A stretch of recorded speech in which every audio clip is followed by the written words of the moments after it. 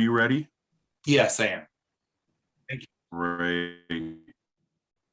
Well, good morning, everybody. And just to start off, this is our annual 2022 annual summit for the Covington City Council. This City Council special meeting is being held telephonically and virtually in compliance with state executive and legislative actions responding to the COVID-19 emergency. And I want to thank each of you for joining us today, taking time out of your day off, your hard-earned weekend time off. So it's important that everybody's here, and I really appreciate, because I personally get a lot out of this learning, and what I really appreciate is the fact that I get to sit back and let our esteemed facilitator, Jim Reed, run the meeting so I can help participate as well. And I just look forward to hearing everybody's ideas, because this is an annual summit. This is where everybody can bring their ideas to the table. We have a set agenda, and I'm looking forward to hearing everybody's discussion on each of these topics today. And I know we have a couple of people in the audience that are joining us today too, and thank you very much for joining us. And with that, I'm going to turn it over to Regan. Thank you, Mayor. I'm actually going to, like you mentioned, just turn it over to Jim and let him review the agenda and ground rules with us. Okay. Good morning. Since this is the first time I've seen all of you this year, Happy New Year. Hope it's starting off well for you. And I just want to reiterate what the mayor said. We have an agenda here that I hope reflects all of the things that you want to talk about. And to me, it looks like it's going to be a series of interesting, important discussions. So we have a couple goals at the start of the agenda. One of them is for you to bring to fruition a process that you have embarked on a year ago when you come to an agreement today on your new vision, mission, and goals. And then we want to talk about two very important topics, both public safety and transportation, and looking at what do you need in terms of resources to be able to continue to provide the level of services that meet current challenges as well as citizen expectations. And then there are a range of other issues too, that all are important components of your ability to deliver services that your constituents are relying upon and need, and that also help the city to operate more effectively and efficiently. So I don't know if I'll go through the whole agenda, but you see it here. We're going to start by a look back, as we always have in the 16 years that I've had the privilege of working with you. We're going to look back at 2021 and what were the important achievements. And then we'll also talk a little bit about any lessons learned. And then after that, we will talk about the vision, mission, and goals, and proceed from there to public safety and then transportation. Then after lunch today, we'll talk about the other issues that are on the agenda, ranging from housing and homelessness all the way to your own council policies and procedures. And Mark is offering some changes to strengthen those as well, particularly in the arena of public comment and involvement. So we've got a pretty full agenda today. I just wanted to ask though, is there anything that wasn't clear about the agenda? Anything that you really think at this point is missing that we need to maybe add toward the end of the day?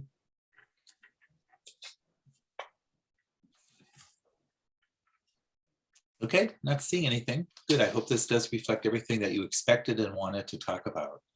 You all work so well together, and it's a privilege to work with the Covington City Council through the years, because one of the things that is deeply ingrained into your culture is respect for one another. And you respect not just yourselves, but the staff. And I have heard in the past disagreements, but they're done very beautifully, very, very respectfully. So I don't have very many ground rules to offer, but just a couple that I always think are important to reiterate. One of them is that it's my responsibility as the facilitator, but I think you also take some responsibility for this, to make sure that everybody is equally engaged and equally responsible for the success of today's meeting. A second one is that we are striving for unity and consensus in those places where you are being asked to give direction to the staff or even make a tentative decision. So the idea that we're going to try to get you all on the same page and give a kind of a singular voice when you're giving direction to the staff is really important. This is your retreat.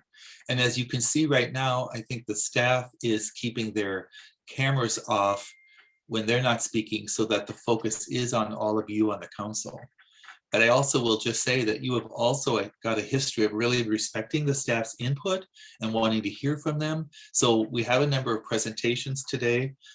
Usually they will kick off a discussion and the staff will be efficient and brief, but give you really important information to set the stage for your conversations. But I also think that the staff can jump into at times when they have some important information to provide. So I've always loved that you guys work so well together and you really pull the staff in as your teammates in these summits. So let's keep that going. And then finally, this is a little bit harder for you to do. I understand when we're in Zoom as opposed to in person, but if there's anything that gets in the way of the day's progress and success, let me know, even if it's during a break, or if you want to even raise your hand and say, I don't think this is quite working. This isn't the right question. Or, if it's something that I'm inadvertently doing, please let me know too, because we want to keep everybody involved and engaged and feeling like this is a worthwhile use of their time. So that's all I had in terms of ground rules, because again, I commend you for being such a terrific group of people to work with, and the respect that you show each other is really marvelous, especially in this polarized time in our American politics. With that, let's start off with the review of 2021. And I want to do it this way as it reflects on the agenda so that everybody has an equal opportunity to participate and nobody dominates. I'm going to ask the council members to cite one major accomplishment of 2021. And then after all 7 of you have spoken, we'll go back and ask you to do anything that you think was left out. And then I will turn to the leadership team and ask all of you on the LT to add anything that you think is an important accomplishment. And then we'll look at where we are after everyone has spoken. And if anybody wants to chime in with something that was forgotten, please go ahead. And then we'll just look at, were there any important lessons from 2021 because of all of these accomplishments, or anything that didn't quite go the way you hoped? So with that, it doesn't matter to me who goes first. We don't have to go in any order, but I want to make sure each of the 7 council members goes first and then gets to go one other time. So what is one major accomplishment of the city or of the council in 2021 that you believe was impressive and noteworthy? I'll go. I would like to say that we were able to bring our city manager's contract up to date, and with a full council agreement, bringing him up to date to match other cities, to keep him in pace with everybody else. Our financial situation, I think that's something to be really, really proud of. And I think it reflects very well on our staff and management of the team, and really reflects their investment to public service. It's not just us that are serving the public, it's the entire city staff, and they are just doing a commendable job. I know the ARPA funds made Casey's day and made all of our day, but again, even with that, just huge kudos. Good, thank you. I want to say the purchasing of the 2 properties that are going to be used for parks that we did. We were finally going to have I'm going to call it the storefront for Jenkins Creek Park. We're going to find it's going to be very visible now, soon, not just yet, but soon. And then the East Covington Park, I don't remember what we're actually calling that one, but the one out there at the end of 272nd. So I'm very grateful that we're getting those properties and creating more parkland. Christina and then Sean. Sean, would you like to go first? I know you were. Go ahead. Okay, thank you. I apologize. I see one thing raised. Well, you're just taking things off my list, and I love that. But I love the fact that we finally, after such a long time, did the rezoning of the downtown. It's so important, and it gives us just a window, became a door into a future for our downtown.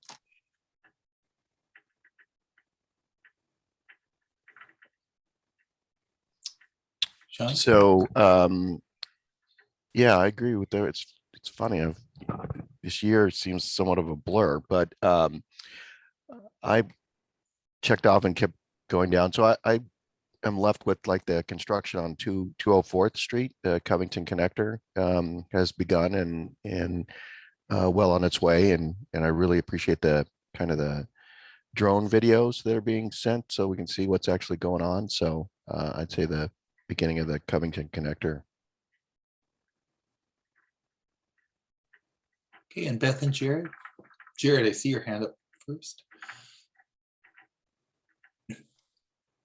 I would say keeping the community engaged through our commissions, making sure that we're still meeting with them and getting input from them and just keeping that going through COVID. And yeah, because that's hard. It's hard to show up pre-COVID to a commission, and it's probably even harder, I could imagine, during COVID. So that's impressive. Okay, Beth, you're up. Thank you. Well, going last, everybody's hit the main highlights, but I think one of the things that I would like to add to this list is looking at our tree ordinance. I think it's mission critical when we're talking about all of the development that's coming down, that we balance that out with preservation and keeping some natural spaces for our residents. That's such a healthy part of growing up in the Northwest. So, and probably the Covington connector is the next one, because you can just, it's great to be able to see that progress from start to finish. And while we've done a lot this year, that one, it's nice to see something complete as the vision has been laid out. So now I'm going to circle back. Jeff, did you want to add anything that you haven't?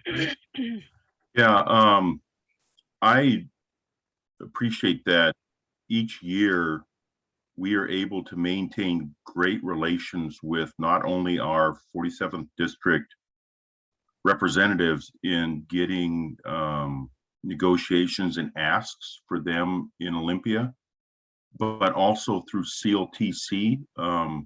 Several of us, including Regan, have met with other representatives and senators across the state to help get the word across about transportation funding, especially for Highway 18.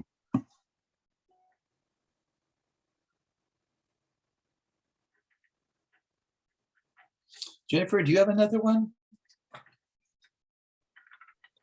A couple of them were definitely on my list, but to add on to Beth's, the tree one, that was also an example of a disagreement in council. That was probably, I think, our closest vote of the year.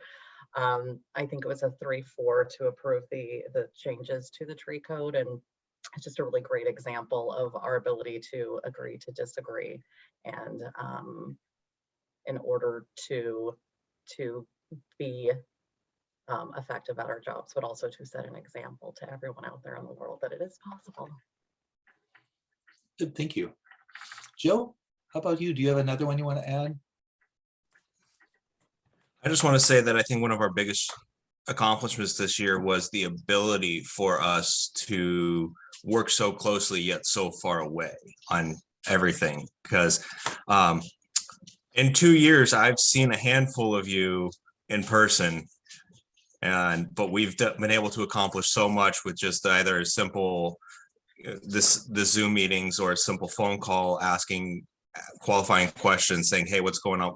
I don't understand this. Can you help explain it to me? So I just want to, I want to comment, thank staff for making this so easy for us. I want to thank my council members for making this a lot easier for us too, even though we would all rather be in person. So I think our biggest accomplishment is how well we've been able to gel as a team while not being physically in the same room. Good, thank you. Christina, do you have another one you'd like to suggest or offer? Sure. I love that Beth said the tree ordinance. Thank you for that as well. It was definitely on my list. We didn't raise property taxes again. Like, what city did that? That was actually really high on my list, but I didn't want to head with that one. But truly, and to stay effective still, even before ARPA. Just echoing what everybody said. You guys are awesome. So, and then Jared, do you have another one? Sean, did I pass you by? I'm sorry if I did. Yeah, but Sorry. Jared can go.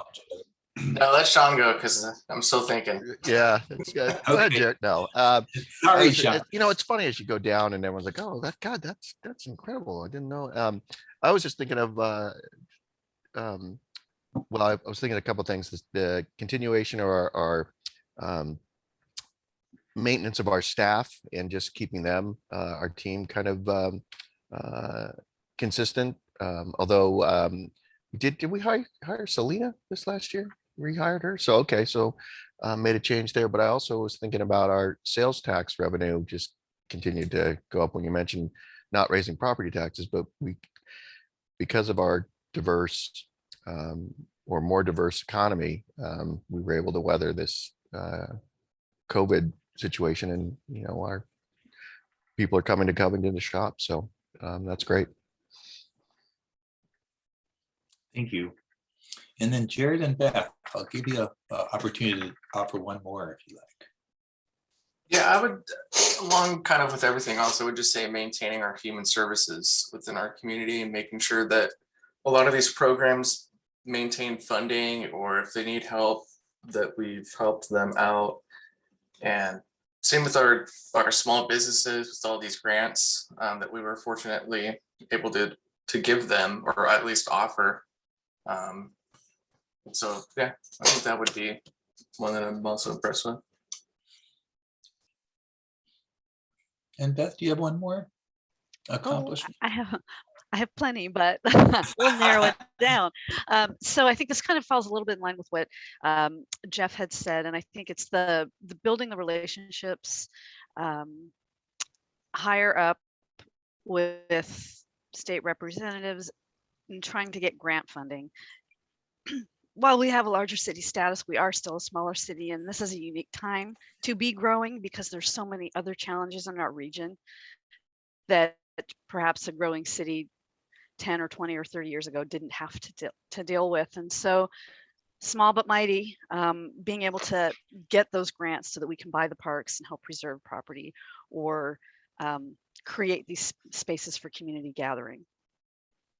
I think that's probably one of our strong suits in an opportunity to continue to help grow and support our residents. Thank you. At this time, let's welcome the leadership team to comment and add their perspectives on what were some major accomplishments of 2021. And then when we're done, anybody can jump in and add something that has not been articulated. And Regan, maybe I'll just call upon you first. I'm not going to call on people. I just want anyone to speak out. But as city manager, we could hear from you Thank first. you, Jim. Everything mentioned's been wonderful, and Sean touched on it as well. But the hiring of Chief Roberts and Selena as our community development director, and as members of our leadership team, were just exceptional hires. It speaks to the quality of organization we have, that we're able to have people of their caliber wanting to be here and work here. And I just couldn't be happier with their exceptional leadership. Okay, thank you. So any of you from the leadership team, feel free to jump in. Noreen, go ahead, please. Thanks. Okay, well, let's see. Thing just happened to me. There. I'm sitting next to, I'm sitting I'm a on little- bar, and I see this guy. There's a little bit of interference here. Yeah, what was that? Okay. Yeah. The thing that I feel from an HR perspective was very, very impressive was the resiliency of staff. It was an extraordinary year, possibly even more so than the previous year with the effects of COVID. There was a return to work, but yet some departments were still affected by layoffs and shared work program. And all departments were affected by a continuous ongoing quarantine that ramped up toward the end of the year due to the Omicron variant. And then adapting so extremely well to remote working and continuing to carry out the different missions of the departments with a lot of vacant positions and a stall on filling them. So the fact that the year went so smoothly as it did with all these things in place, I think is amazing and speaks to the resiliency of our staff. Well said, thank you. Anybody else from the team? Don, did you just put your hand up? Oh, Casey, go ahead. Why don't you go ahead, please? So several of the council members have already stole my ARPA thunder, but I'm really excited about the ARPA funds that we received last year. But just for my department in general, we hired our senior accountant that had been vacant for almost two years. We were just getting ready to hire or to advertise when COVID hit in 2020. And so we pushed that off until 2021. So that was a big fill in our department. And just year to date, she's actively managing 25 grants. So it was great to get her on board. So that's mine. Thank you. Thank you, Casey. Ethan, go ahead, please. Good morning, everybody. Yeah, I think there was a number of comments already just about how there are some great acquisitions for parks in 2021. But 2020, going back 2 years ago, was pretty devastating for operations for our athletic programs and events and the aquatic center. And so 2021 was nice to kind of see things starting to return to, I wouldn't say normal yet, but certainly on that trajectory. And I think that will just continue in 2022. So that's just very encouraging. John, why don't you go next and then Megan? Thanks. I just wanted to mention the deferred maintenance that we were able to do last year. I know it was a little over 200,000 to do some pavement repair, some sidewalk and grinding, but it was such a big help for maintenance, and a lot of it was there obviously because of the fact that it was deferred and with everything with COVID, as we've mentioned, but it was such a big boost to be able to do that and for them as well. So I just wanted to mention that. Thanks, Don. Chief Roberts, and then Selena has her hand up after that. Good morning. I have a couple of things. The first thing I wanted to say is that we were able to arrange for SEPTED training this year. And that may not seem like that big of a deal, but I have actually been involved in attending SEPTED training since about 2006. And I've worked for several different contracts of the King County Sheriff's Office. And it's fallen flat on its face every time I've brought it up. And I think it's really cool that the city of Covington has gone, this is a cool thing. This is something that we can do and we should be doing. So I really appreciate the way that the city has embraced a different approach to making the city more livable and combating crime. The other thing that we managed was moving into our new building, which was no small feat, and is going to, I'm sure, present some challenges in the future, but is also giving us a lot more space. So that's another cool accomplishment. And then the change and transition of course, losing Chief McCurdy and then the awesome add of Sergeant Easterbrook. So he's been a welcome addition, and I'm really appreciative of him being here. He's here with us this morning, which is very nice. So I'm looking across my screen. Selena, your hand went up first, then Mark's, and then Carla's. So let's go in that order. Hi, good morning, everyone. It's so great to be here with you this Saturday. There's a couple things I just wanted to say. I came in the last 60 days of this year of 2021. And, the thing that I really recognized within those first 60 days that I appreciated coming in was one that you had all looked at your downtown code and you had really realigned yourself with the vision that you had for the downtown. And I just think from a planning perspective, that's a really healthy task, right? To kind of check ourselves, to align ourselves and adjust ourselves to where we want to go and make sure that we're in alignment. As the staff that implements that, that's really helpful to have cohesive alignment from your council on that. So I appreciate that. It's going to be exciting to see how that code unfolds as we start to use it. So I'm sure we'll be having more conversations in the future. The other thing too that I think is really great to come back and see is just the relationship with Lake Point. And just the desire to continue to support that project in the industries that will be building that project, right? Partnerships are a big deal. And I think you have all done a really good job to identify that. Just a little side is that in my past life, before I boomeranged back here, I was working in an agency that worked with 52 different cities, and partnerships were the hardest thing for them to navigate. And so it's really refreshing to come back here and just see the value that's added that this council has on our partnerships, our industries, our businesses, our staff, each other. It's really refreshing. And then the last thing that I just want to say is just that it's really good to be back, and I'm excited to see where our next strategies and visions and missions and goals take us. And so thank you for providing this space today. It's great. Thank you. Thank you, Selena. So Mark and Carla. Good morning, everyone. Thank you. It's nice to see you this Saturday morning. I'll keep my comments pretty brief here, but I'm incredibly proud of and happy for a couple of reasons, but one of which I've been with the city now for 2 years, starting on January 27th of this year, which is great. And through the course of those 2 years, I've noticed one thing that's really stood out is both staff, council, everyone in Covington, and this coming from the attorney, not only is everyone committed to doing it the legal way, but they're committed to doing it the right way with ethically doing it correct and doing it in ways that make sense. And I'm so impressed with the leadership from this city and from staff. And it makes my job as the lawyer very easy. And I really appreciate every single one of you.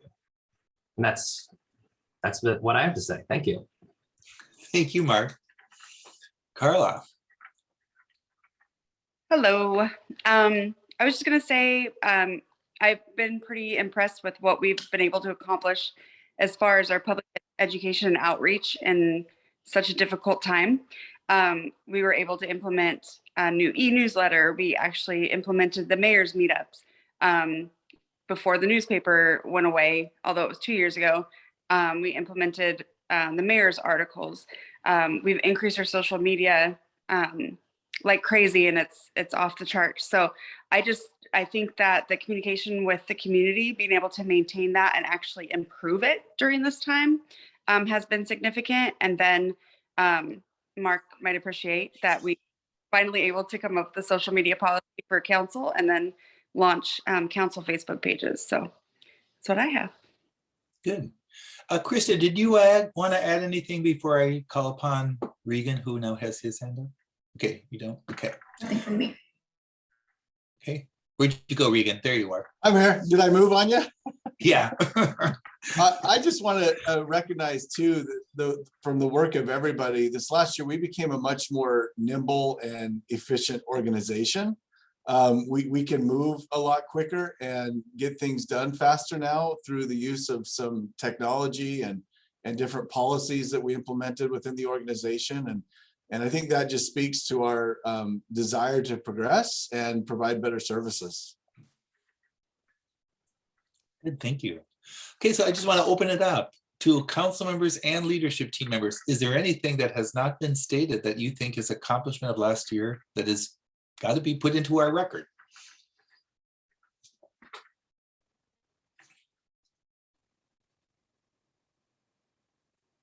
Okay, let's see. Beth, go ahead, please.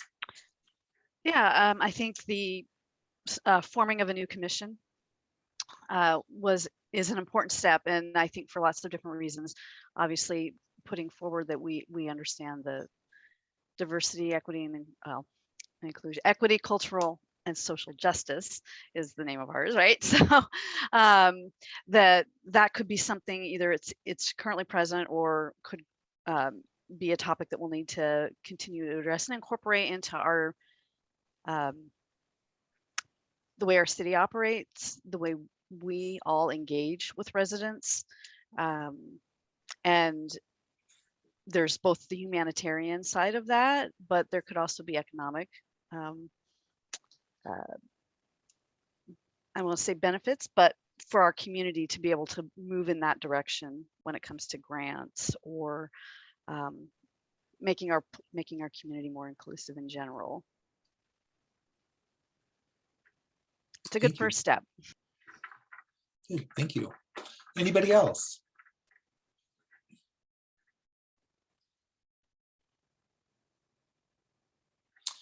Okay, let me just ask you then, are there any lessons that you think are important to discuss briefly? Anything that, kind of like, what were the factors behind the successes? And there were quite a few of them you've identified. So I'm just kind of looking like lessons learned. And those lessons learned could even be in terms of any challenges that, let's say, are still not resolved. But what are you taking away from the year 2021 in terms of just not the list of accomplishments, but kind of any lessons?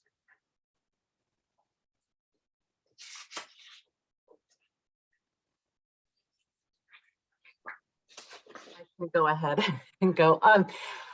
I think a great lesson learned is that there's always a different approach. There's always a new way to do something, and there's always opportunity. And that, I don't want to sound all corny and full of hope and optimism, but essentially that's what it is. That even in challenging times, people can get creative and work together and figure it out. And a lot of times it's actually better than it was before, which is really exciting. And we are doing things better, and we continue to do things better given the challenges. And I'm excited about when we get to meet in person, and we'll still have people able to access meetings via Zoom. And I feel like we're just using the obstacles as just a way to get better. Thank you. And Sean, I see your hand up. Yeah, very similar to Jennifer, I think, and then kind of touching on what Joe said earlier, that our ability to adapt to this situation and use the new technology that we have to continue to operate the city. I think there's a incredible lesson that we have a very nimble staff and a very willing council to prioritize making sure the city continues to work and use the technology we have. So I think that was a great lesson this last year, that we can do these things and continue. Hopefully we don't have something even crazier this year, but yeah, we are a very talented group. So good. Anybody else want to build on those two outstanding comments? Build on them, because that is what we do. And one thing that I really appreciate is our ability to keep calm and continue governing. I think 2020 was probably the boot camp for that, but just having things thrown at us out of left field in many different areas, I really appreciate that everybody's autopilot goes on and it's not panic or become offensive or get offended, and we remain cool. Thank you. Good. Thank you, Christina. Anybody else? Okay, looks like we might be ready to move on to the next topic. Did you want to hear from staff as well, Jim, on that one? Oh, yes, I did. Yeah, I'm sorry if yes, I did. Everybody was welcome to join in. Well, I just wanted to mention, I think it goes along with what I think it was Joe that mentioned about being virtual, not seeing each other in person. We had to be really intentional about connecting with each other, and almost I wouldn't I'm using over communicate, but I think because we did communicate so often and frequently and we're available, it feels like when we do see each other that we actually have been involved with each other in person, when in actuality we haven't. I just think that being intentional about connecting with each other in whatever way we could served us really well last year through getting through a lot. Thank you. Good point. And anybody else? Council or leadership team?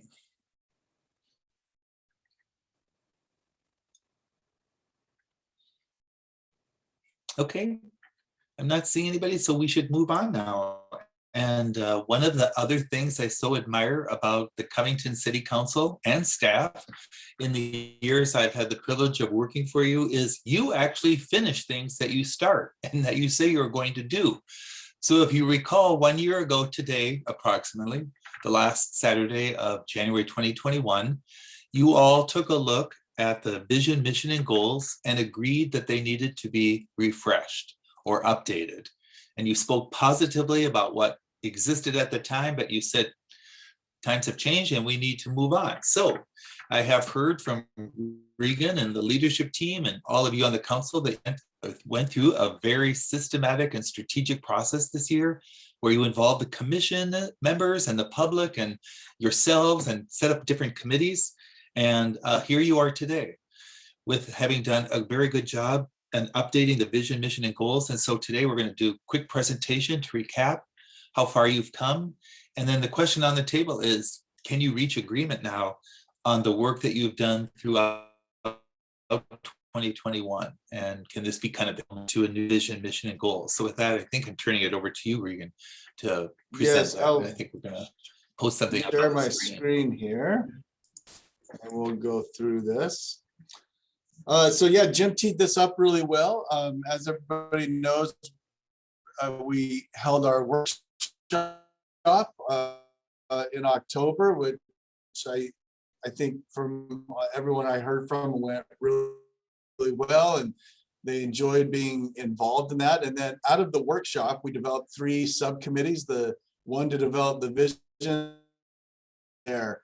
And so each subcommittee, we met as a whole, all of us, and kind of broke things up. And then each subcommittee met, and then we came together, I believe, twice after that to kind of finalize what I'll be presenting here today to you. So first is the vision. There in the orange writing, you can see the vision that was to engage community with economic strength, a healthy and safe environment, and exceptional services for all. And if you remember in the workshop, we talked about the vision being that thing that we're striving for, that when we've accomplished this, this is what we get in the end. And so I wanted to put a couple of notes on here from Lawrence, who is our facilitator at our workshop. He said, in essence, the colon, as I presented these to him, the colon serves as a kind of equal sign, almost like 2 sides of an equation, and really like that kind of formulation of Covington equals this vibrant, engaged, economic, health, and safe community for all.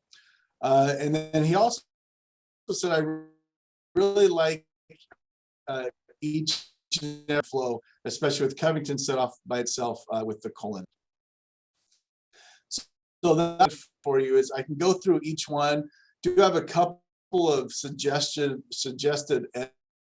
edits that the council can consider. And so maybe if we talk about each one at the end, as opposed to as we go through it, if that works for everybody, we've got it set up that way. So next is the mission statement, and what we came up with as a subcommittee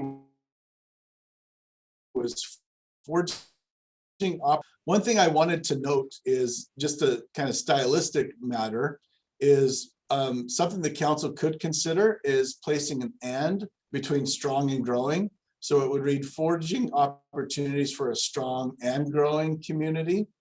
I talked with Lawrence about that. Of course, it's stylistic. He did say I do believe that's the best and appropriate reading for the mission statement, having that, including the and there. So that's something council can consider as well as anything else you want to edit or change in these. And then this is what the goals came up with and submitted to the subcommittee. A robust and resilient economy, socially vibrant destination, exceptional city services, and committed to health and safety. So you'll notice, and one thing I wanted to bring up here is committed to health and safety is grammatically somewhat different from the other three. It's not a real big deal, but if we wanted things to flow maybe a little better, we could add an article to it. So something like a commitment to health and safety. Though if we did that, it'd probably look better and flow better to add an A to the first and second goals as well. So those are a couple of suggested edits that council could consider. So as submitted by the subcommittee, this is what those goals are. Vision, mission, and goals. And then here they are with the minor changes in them. So that's it. I can, if council wants me to leave these up here, it might be good so you can read through these while we deliberate, or if you want me to take them down, I can do that as well. I think, Regan, I'll just say, I think in this case, you should leave them up. Yeah. And kind of going back and forth. Of course, all the council members are not in the same order when I'm trying to look for you all, but I think that it's important to have this here. So maybe just to break this up, there aren't any changes at all to the vision statement. So I don't know if anybody wants to comment on that. You want to kind of accept that or agree to it separately or just the whole package, but that's not changed in any way from the way it was developed by, I think, the subcommittee and the way Regan has just presented it. Whereas you have options for the other two. Any comments then on the vision statement, Jeff? I've been involved with the vision, mission, and goals since before I even got on council in 2004. And there's been some changes, there's been some major changes, but they've kind of stayed close to what we've always had. But I stepped back from this process because I wanted to see what everybody else's input was. And I have to tell you, looking at our new suggested vision and mission and goals, I'm excited. I really, really love what is being brought forward. As far as the vision, I love it. I personally don't have any changes, but I'm open to listening to what other comments might be. As far as the mission, I like adding the word and the same with the goals, adding the suggested changes that are on there. Yeah, maybe we should just let Regan go to that other option. So Jeff, you're kind of endorsing this, all of this package. I'm endorsing the minor revisions with the feedback. Yeah. I love what the team, that the three subcommittees did, the whole team. I really enjoyed the 2-day session that we had, and I love this going into it's like growing up in Covington. We've gone from the teenage years, now we're going into our 20s, and we're past our 20s. We're in our 20s and heading towards our 30s. So this is, I just love this. Thank you. So, and I don't know if I saw everybody's hands in the right order, but I saw Jennifer and Christina first. So Jennifer, why don't you go, and Christina, and I think one or two of the other council members have their hands raised as well. So Jennifer. All right, thank you.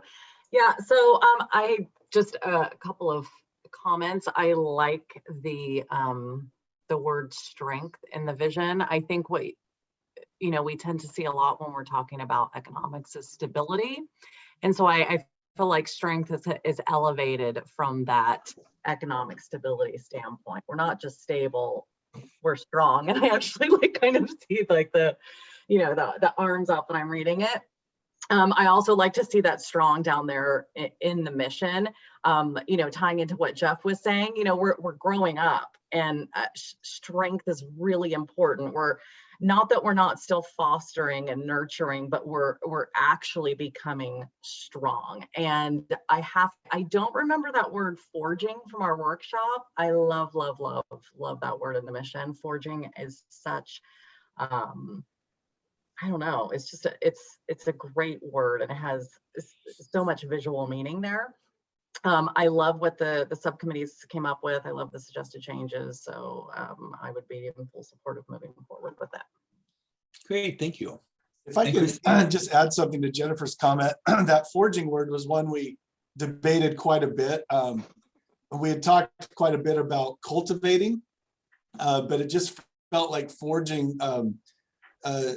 brought more strength to the table, and the emotions that it brings to the person as they read it. So thanks for noticing that. I have validated your guys. Oh, Jennifer, if you just knew how many times we went back and forth and back and forth and back and forth. But you know what? Thank you, Regan. As you were speaking, I was going, in order of reading what we came up to. And I loved our last meeting where we got together with everybody and came to what you previously showed us. And when you're in it for so long, sometimes you just have to step back and look at it one more time with a fresh head.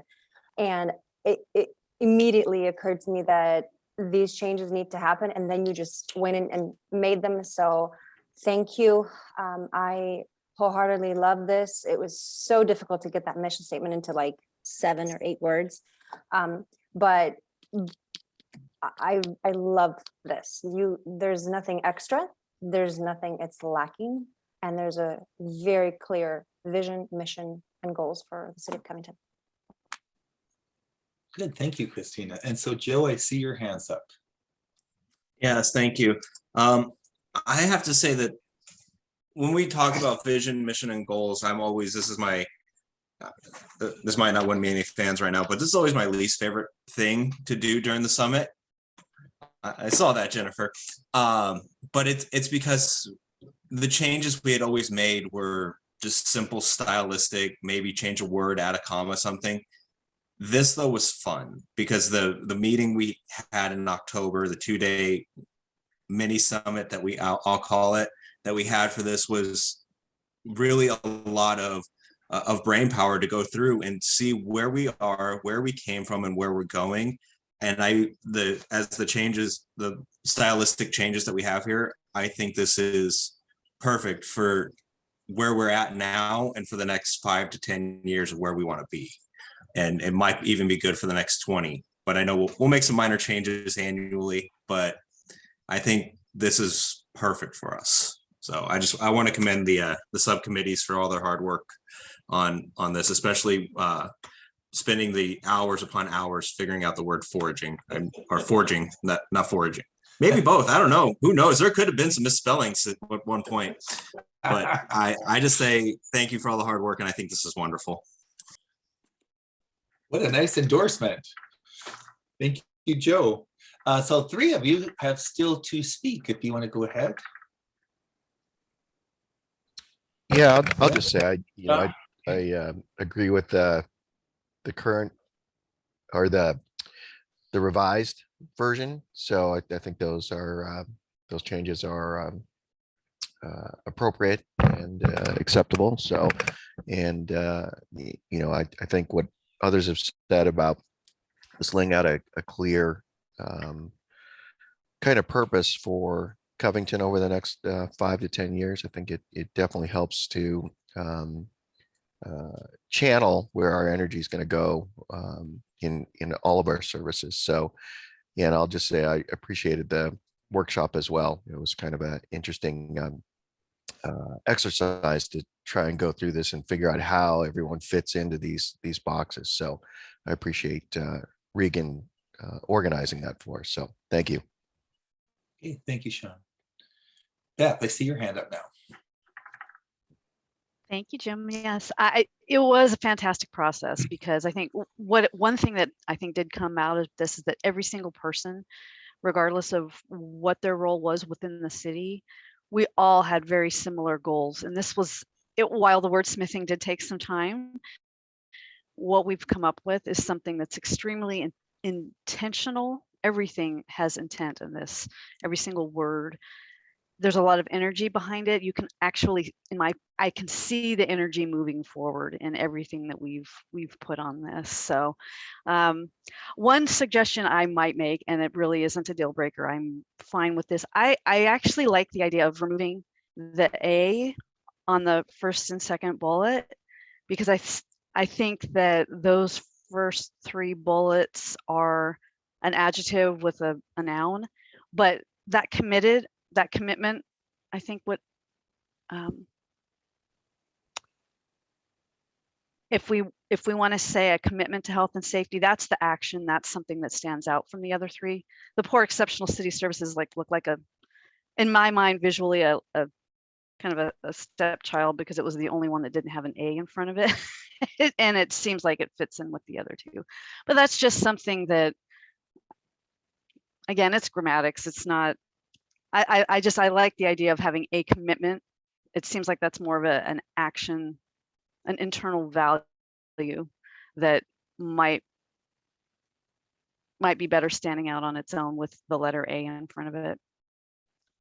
But you would actually just go back to the other version, just where the first two would start with robust and social, and you'd leave out the A. Yeah, but then the fourth bullet, a commitment to health and safety, I think that change would be, and again, this is just. Yeah, I think that's an easy change if that's something council wants to do as well. I really think either way, they're great. They speak to what we're wanting to do. So it's really just, I think, council's kind of stylistic approach on how they want it to look, and both ways are great. Let's let Jared jump in first, since we haven't heard from him, and then we could try to whittle this down to an agreement.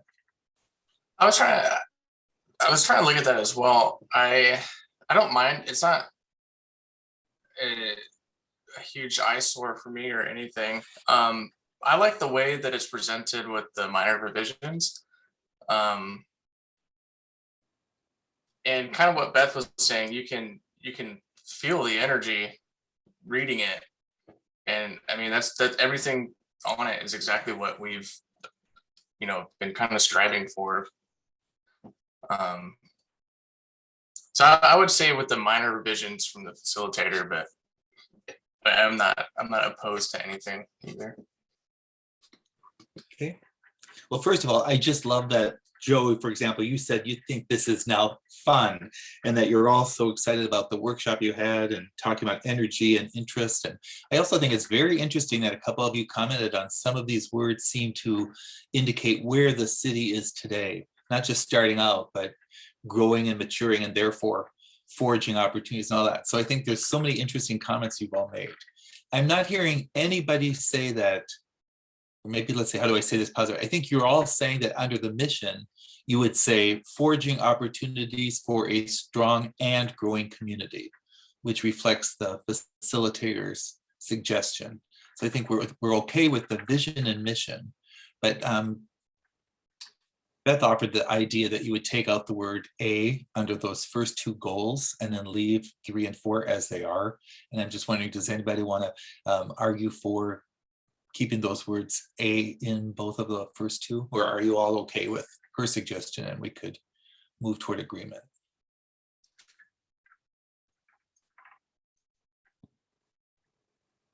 Jared, go ahead.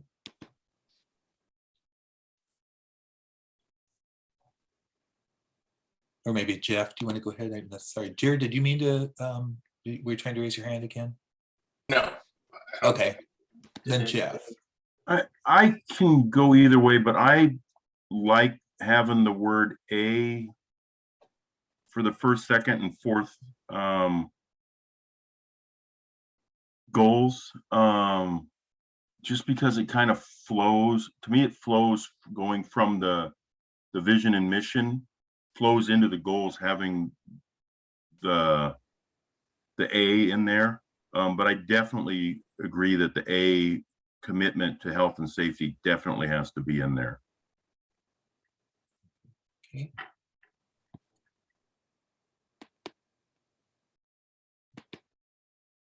Christina, go ahead, please. Thank you.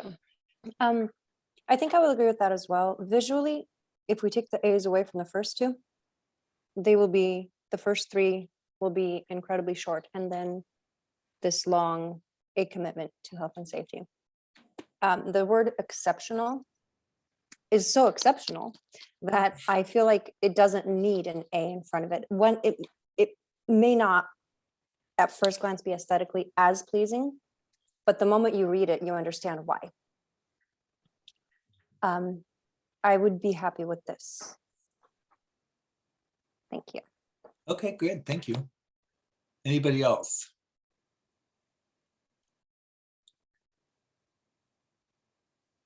So Jeff and Christine are arguing for just keeping the A in the first two goals. Beth, you said you could live with either way, but you just made the suggestion to take those out. But anybody else want to just comment? I just, not to throw a wrench into it, but I can see Beth's point about taking the A off the first two. If we were to leave the A's in there, I mean, what if you listed it as a robust and resilient economy, a socially vibrant destination, a commitment to health and safety, and then exceptional city services? Would that flow better? I don't want to redo all the work of what everybody has done up to this point. I'm not sure the reasoning behind listing the goals as they are in that order. I like that. Yeah, they can go in whatever order you want. I think that would make more sense. I like that suggestion.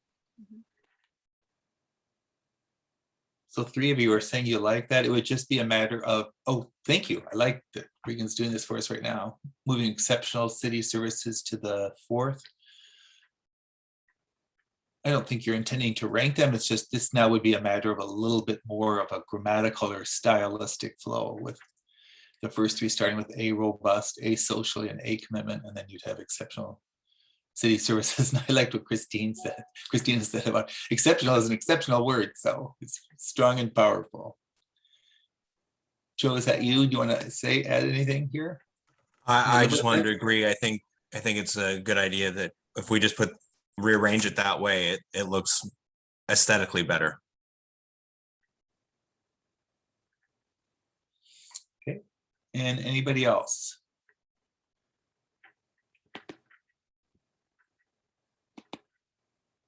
Looks like Carla's wanting to comment. Thank you. I was going to actually open up to the staff, and I'm sorry, I'm kind of now scrolling through. So Carla, go ahead. I was just going to say, at times we may not be looking at it visually on a poster or a sheet, and it may be something written. Like if I were to write a press release about this, I think it would read better with the A's in front of each. So if I were to say, on Saturday, City Council created their new goals, which were, and then I listed them, I think saying with the letter A first, it just makes more sense when you're reading it. Thank you.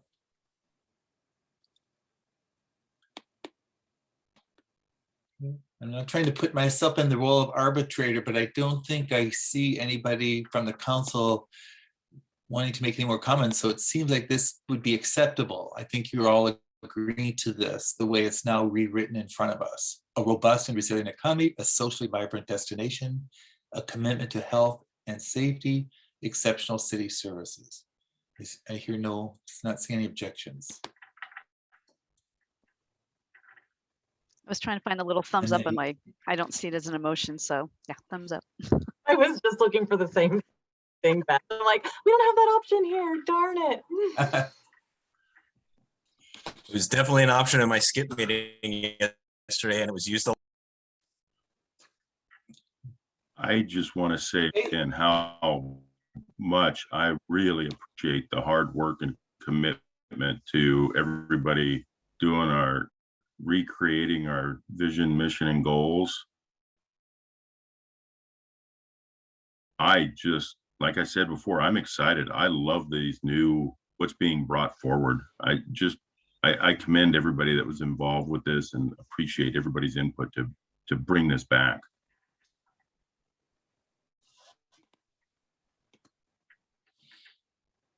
Good. Let's end with that comment then. So I think you have agreement. And so congratulations.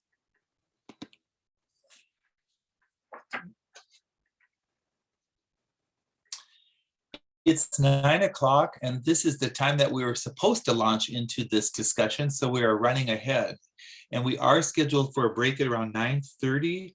And then at 9:40, we are scheduled to start talking about public safety, a conversation that's going to last nearly 2 hours. So I guess I would just say, do you want to take a break right now for 10 minutes, or should we just launch into public safety and then take our break as we were talking about, saying about a half hour? I move that we take a break for 10 minutes because I don't want to take a break in the middle of a public safety discussion. I agree. Okay, so it's And I need 9:02. more coffee. Okay, it's 9:02. Let's come back at 9:12, and then we will launch into the public safety discussion. Okay. Yeah.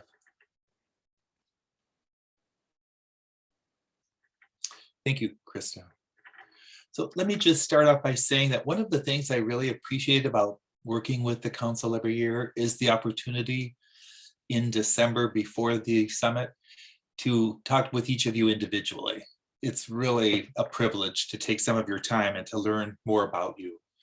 And another interesting benefit is that I get to hear that you do have common interests when you're talking about a variety of different public policy challenges and issues.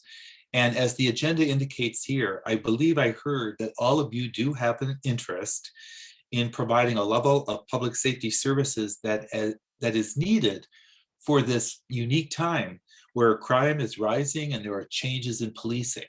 So all of you are united in trying to do what is right for the community in this public safety arena.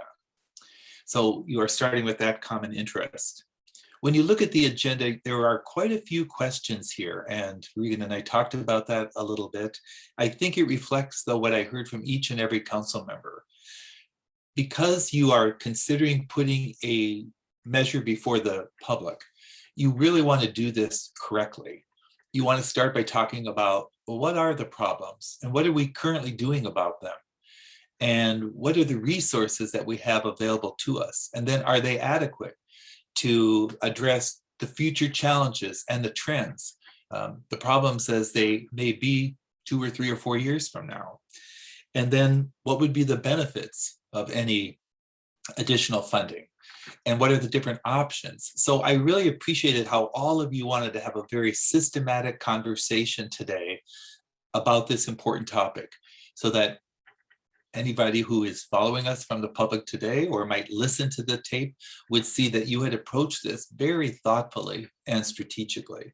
So that's all I really want to say, but I commend you for giving me the direction that you see reflected in these questions. And I also want to say, having looked at the materials for 2 hours, this particular item for 2 hours on Thursday afternoon, I really commend the staff, because their presentation that you're about to hear addresses those questions in the order that you all asked them to be addressed. So I think that we're going to have a really good conversation over the next couple hours and on this topic. And the staff is setting an excellent stage for you then to have the conversation. So with that, I want to hand it over to Regan.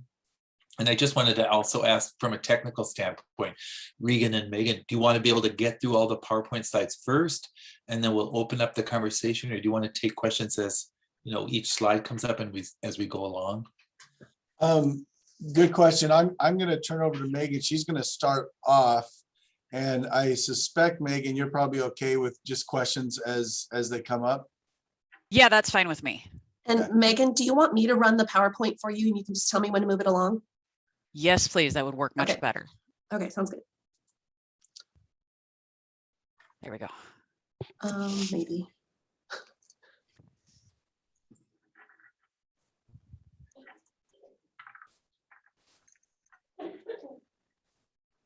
Okay, is that showing? I can see it. Okay. Casey, all right, go ahead and just tell me.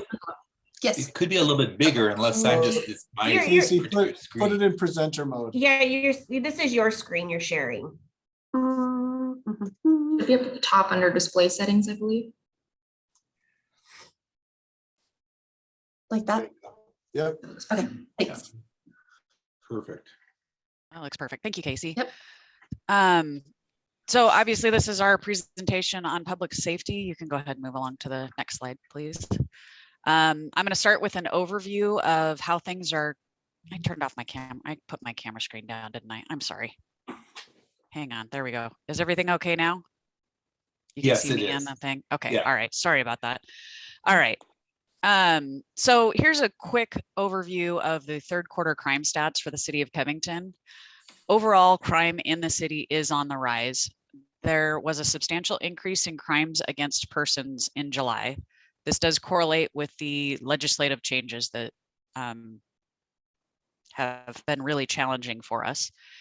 Commercial burglaries have also increased substantially. This spike has continued and probably worsened into early 2022. Vandalism is up in the city, and I would say graffiti is a good portion of that. Auto theft has increased. Property crimes have increased overall, but do not seem to have had the same substantial spike that the crimes against persons did. Auto parts and accessories has doubled, and I would say that that is in large part thanks to the catalytic converter thefts that are plaguing the region and probably a majority of the country.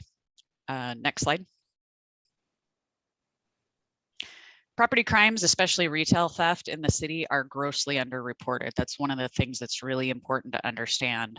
A lot of our retailers, the larger they are, the less likely they are to even call us if they have a shoplift. And a lot of them actually have policies that either limit substantially or prevent them from reporting any of their retail theft to the police. This picture that is below may be familiar to you guys. It's from a recent shoplift emphasis that Deputy Job and Deputy Tarp did.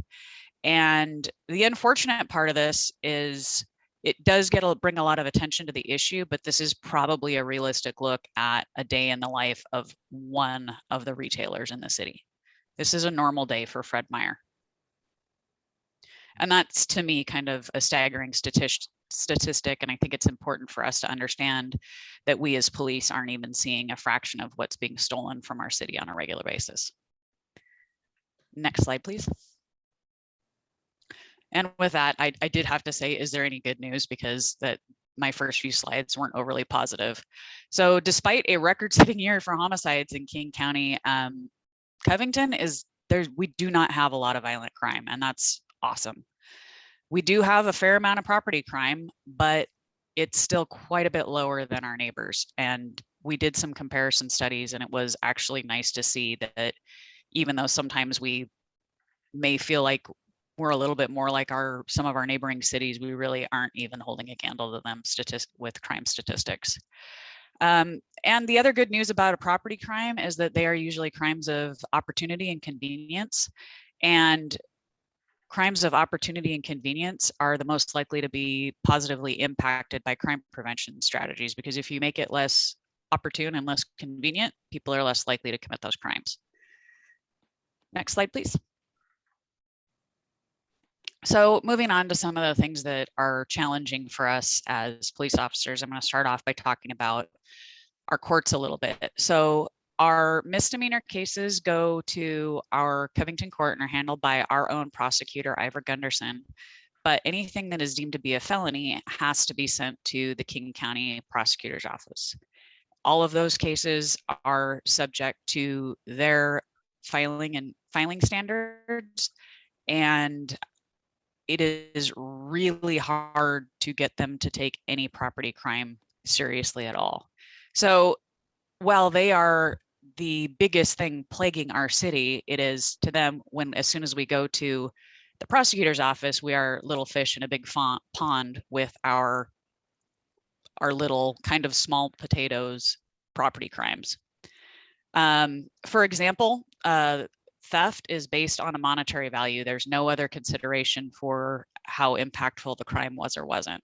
The Revised Code of Washington says that anything over $750 is a felony theft. the King County Prosecutor's Office will not file a felony theft charge unless it's over $2,000. Even with that in mind, our detective, we only have one detective, is getting a substantial number of declines that say things like COVID. I'm not really sure what COVID actually has to do with not being able to file a case, but Megan, let me jump in there. What she means by a decline, she touched on it a little bit up there, is when we submit these cases to the King County Prosecutor's Office, they'll decline them. And Megan, can you share what percentage they're roughly declining to prosecute of what we submit? yes, thank you for jumping in and correcting me. I have a bad habit of using cop jargon that doesn't make sense to anybody that's not a cop. I apologize. Our detective says that he's getting about a 70% decline rate. And for it to be assigned to our one detective, it has to be a felony level. We don't have the resources to do follow-ups on misdemeanors. I do have and Adam and I have a pretty high bar with our deputies, and we do require our patrol officers to do quite a bit of follow-up on the misdemeanors just so we can charge them whenever possible. But the felonies, I'll go to our one detective. And it's really hard with cameras. It's really hard with people not wanting to assist in prosecution. It's really super hard with face masks to identify people. So in the rare case that we are actually able to jump through all of those hoops and find a case that we are able to send to the prosecutor's office, more likely than not, we're getting declines on a lot of them, which is really frustrating because they're just saying, for whatever reason, a lot of times they are traditionally used to say that they're legally insufficient. But like I said, now there's a lot of times it just says due to COVID, we're not filing the case. So to kind of sum that up, about 70% of our felony charges that we're submitting to the county are not being prosecuted. Correct. And a substantial number of the felony cases that occur in the city don't actually ever get to the point where they're a chargeable case.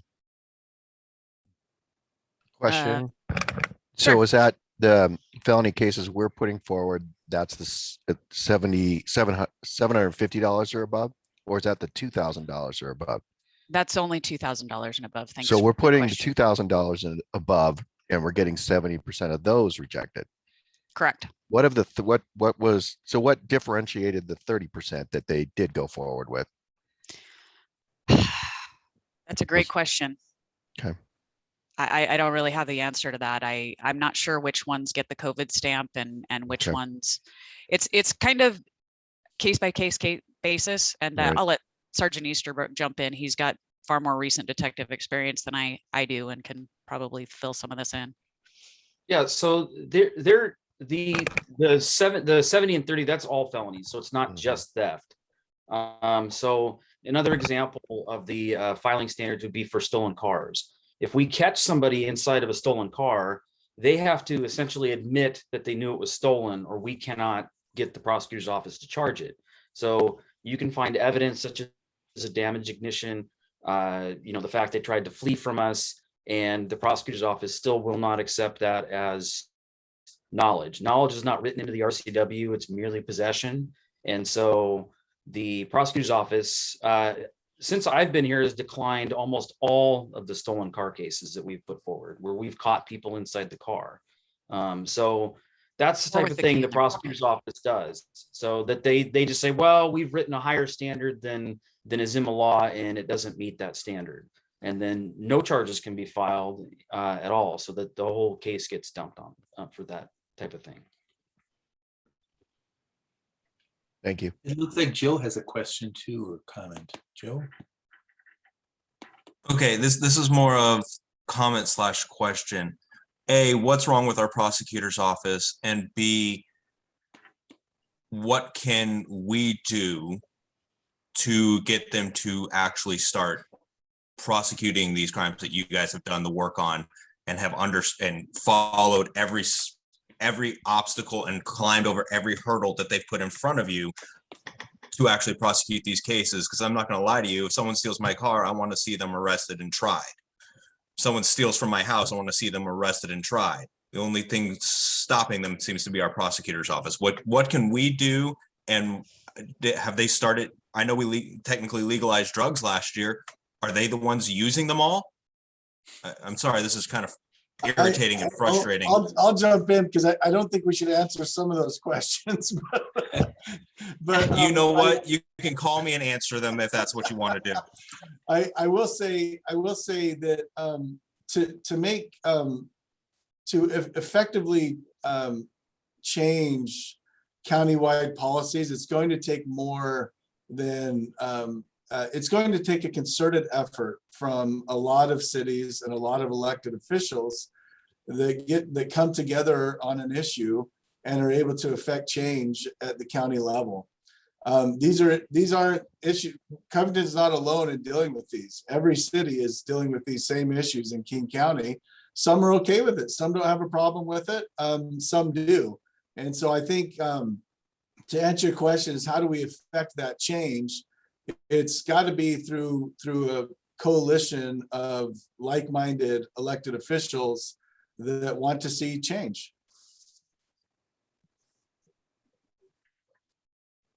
Do we know why they're not doing it? I mean, when I don't necessarily just point blame to the last person holding the buck, there's likely some underlying issues, either with the laws that's currently written, staffing, places to put these people. I mean, there's so many layers. I'm curious if we have an idea of what some of those layers look like, rather than just putting blame in a certain spot, because that's ultimately not going to fix anything.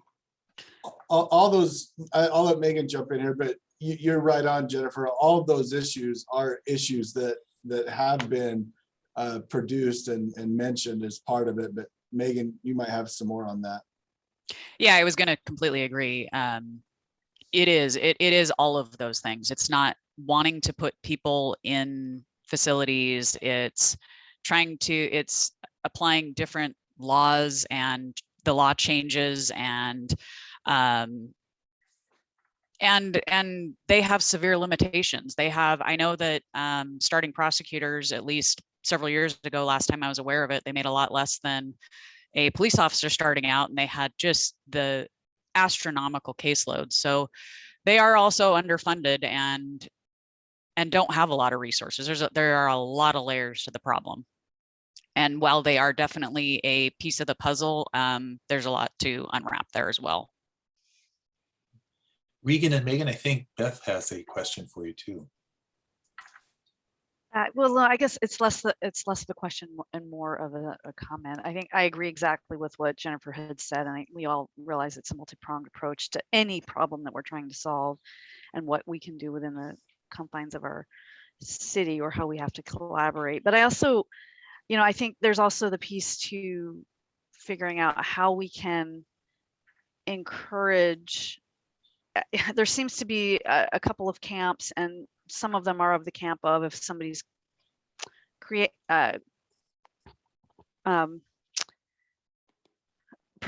committing these crimes, that the only thing we can do is to punish, right? And there needs to be some restitution, but coming at it from a human services standpoint as well, I know that there's been times when we had caught shoplifters in our store, and a year later they come back to our loss prevention officer and say, thank you, that's the best thing you could have done for me, because it really made me look at my life, right? So I think there has to be multiple ways that we look at what's causing the problem, and looking at multiple benefits for making sure that we're making changes that need to happen, so that everybody can feel safe and supported in our communities. I would agree. And I think there's a big push to move towards using social services for rehabilitation and to reduce recidivism. The problem that I'm seeing in King County is that everybody says, let's not put them in the criminal justice system. Let's give them all these social resources, except for that most of those resources don't exist in this county or this state. And so then we're just left with mentally ill people, unfortunately, living under bridges in Seattle, and people not getting addiction help that they need or held accountable, and just nothing happens. So we're just in this vacuum where nothing happens.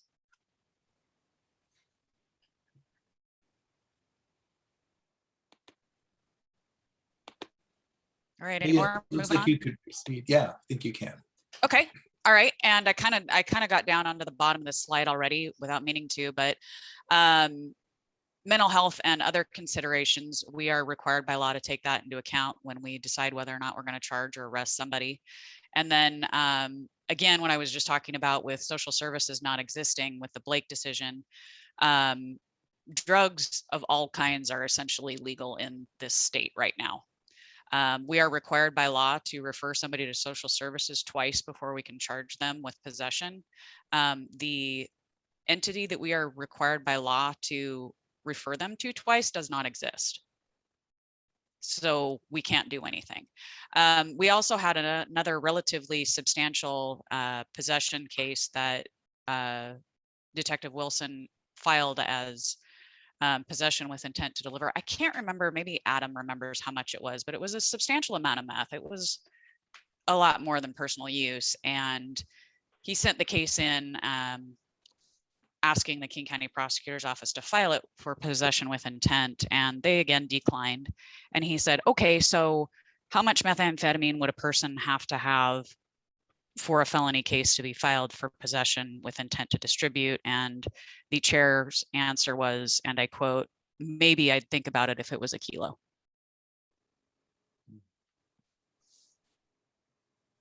So Megan, let me, if you don't mind, kind of talking a little bit more about the mental health evaluations officers have to do when confronting someone. okay, so we had some, obviously all of the law changes this with the last legislative session. And when we can't use force if we don't have probable cause, we can't put our hands on anybody right now, or at least there's a lot of controversy about what these laws exactly mean, but that is our direction and our understanding of it. So if we go to somebody's house and that person is in a mental health crisis, we are no longer even allowed to put our hands on them to get them onto a gurney to get them to the hospital if they need to go to the hospital. And that has created a lot of challenges. Even if we do have probable cause for a crime, we are required per the statute to take into consideration the special circumstances that that person might be under. And that includes all kinds of stuff like drug addicted or in a mental health crisis, et cetera, et cetera. And the legislature was really unclear about what they meant by special considerations and that we needed to take that into consideration. And the way that I'm understanding it is essentially to mean we really don't want you to arrest people for really low level crimes, which on the surface I understand, but it can also create a lot of really challenging situations. One of the ways it comes up is that multi-care, when you've got somebody there that refuses to leave and they're in a mental health crisis and they're causing a huge disturbance in the middle of the hospital. At this point, we're not able to help. We can go and we can talk to them, we can attempt to de-escalate, but as far as actually taking any legal action, that's essentially not happening at this point. Thank you, Megan. Yep. All right, moving on, next slide, please. So then on to King County, Covington Police Department staffing issues. I think we're all rather aware right now that King County Sheriff's Office is struggling to hire and retain any deputies. This appears to be getting worse, not getting better.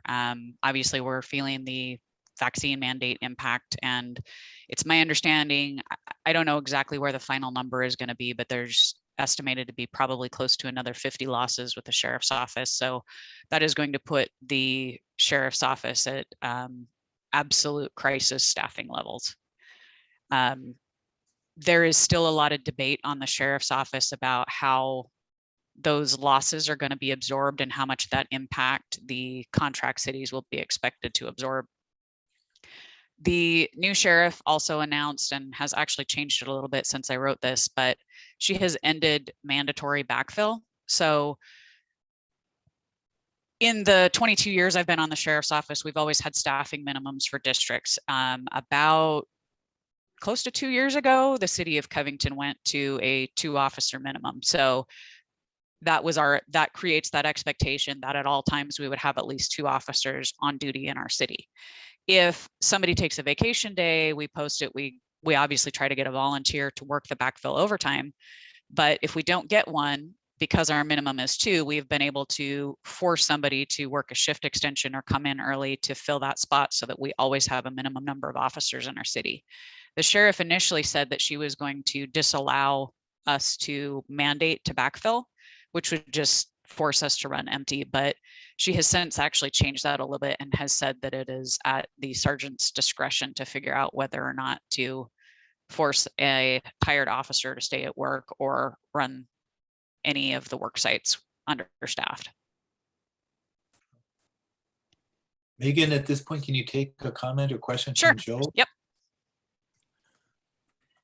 Thank you, Chief. My question really is, with the loss of another 50 deputies, what does that impact in our area, like also the Covington, Maple Valley, and we'll include SeaTac into this as well, as they're kind of close, SeaTac Burien, since they're 2 of the other close contract cities. What does that do for service levels there? How many deputies from each of those areas are we going to be losing? Well, the sheriff's office has held the numbers of who's losing who where really close to the cuff. So I don't actually have that information. Okay.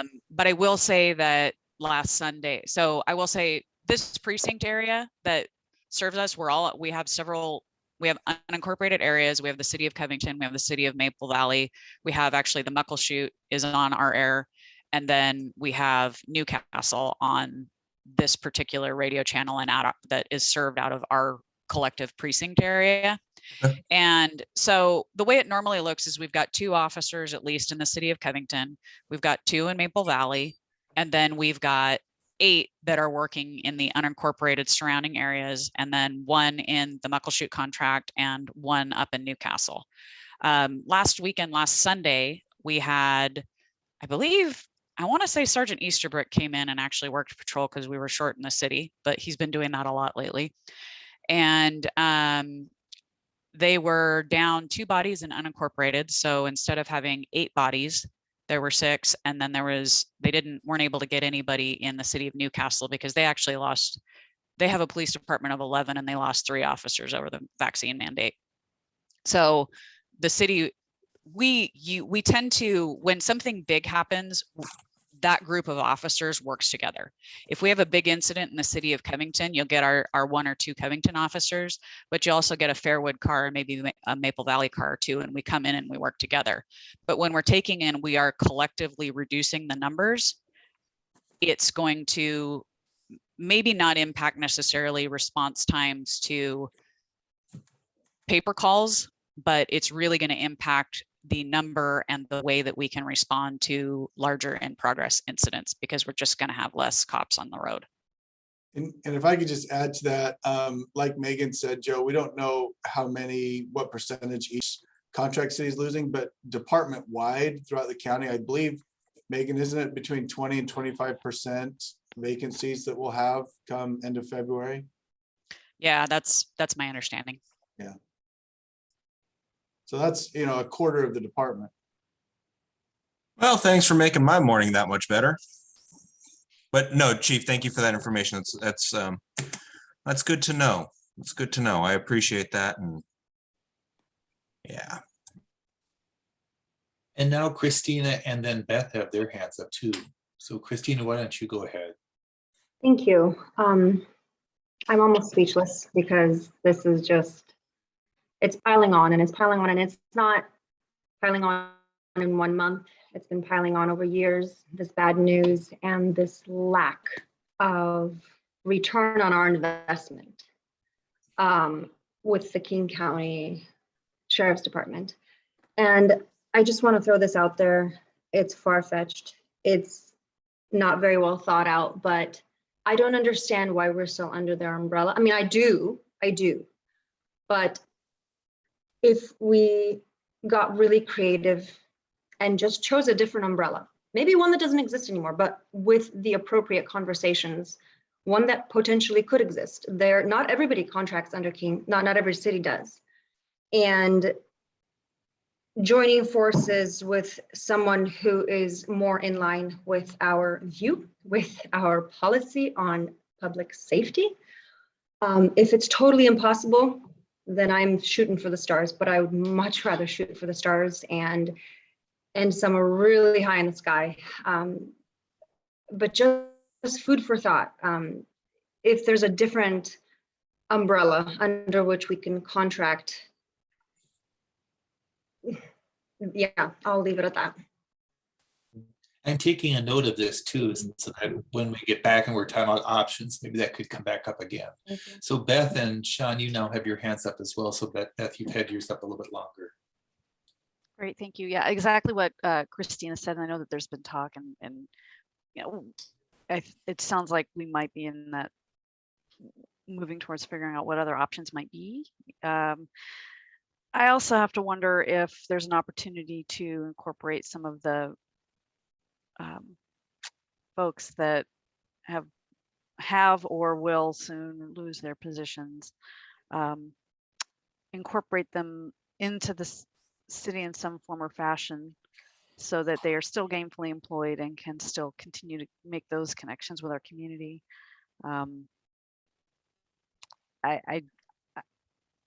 Exactly what Christina said, but in the meantime, what can we do? Is there anything we can do? Sean, why don't you go ahead and then maybe we'll let Megan and Regan respond. Yeah, I'll just let her continue. I think what this is pointing out is that I think we should spend a fair amount of time talking about what our options are and what we should do. I mean, I'll just put it out there and second what Christina and Beth said. I think we do. By this time next year, we should have a plan for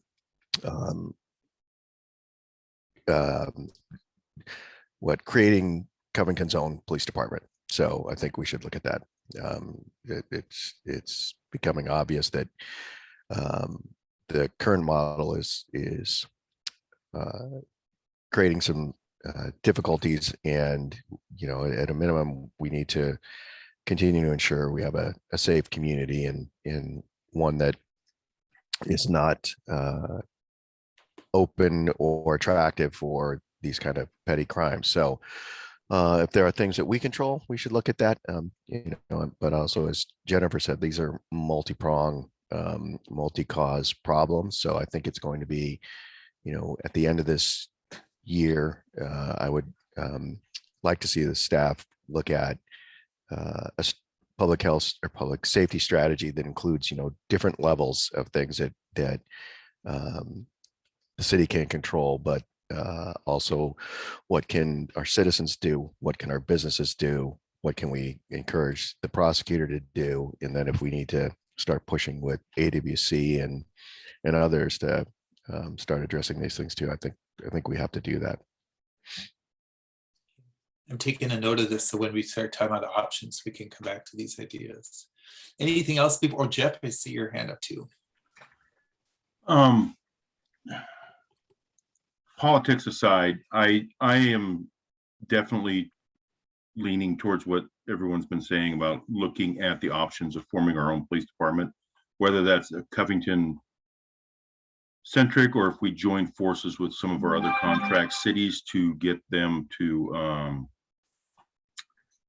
to join forces. But besides that, we should also look at prosecution if we need to change that as well, and how we can move forward with that. I'm not sure how much that entails with the King County Prosecutor's Office, if we can take some of that and prosecute more of it on our own.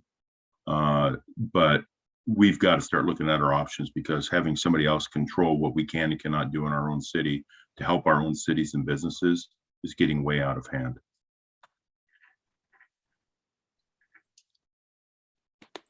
Okay, well, it sounds like 4 of you are looking at a couple different types of options. And so again, we will be coming back to that in just a little while. But Megan, why don't you proceed and we can get through your presentation. Okay. Let's see, where was I? Staffing issues, of course. Repeat offenders. We have a trespasser at Fred Meyer who just gets out of jail and trespasses constantly, and that is cool. And it's important to understand, again, I'm going to back up. I want to state that we do have a new prosecutor for the city, Ivor Gunderson, and so far he's doing a great job. Our bigger issues with prosecution tend to be on the higher dollar value crimes that have to go to the King County Prosecutor's Office. We do have more control with the cases that we can send to our prosecutor, and there is certainly some stuff that we could potentially do, and potentially some codes that we could pass that could be passed that would potentially allow other options for prosecution. Back to the petty crimes, and it's one of those things that when you look in the big sea of all of the crime happening in King County, a trespass case is really hard to get somebody to take seriously, because it's just like, I'll use one specific example. We've got a transient that's got a severe addiction issue that just keeps going into Fred Meyer, and he gets out of jail and he goes into Fred Meyer, and it's blatant, it's obvious. He shoplifts all the time. He steals receipts, he picks them up, and then he goes and finds the items and then goes and returns them to get the cash. And it just, in the grand scheme of things, is this a big deal? No, it's not. But it's really, for Fred Meyer, it's become a big deal. And it was even with our prosecutor, and this was our former prosecutor who recently retired. She really struggled even in our Auburn District Court to get him held any of the times that we arrested him repeatedly.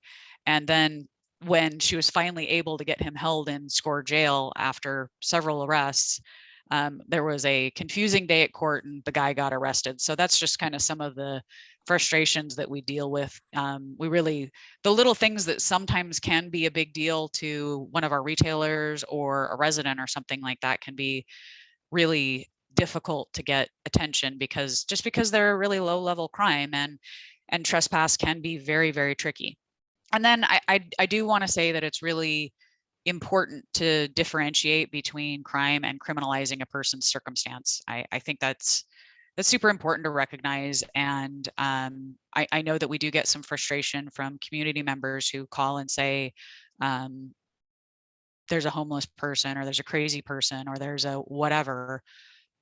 We're not going to go hassle somebody just because they don't have a roof over their head or have some mental health issues. Next slide, please. So in Washington State, the only crime that can potentially be prosecuted without a living victim willing to assist in prosecution is domestic violence, and that happens very rarely. So most cases require somebody to assist in prosecution. That means that somebody has to agree in writing to go to court and testify if the case goes to trial. Cases actually rarely go to trial these days, but if we don't have somebody willing to sign that statement and give us a statement and stay and participate in the process, we're not allowed to proceed. We had in fact, we had an interesting circumstance this summer right after the new laws. I think it was this summer when the new laws took effect. That was kind of a perfect storm with nobody assisting in prosecution and the new laws. We had a nude male running up and down Seuss Creek Trail on a sunny Saturday. Obviously, you can imagine the disturbance that was causing. He was clearly in a mental health crisis, but he was freaking out and running anytime any of the officers got anywhere near him, and we couldn't touch him. So he kept running off, and we had to just let him run off and continue to run up and down the trail. So we got several calls, and he was jumping in and out of people's cars, but he wasn't stealing anything. He wasn't damaging anything. None of the people would stay. There is a crime of indecent liberties, but somebody has to legally be offended, and somebody has to be willing to assist in prosecution and give us a statement. Nobody was willing to. So we let the guy continue to run up and down the trail because we had legally no alternative. So the guy actually turned up at the cemetery about a half hour later. He'd crawled into somebody else's vehicle. And of course, that person still didn't want to assist in prosecution. So again, we had no crime. We couldn't put our hands on the guy to get him onto the gurney. So I'm gonna throw MPO Dave Sisna out here because he did a phenomenal job. The guy actually armed himself with a screwdriver at one point, but Dave caught on to the fact that the guy kept jumping into people's vehicles. So what Dave did was he opened the back door of his police car, locked all the other doors, and the guy crawled right in it. So Dave then closed the door, called the fire department. The guy, there was actually, it was when it was really hot. The guy and Dave had a bunch of water bottles in the backseat of his car, and the guy actually doused himself with about 20 bottles of water. We called the fire department. We explained the new laws to him and said, we can't touch him. And they said, okay. So they got together, they got the gurney ready, waited till AMR was there. They got the guy on the gurney, and the fire department was able to get the guy to the hospital for the medical care that he needed. Anyway, so that's my really good example of how the new laws and people's reluctance to assist in prosecution can be really problematic for us.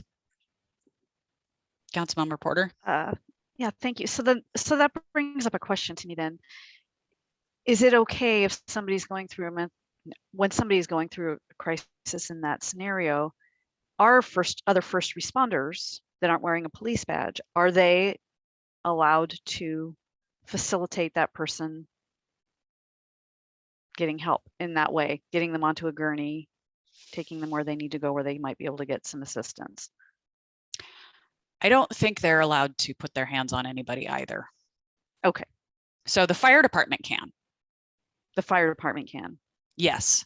Okay. But they're not necessarily going to go chase somebody down, or they usually call us whenever they think that anything's going to be squirrely at all. And there's been some growing pains with us, with the fire department, with the adjustment and the new laws with what we can and can't do, because it really shifted the expectation and the dynamic between both of us. And so yes, they absolutely can put their hands on people and assist them getting them on the gurney. But with this guy, it's a great example because he saw a uniform and he was running off. And it was, I'm really thankful that we have the experience of people like Dave Sisna in our city who were able to think, who's able to think on his feet and think through that and bring that to a great resolution. Great. I'm just wondering if there's an opportunity there to help with some of those types of scenarios in the future, so that it gets maybe it gets nipped in the bud sooner than later, so it doesn't carry on all day with all of these, resources. Yeah, and that's where, I'm sorry I cut you off, but that's where we are kind of lacking in the social services to support us on that end, to kind of help prevent things from becoming as volatile as they can be at times.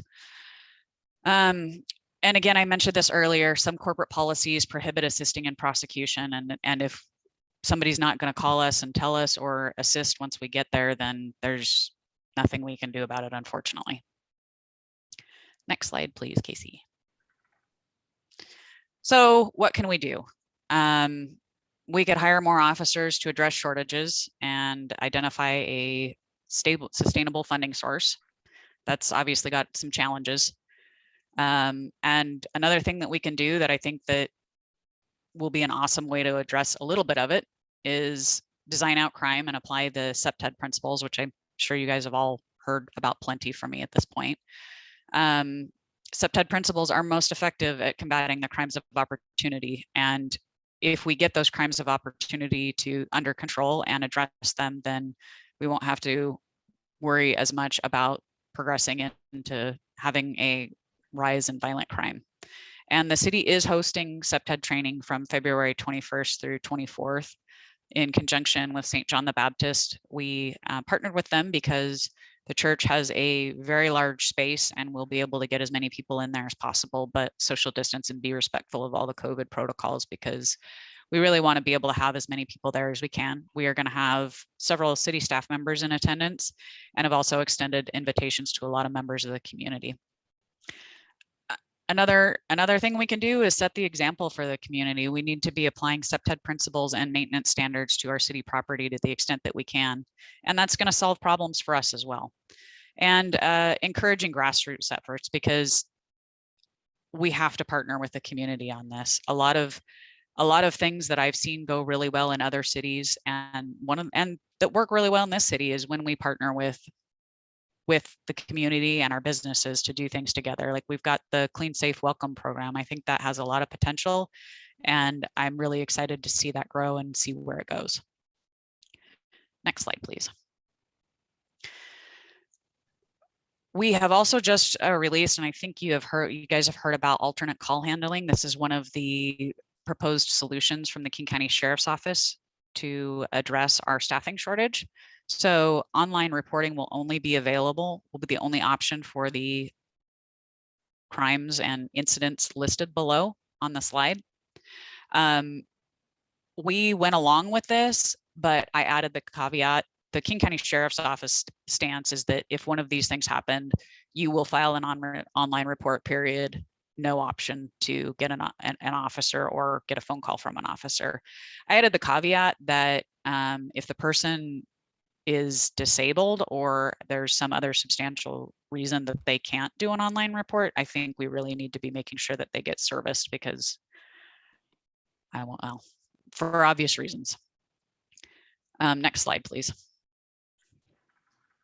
So another thing that we can do is addressing recidivism and finding ways to address those, the little ones, especially, that we can control. We don't have as much control over the larger cases unless we find ways to file them in our misdemeanor court, which is an option that could be potentially explored. We could create a repeat offender program with our prosecutor. That would be something that we'd have to talk to Ivor about and bring him on. We could establish a community court, which is something that's been done in Burien, to bring social services in to the courtroom and make them more readily available to people. And another thing that could be considered that I have talked to Black Diamond about a little bit is Black Diamond actually has their own court that they run in their city council chambers. And Ivor Gunderson, our prosecutor, is actually the same prosecutor that works for the city of Black Diamond. So those are some options that I have thought of that could potentially address some of where we're at. And another thing that I wanted to talk about is distinguishing our city from our neighbors and letting people know that they're in Covington and they're not in Maple Valley or Kent or Auburn. And I think that one of the most blatant examples that I've seen in my life, and it has spanned my lifetime, is Seattle versus Bellevue. I know a lot of you, I'm not the only one here that grew up in the city. When I was a child, every Christmas, you went to Seattle, especially when Fredericks was still open. Downtown Seattle was a beautiful place, and there wasn't a Santa that wasn't the Frederick Santa. And Seattle started to change, and Fredericks closed, and crime started to rise, and people didn't feel as comfortable taking their families to Seattle anymore. Well, the city of Bellevue Downtown Business Association saw a golden opportunity, and they struck gold. They started with Snowflake Lane, and now where does everybody go for Christmas? Nobody goes to Seattle any longer. Bellevue really grabbed a lot of money. That was a huge money grab. And they've done a lot, they've grown a lot, and they've done that through keeping their city safe and attractive to everybody. I think that's about it for me. Next slide. Do I have any more? Oh, that's it for me.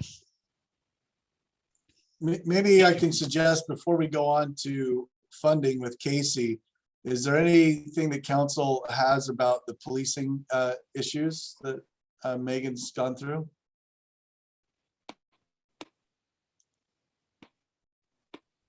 Jennifer? I just want to say thank you to Chief Roberts. My brain is, I'm just sitting here absorbing and thinking through all of this and taking notes, and have lots of things rolling around. So I want to say thank you for this very detailed presentation. I've been hearing a lot about the law changes from my husband, because he runs a store in Tukwila. That is a giant store. And so I'm hearing a lot of this from him. And so to hear you talk about how it's really relating to Covington and these specific examples of dealing with people is not great news. But just thank you for all of this. It's very enlightening. You're welcome.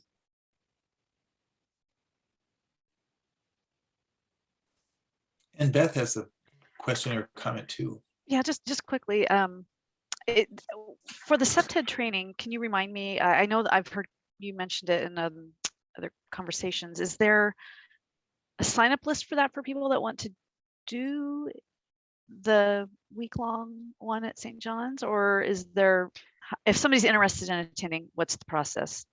Contact either myself or Sergeant Easterbrook or Krista or the chamber. The chamber has actually advertised it for us as well, but just get in touch with us. We've got plenty of room in the class, and it's a big commitment, but it's a wonderful course. And I've been to it before, and I've actually been to several trainings by this agency, and I think they're phenomenal. We've also opened it up to some other cities to see if they want to send some staff over as well. We can have up to 50 people in the training. Great, thank you. Christina, do you have your hand up? Yes, I have a physical hand up. So when Andy was still around, I think we had this training and then COVID happened. And so I definitely did sign up. I just wanted to go on the record, Krista, if you are definitely one of the people to contact on this, I'm very interested. It just got pulled, the plug got pulled last minute because of COVID. So thank you. I'll make a note of that. Thank you. Okay. Anybody else? I have one more question actually related to the thing. Okay, Jennifer, thanks. Sorry, I put my hand back up, but wasn't sure if it was obvious. Have we considered inviting maybe our arts chair to this training? When I hear about it, especially with the ideas about using, statues that, kind of represent human forms, and I just think it would be helpful to have someone there from the arts to see, especially as they're working with CDISC, some ideas where they could pull in these ideas and governing principles into arts as we move forward.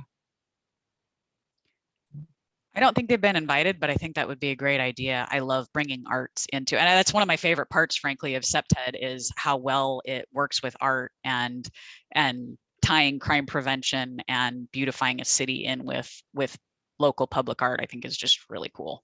It is a really good idea, Jennifer, and just kind of our philosophy with this is we wanted to get as many people into this training that can help one, either make some changes on their own property or business, but also that can help train other people. So this training is, like Megan mentioned, a 40-hour certification type training, right? It's the entire week. But what we're going to do from that is we're going to have many of our planners in community development, a lot of our police officers, all certified now in CEPTED.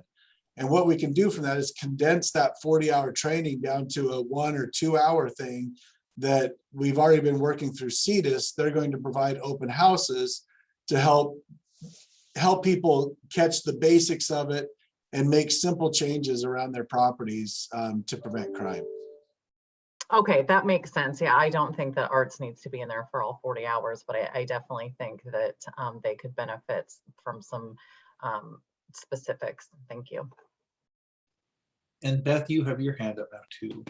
Yeah, and then just to tag on to that too, I think there are several other commissions that would really benefit from this, the Planning Commission, possibly Parks, where they're actually, they might be making considerations for elements in moving forward. So I think it would be great to be able to include everybody that might want to come.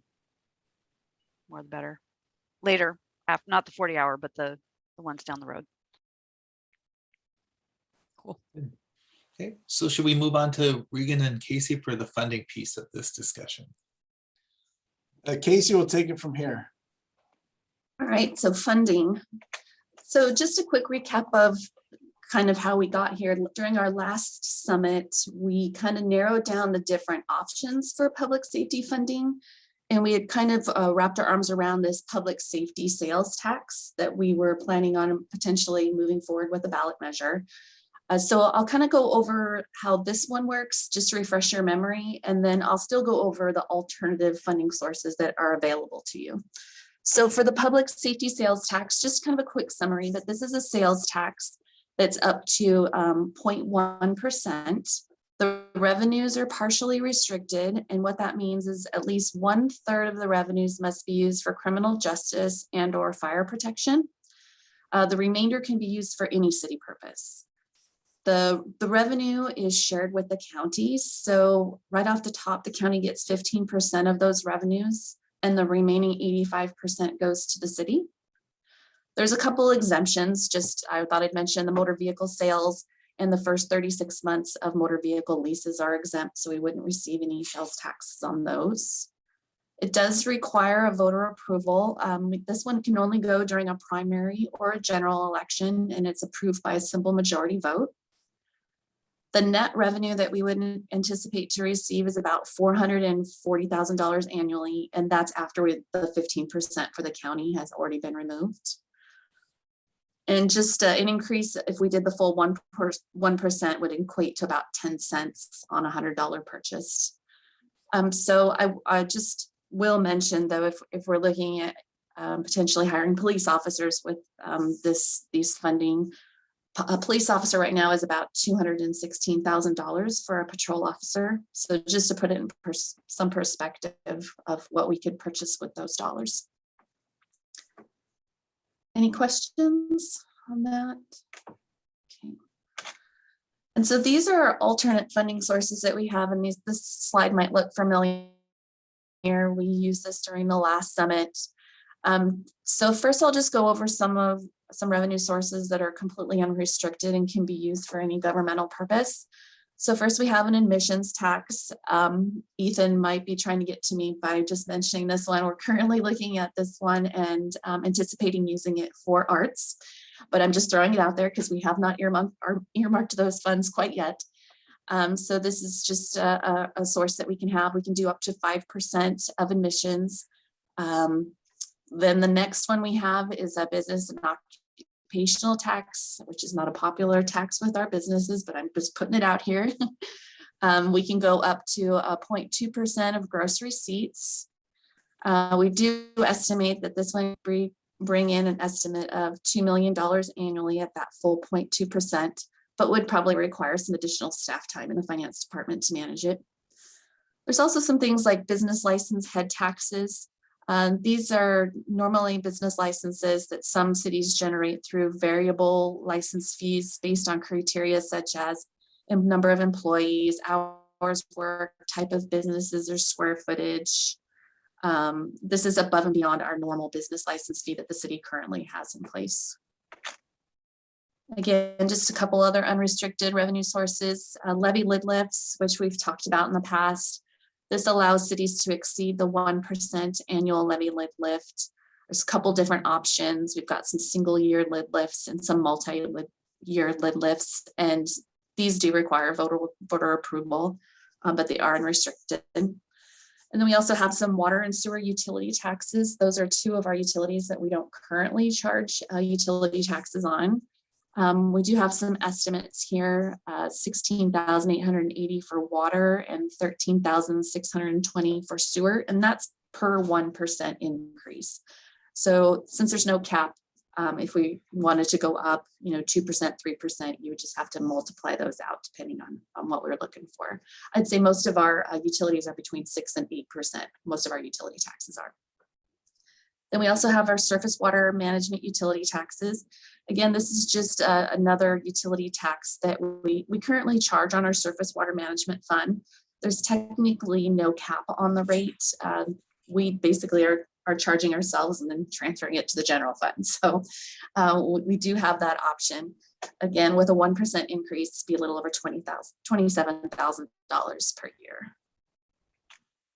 So those are my alternate funding sources that are available.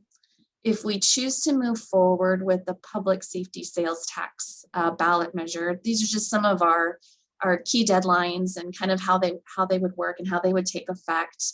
Again, I mentioned it can only be done during the August primary and the November general. And there's the filing deadlines. If we wanted to do the August, we would have to implement that and send it in by May. And for the November, it would need to be done by August 2nd this year.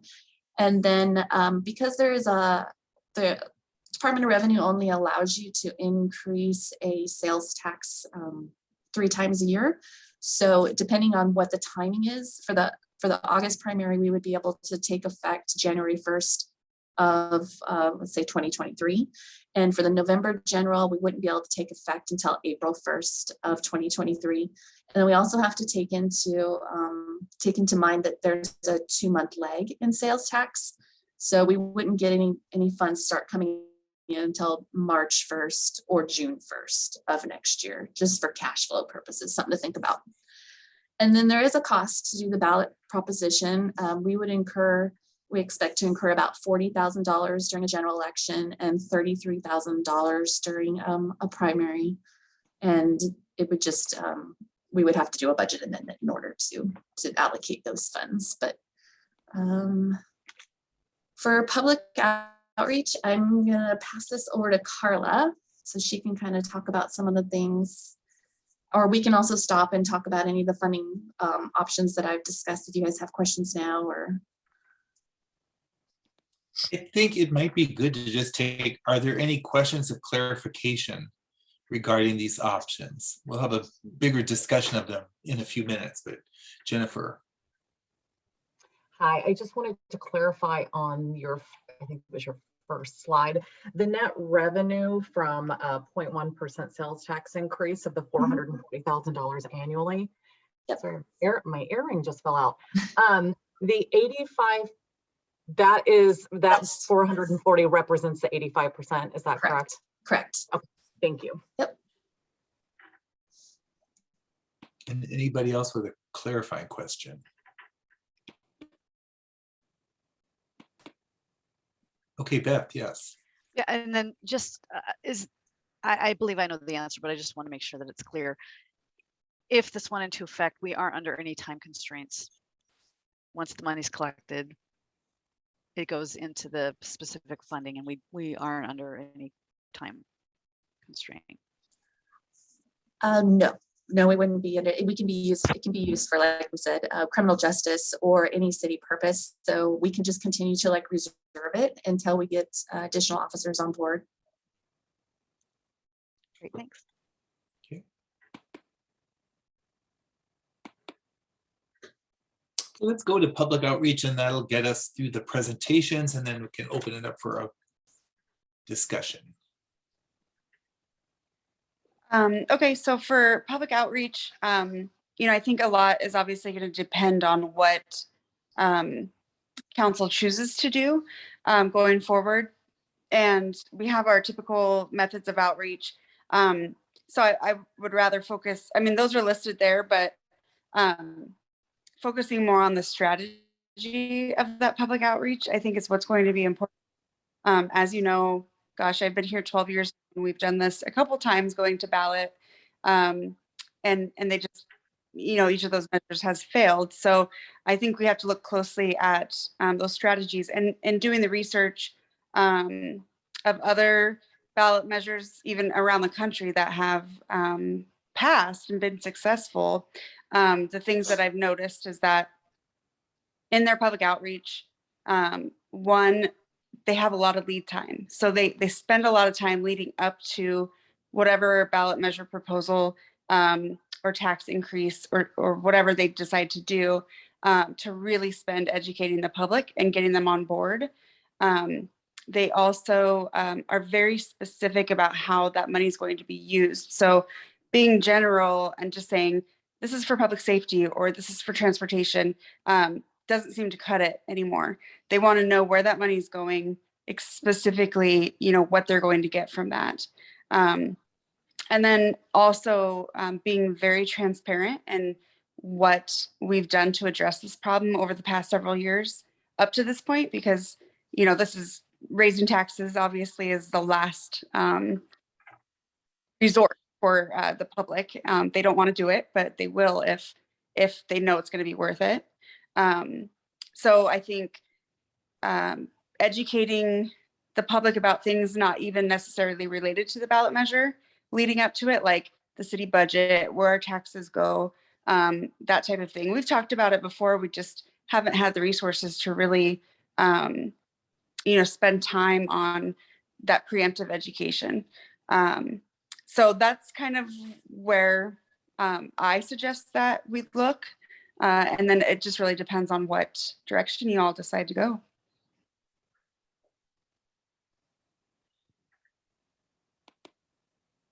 Okay, thank you, Carla. Christina, you have a question. I don't have a question. I would like to start the discussion about this, but if that's okay. Okay, can I do one thing for a moment? I think this will help in our conversation. I want to acknowledge that 4 of you on the council earlier talked about a different organizational structure. And Sean went so far as to say exploring the possible development of a city police department. And Jeff amended that a bit by saying maybe it would be more regional. So that's an organizational structure option. And my question, I guess I'm asking all of you, is does that get intertwined with this discussion about funding options, or is that separate? So should we proceed with talking about funding options, and then we would come back to talk a little bit about this organizational option that was, put on the table when Megan was working with you a few minutes ago? Can I address that one, Jim? Yeah. I think these can happen simultaneously. The process of working on creating our own police department is an extensive process and will take some time. And I think generating revenue to hire additional police officers is something that we're going to need, whether we're contracting or have our own department. Okay, I think, yeah. I think in a way I didn't make myself clear enough. I just wanted to make sure that one doesn't take the other off the table. And I think you're saying, no, they kind of proceed, but they're a little bit separate too. So, okay, good. Well, then I'm going to open it up and let Christina, you had your hand up first. Why don't you go, please? Thank you. And Regan, you actually put a few of the things I was going to say out of my mouth, but in my mind, I'm already strategizing. That slide that shows when we put on the ballot, when it goes into effect. And immediately I thought, if we're planning for a police, whatever it is that we plan to do with our police and public safety, it will take time. So if we chose to do the later date on the measure ballot, or on the ballot measure, it would probably be wise of us to do so. I would also like to say that it's not in our favor, but if crime has ever been in our favor of showing the public why this sales tax needs to be passed, it is now. I know we've tried it in the past, but we've never seen a Covington like we do today, as of in the last several years, and we have not tried it again in the last several years. With that said, I had one more thing in mind. Oh yes. As far as educating the public, that also will take time, like Carla said.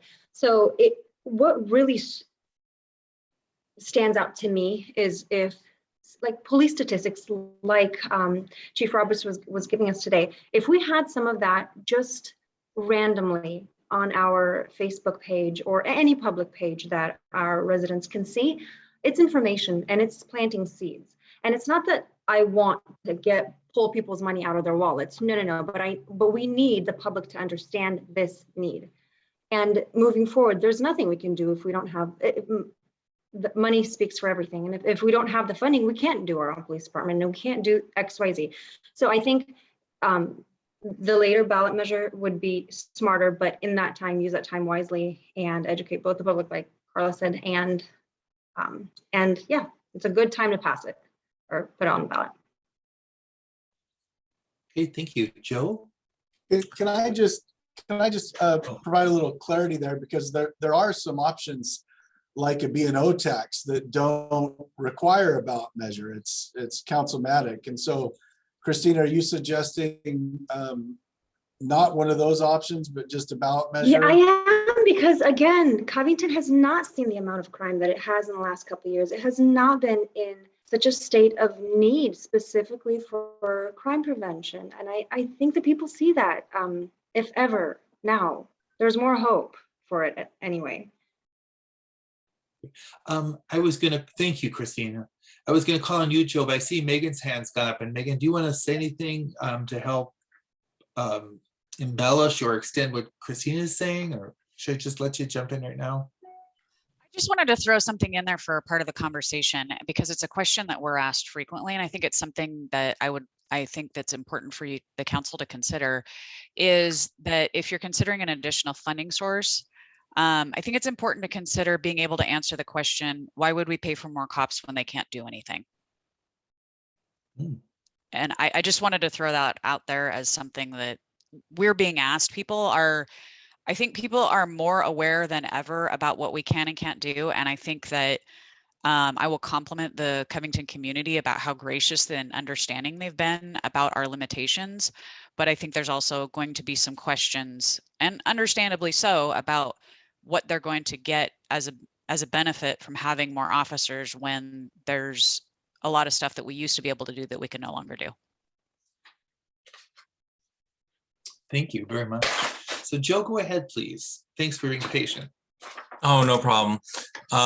So I am in favor of talking about having leaving our contract with King County and forming our own police department. If for any other reason than we have more control and aren't dictated to by the King County Council. And anyone can mute me at any time if I start going overboard on my iterations towards dislike towards the King County Council.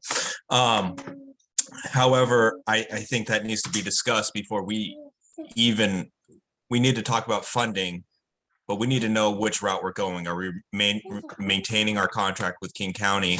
Are we going to form our own police force? Which way are we going to go? How much is it going to cost? What do we need to do that way? And in all honesty, from everything we've been hearing for the last year and a half, we can't hire any more officers. So even proposing a tax increase right now until King County can even hire more, because if I read the article right a few week or so ago, they hired like less than 10 officers last year. So if they're hiring less than 10, all 10 of them are going to be in unincorporated King County for 6 months at least before they could even come to us.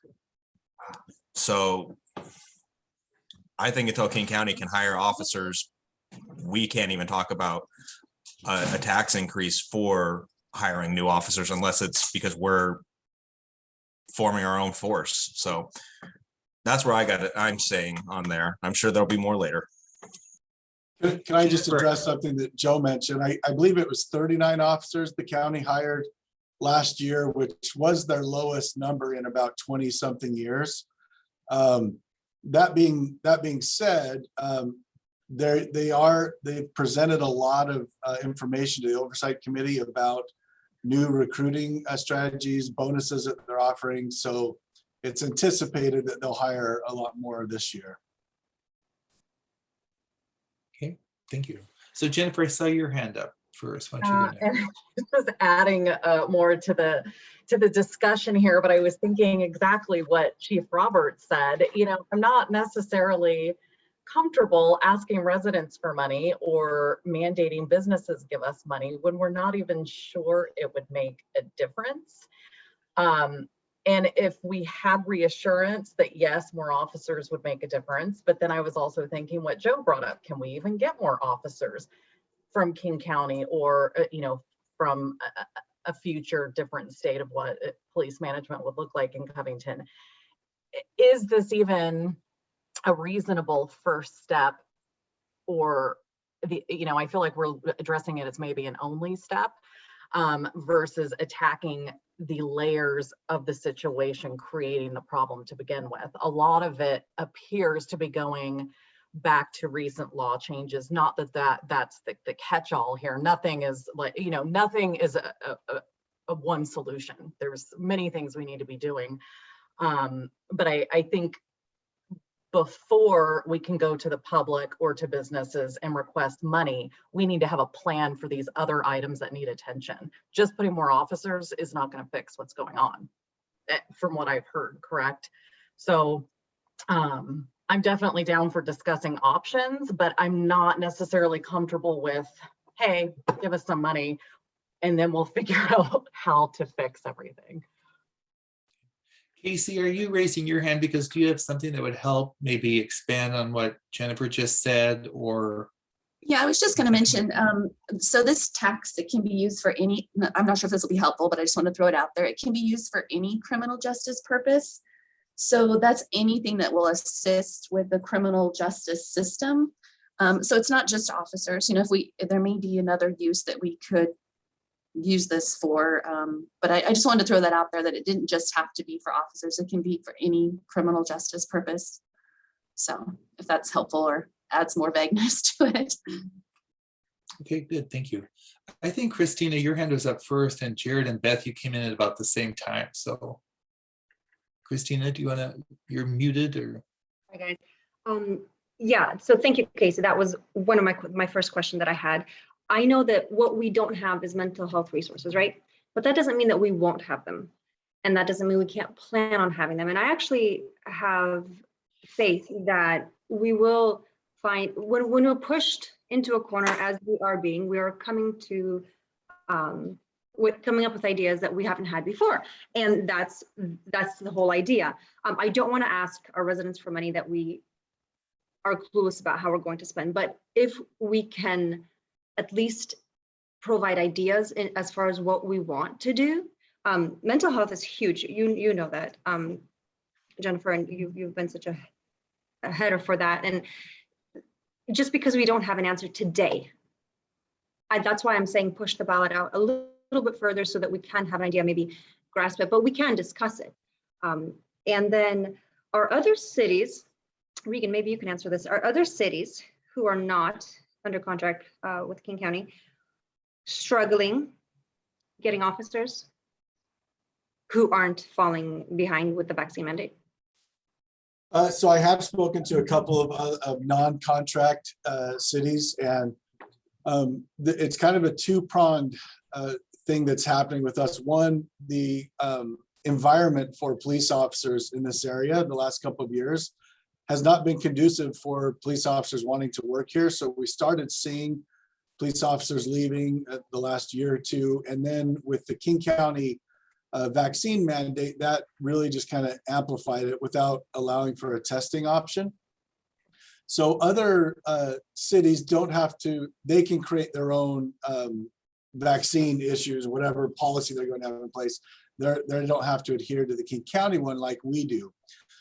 So there is a shortage in other cities. I have spoken to other cities that have their own police departments and brought up the idea about contracting with them.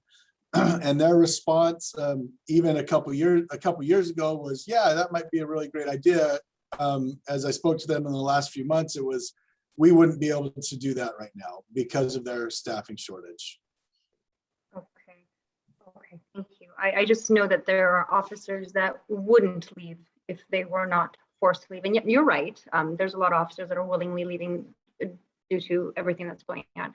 But I also am confident that there are officers that would have stuck behind and stuck around and fought, and they were just pushed out. So, you know, that's all going to be discussed in the future. We can't decide all that today, but there's a lot to discuss, and that money would help with. Thank you. Jared, I'm going to call on you, and then Beth, let's allow the two of you to come into the conversation. Yeah, thank you. So I'm just kind of looking for clarification. If this does go to vote and it does pass, the 440,000, would we be able to bank that and hold on to it until we're ready to start a new or our own police force? So I know, like, other things we got to think about is hiring not just police officers, but, you know, clerks, records people. I mean, there's other administrative roles that we need to consider too, that, you know, might not be as expensive ongoing as police officers, but, you know, that would be able to cover, you know, quite a bit of full-time employee staffs that will be required if we're gonna have our own force. So is that an option? I mean, because that could be one of our messages for the reason for this. You know, this is a step in the process of developing our own police force, and this is what we would use it on. Yes, that is an option to do that.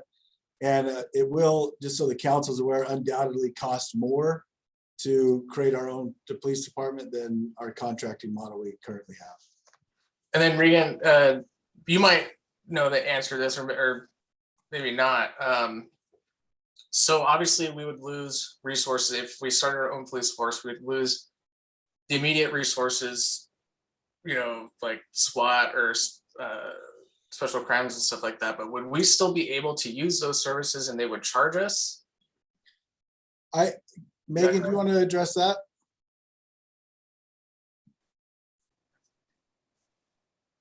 Here we are. I think that we would be able to use them under mutual aid, but I would say that it wouldn't be something that we would contractually be able to use any longer. I think it would be something more like the Valley agencies have a group where they share and combine resources for major investigations. Gotcha. Okay. Thank you. Mm-hmm. Okay, Jared, that answered your questions. Okay, so I'm going to go on to Beth, who's been pretty patient. It's all good. We're all here together. So I guess when I'm thinking about funding and funding options and the state of what our city might need now or in the future, even before COVID happened, we were talking about wanting to add officers. Having an officer presence can often be a deterrent. So the idea is that we want to prevent things from happening to begin with. We'd really rather not have things escalate. We know that some of that is going to happen. And so the fact that we're going in the opposite direction with coverage in our community, you know, in my head, we need to figure out how to add more police presence without being a police state, obviously, as a resource. And there could also be a component to that of hiring like a mental health consultants and things like that. It doesn't just have to be officers. It can just be additional resources that help support that mission. I'm not a fan at this juncture of any kind of a B&O tax or anything that's mandated. I know our businesses are probably one of the most hardest hit right now, and to ask them to have to pay more for something that we aren't until we have a plan in place that we know will be effective or have a high likelihood of succeeding. I don't feel like mandating anything would be the way to go. I think the more we can bring residents into this conversation as a collaboration, the more people will get behind it, right? And I don't mean that because we have a goal that we're trying to push. I mean literally residents, businesses, the city, council. The more stakeholders that we can get buy-in from, the more successful it will be in the long run. And so I like Christina's idea of maybe pushing it out a bit, because quite frankly, Carla hit right on the head. We can't just say that money is going to go towards public safety. It has to be a plan. People have to know what their money's going to get them. And looking at the budget as a whole, deciding is there opportunities. I think I keep going back to this with the roads thing. You know, there needs to be a very transparent, very simple way for everybody to be looking, for residents to be looking at our budget, find out what they want to continue funding, what might need to take a back seat for a bit, and find out where those priorities are before we ask them to pass this. And I think working collaboratively, we can all probably get to that agreement so that we can have this money available to make our cities better. So I would be a fan of the general election, but at the same time, we need to know what would that look like, and it would probably require a huge lift on all of us to do those analyses now, so that we can come forward on the ballot measure with a plan in place, a plan A, a plan B, in case the first option doesn't go through and we do change directions. Beth, I just want to ask you, when you said you might be in favor of pushing it out, I'm sitting here thinking you might have meant until 2023, but are you just saying until the November general election of this Until the year? November, yeah, like with what Christina had said, so that it will buy us some more time. I mean, it isn't much. It's only a couple of months. That may or may not make much difference, but knowing if we can run some scenarios of, if we do this, it's going to cost us this. If we do this, it's going to cost us this. If we start collecting now, we'll have some money we can start banking to pay for however we want that to look. And maybe in the meantime, we use the money for, like I said, for some kind of a support person to help with the mental health crises situations and things like that. It doesn't always have to be a uniformed officer, although that's part of it, at least for now, until our cultures change down the road, so where we can hopefully have a healthier community and prevent things from happening. Okay. And I just think it's important to reiterate your points that you are favoring the sales tax option because it's not mandating, it's giving the public a choice. Then you're saying you really have to, the city needs to do a good job of educating the public, and then coming even before the election, let's say with a plan A and a plan B. So exactly. Okay. And relying on council to help with that, because I know it's a huge burden for staff too, but if we have a plan, council will have to make it a priority ourselves to help with that. Okay, good. With the Zoom, this gets a little stilted. I'd like to have kind of a free-flowing conversation, but I have to keep track of who had their hands up when. And so I think it's Joe would be next, followed by Jeff, Sean, and Jared. But I kind of want people to still be able to respond to what each other is saying. So Jeff and Sean haven't gone yet, so I'll gladly wait for them to speak first before I speak a second time. Okay, thank you. That's gracious of you. Jeff, why don't you jump in? I have a couple questions. Well, first off, for the question, the $440,000, if it was approved on the vote, that would only give us approximately 2 officers.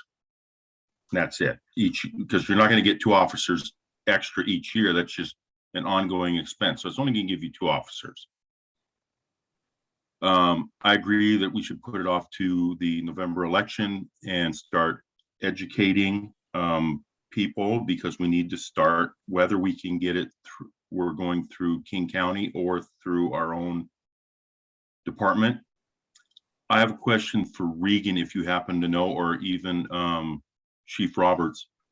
If we were going to go with our own force, I know Federal Way went through that process, I think 10 years ago. How much notice do we have to give King County that we're leaving the contract?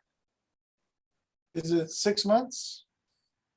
I don't remember what the requirement is. It's my understanding the process usually takes a year to carry out. Okay.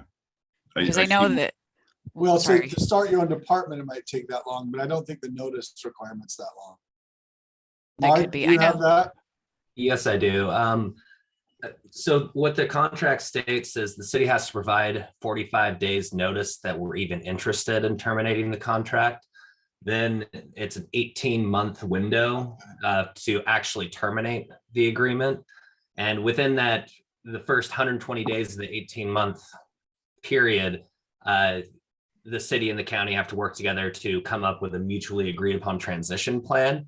So it's just getting a department, if we just on that timeline, it's at least a year and a half, but realistically starting our own department is a multi-year process, because as Councilmember Kokel pointed out, there are significant back end things. It's not just having police officers, it's all the support, multiple FTEs and everything else that goes into that, and a lot of infrastructure costs and otherwise. So it'd be quite the undertaking, but it wouldn't be quick. Yeah, so for just us to do it on our own, it's going to be extremely expensive. And I'm in favor of partnering, but I'm also right now in favor of starting the education process, because we've got to start somewhere. And even though King County at this point doesn't have officers available, things can change. And we've got to have some hope to start moving in a positive manner to take care of our businesses and residents. The other question I have is, while I'm not a fan of a B&O tax, our businesses are getting extremely hit hard. I would ask the smaller businesses, I don't know if CEDIS would be interested in taking asking the businesses or the chamber what their thoughts are on a B&O tax that strictly goes to public safety only and earmarking that. I've always been against the B&O tax, but I know B&O taxes, the business absorbs it and then they just pass it right on to the customer through the raising of cost of goods. So then essentially the customer is going to be paying for it.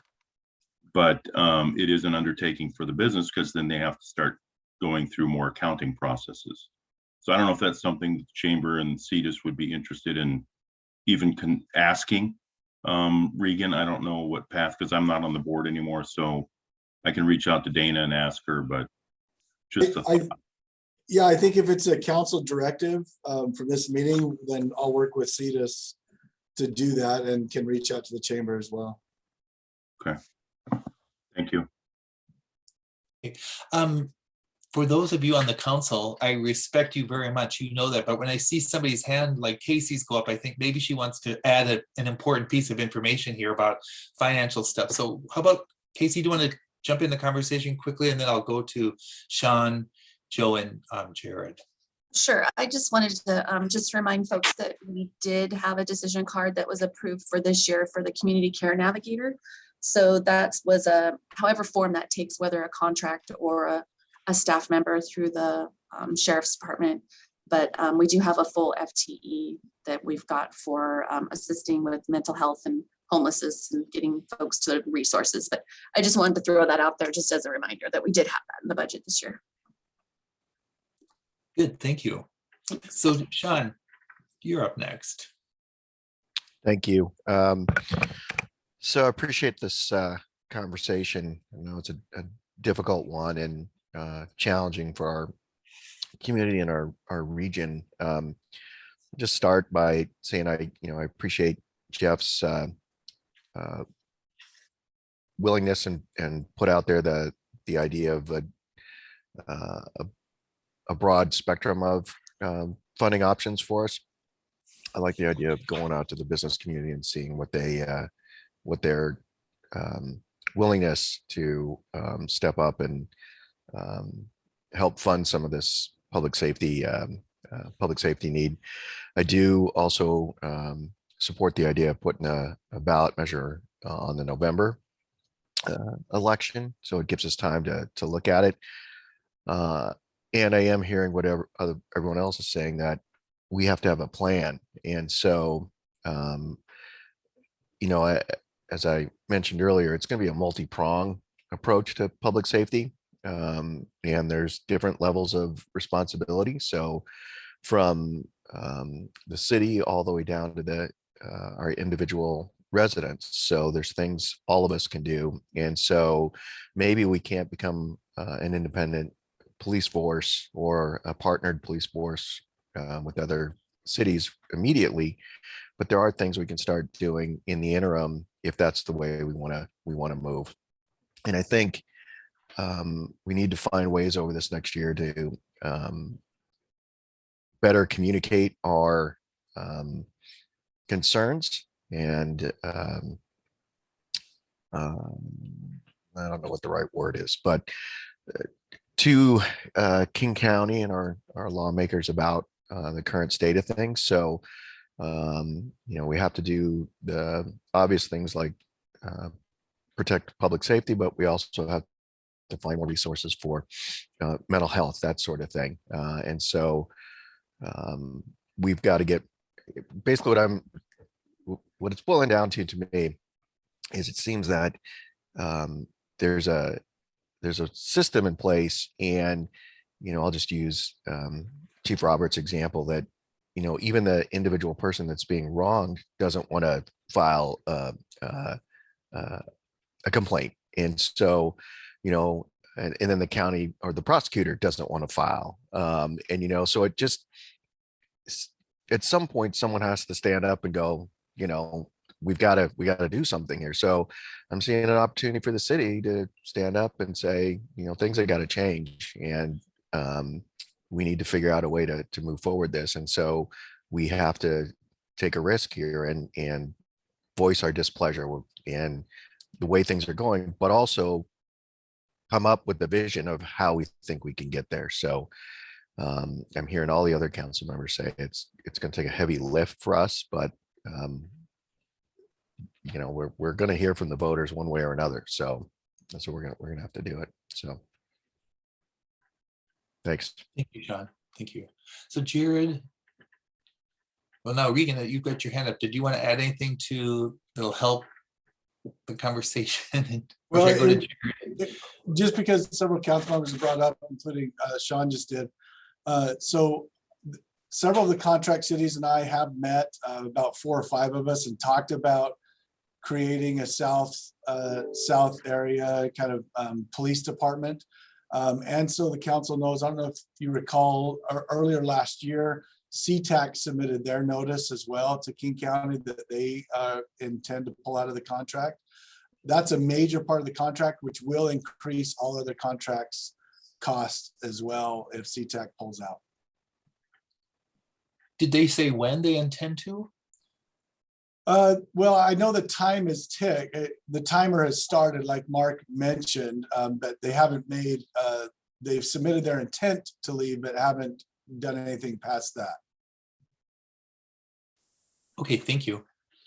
So Jared, you go next, and then Joe will be able to jump in.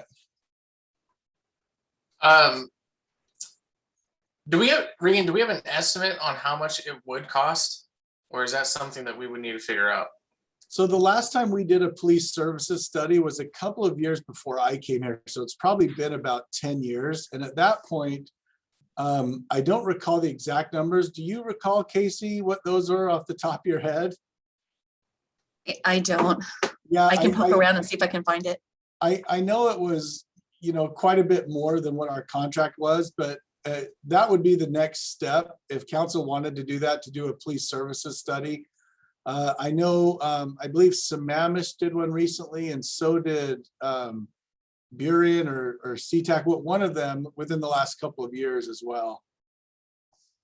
Okay, and I would assume that whatever that number was 10 years ago, that it's probably doubled. It's different now, yeah. And so my other question, and I think it was already answered really, was if we were going to go full steam ahead with that, it would take about 12 to 18 months to actually be able to implement after we give notice. At least, yeah. Assuming that we had the funding to get started. Okay. And then my other question was kind of going back to what I mentioned before, that we would need some more clerical and administrative full times. Do we know how many or what exactly is required? I mean, what's the bare minimum? Sorry, minimum for what? Like full-time employees other than officers to establish our own police department. Like administrative staff? Right. You mean? Yeah, I mean, we could wrap some of that up into what we have now, but we definitely would have to add a couple of FTEs for that on top of all the officers that we hire. Okay, do you know what those roles are? What positions? Well, it'd be handling everything you handle in a police department, you know, any administrative functions like we do in the city. We do their reception, finance, HR, legal, executive, all that. Okay. Well, can I just ask, Regan, when you hear some of the council members talk about developing a plan, are these questions that you would put into a plan, or at least these would be questions you would say within a plan that you're bringing forward? You'd say these are questions to address in the future. Absolutely. Yep. Okay. I just want to point out, I'm not trying to put anybody on the spot, but I'm looking at the clock and we have about 40 more minutes for this discussion. And there are 4 people on the council, Jeff, Beth, Christina, and Sean, who have said that they would favor a November 2022 vote by the people of the sales tax measure. Now, you have all also said that you want a plan and you want deeper thinking and heavy lift and all that on other elements. But I just also want to kind of maybe prod you, Joe, Jared, and Jennifer to address that too. How are you feeling about that, about the November 22, along with all these other things? So I think we kind of got to get that kind of wrapped up before 11:30. Let's say that. So Jared, or for the moment, are you finished or do you want to add anything now? Yeah, I would just go ahead and answer your question. I would be in favor of that as well. As long as we can get that plan, some of these questions answered, at least to the fact that, you know, we know what the requirements are to establish that, we know about how much it's going to cost, or at least that we're going to be doing this survey. I like what Jeff said. I'm not also not usually in favor of a B&O tax, but to at least ask and offer the question is something that, you know, it never hurts, right? If we could be totally wrong, and this is what business owners in our community do want to pay. So I mean, if we could just ask the questions and have it until then. Okay. And I do want you all to know, I have in my notes Jeff and Sean's idea about asking the business community to support the B&O tax for public safety. I think that's how it was said. And talking to CETAS and the chamber about conducting that survey. So, okay, where are we now, Joe?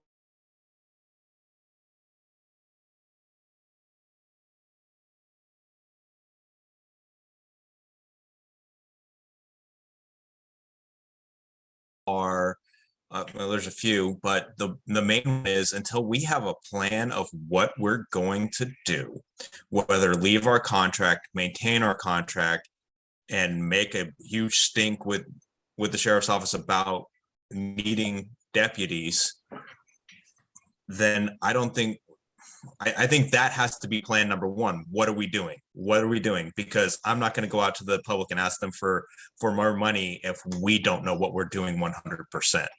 Now, if we're going to be going out there and saying we're starting our own, we're leaving our contract and starting our own force, put it on the November ballot.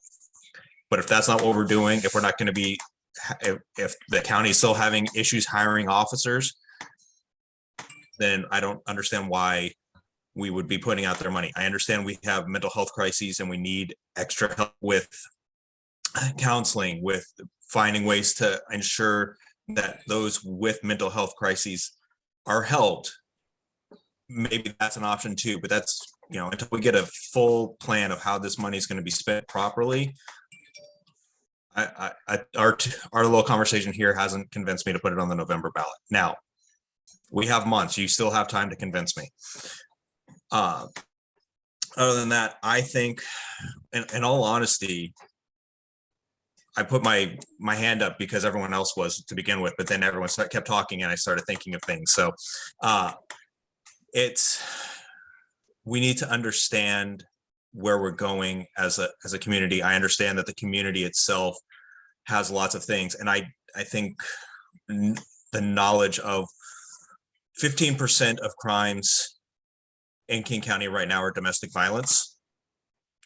So we need an officer, we need an advocate, we need someone who can work with them. And I know we've been working with Dawn, but I think we need to get that advocate out there, be talking about that more, as well as having the Dawn advocates in the city who can help those survivors of domestic violence. But I also think that when it comes to all of the issues that we're trying to discuss and fix with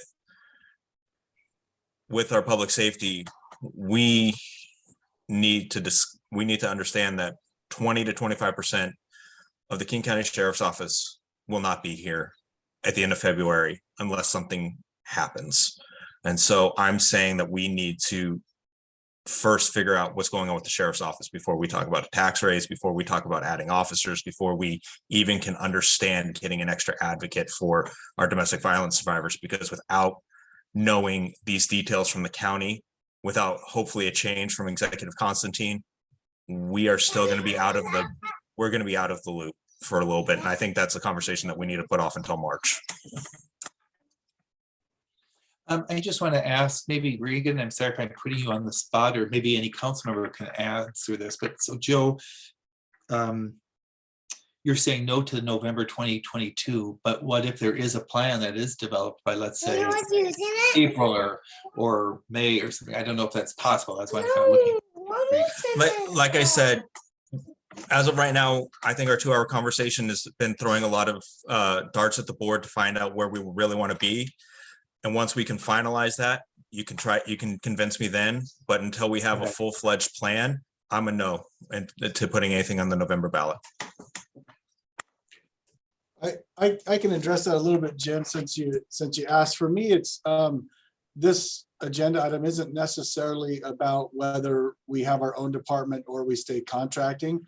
It's about if we need additional revenue for additional officers, regardless of which system we're in, our own department or not.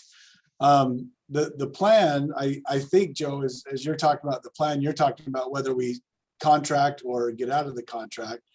And that's something that if the council want us to pursue that, the first thing we'd probably want to do is contract to get a police service cost analysis done, and then bring that back to council so you can make an informed decision. We'd want to have conversations with some other cities that we could partner with to do that. And so, like I said at the beginning of this, I think these two things can be done simultaneously if that's something council wanted to happen. So I'll answer Regan's question here a little bit. Yes, are we sticking with our contract? Are we making our own department? Yes, I agree that the option of adding officers or within our current contract or doing this, these can all be done simultaneously. But I think if we determine sometime in the next 6 months that we want to make our own police department and leave our contract, then we need to make sure that the whatever ballot measure we put out there, if we put one out there, is saying that this is for the funding of a future Covington Police Department outside of the King County Sheriff's Office, because we will be leaving our contract, and this is how this is going to help us fund that department, or something to that extent. Or we are asking the public to help fund advocates for domestic violence, or some other form of mental health, something along those lines. And I think that's something we need to be looking at. And that again can also be done simultaneously while we're all working through this. I know I'm throwing out a lot of things here, and staff's just looking at their time clock thinking, okay, how do I manage all of this time? But in reality, I have no problem working with you guys to figure out these issues and what we can do. I can spend a few hours every day trying to work these problems out myself, work these out with staff and at the same time. But my question is what's our big plan for this? If we're just talking about putting a ballot measure out there to put a ballot measure out there because it's going to bring us $440,000 a year, that we're not sure how we're using it yet. I'm not even comfortable talking about putting anything on the ballot if we don't have a clear point of view from the start of this. 440 is going for public safety, but which part of public safety? Mental health, officers, advocates. Where are we putting that? Going to the businesses and asking for a B&O? I am completely fine if we talk with CETUS and talk with the chamber and ask them if this is what they want, or if this is how they want to help us with that. That's completely fine with me too. But until we have a fully firmed plan, a fully firmed idea of how this is going to work, I want us to be looking at every option before we put anything on a ballot.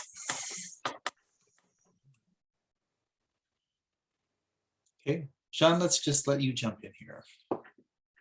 Yeah, so I was going to recommend that a committee of the council be formed to basically do kind of what Joe said and come up with this plan, and we could set a deadline of, March, and basically come up with what those prongs would be and how the 440,000, if that's what we decide to do, and say add another one on B&O, how that money would be spent, so that the ballot measure has to, we have till May to put that on.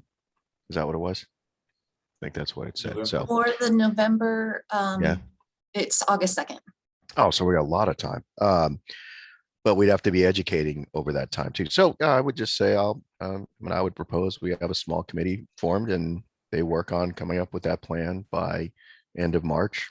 And then if we agree to it, we start educating after that through March through November. So that's what I propose. Beth, go ahead. Kind of Yeah, wondering I how the like, rest of you feel about that. yeah, I would just say I like that idea because I think, you know, we are talking about a couple of different things. We don't want to just put it on the ballot if we don't have options or plans. It might be challenging to have something set in stone because quite frankly, if we're going to make the decision at some point to leave King County, we have to give them 45 days notice. That means we can't put it on anything on the, we should not put anything on the ballot until we get that figured out. And then what is it going to look like from a cost perspective? So, you know, the fact that we've got what, just under about 7 months to figure out what we want to do before we put something on the ballot, having these conversations now is important. And maybe even pulling the public and finding out, you know, what we can certainly do that before it is on an official ballot measure. But I like Sean's idea. I agree with Joe, but I also know that it's going to be extremely challenging in the next 7 months to have everything nailed down.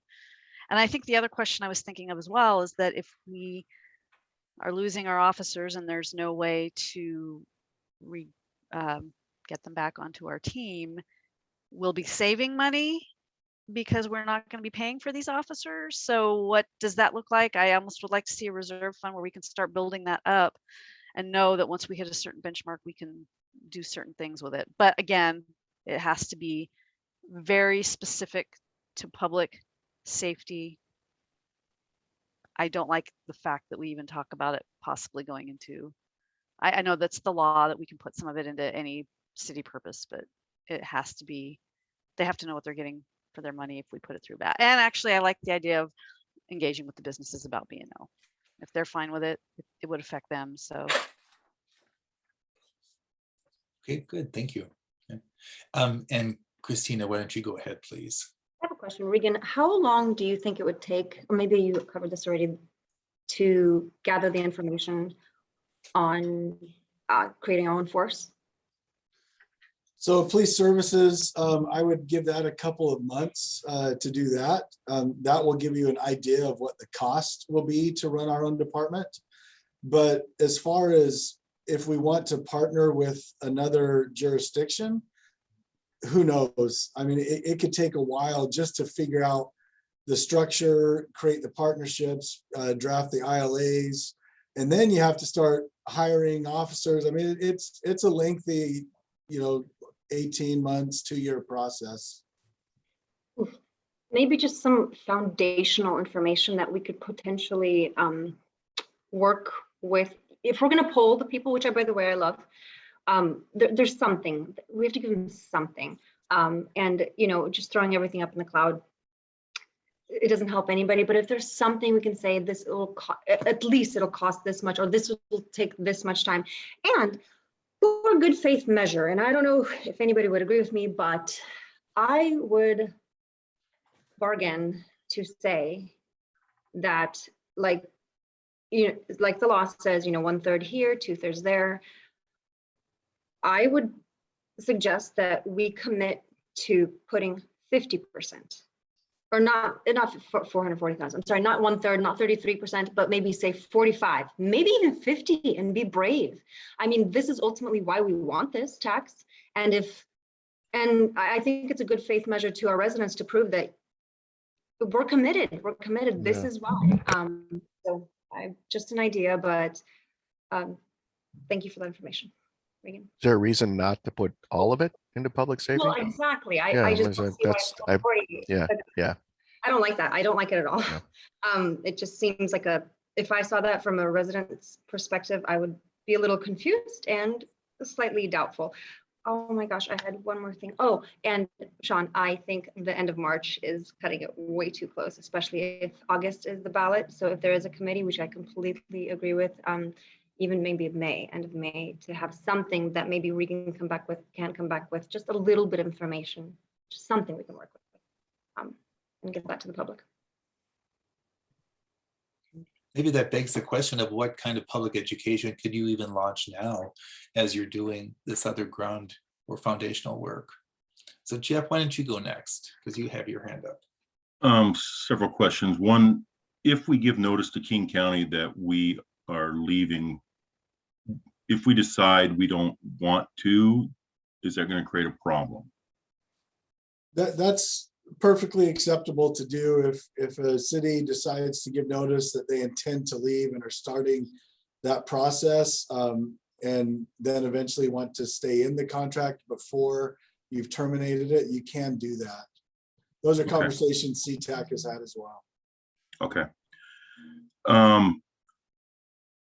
I think that we need to definitely consider doing more discussions on this. I would like to see what it would cost to set up our own police force, the study that you mentioned, Regan. I think that if council decides to move forward with whatever decision we make, whether we go for the tax in November or not, if the council votes as a majority to do that, we all have to, no matter what decision we as a council make, we have to all agree to it as a council. That's what we're going to move forward with it. I like Sean's idea about studying, and we need to come up with ideas because, I mean, Beth knows she was out there helping promote the transportation tax at one time. We had a city attorney who told council that we could not do anything, and we found out different that yes, we could be out there helping promote it, because we as council are asking our residents to support, you know, we vote for moving forward with this. We as council need to be out there showing our support to our residents and our businesses that we are behind this, and we need to get out there and help educate and help promote whichever direction we're going. But getting public safety and adding officers, whether we're staying with King County or going to our own force, we need to do something now, and we need to get more officers, and hopefully King County can get it changed around. But even if we go for the sales tax measure for November to hire more officers now, that doesn't mean that even though we're hiring officers through King County now, doesn't mean that we are going to, we can still go with our own police force in a year or two down the road and hopefully ask those officers to maybe join us from King County that have been working in our city. And I believe that when we start our own, if we were to start our own police department, we get to choose our rules and not being mandated down from another organization, because I believe Kent doesn't have the same rules in their police department that King County sheriffs do. That's it. Okay, thank you.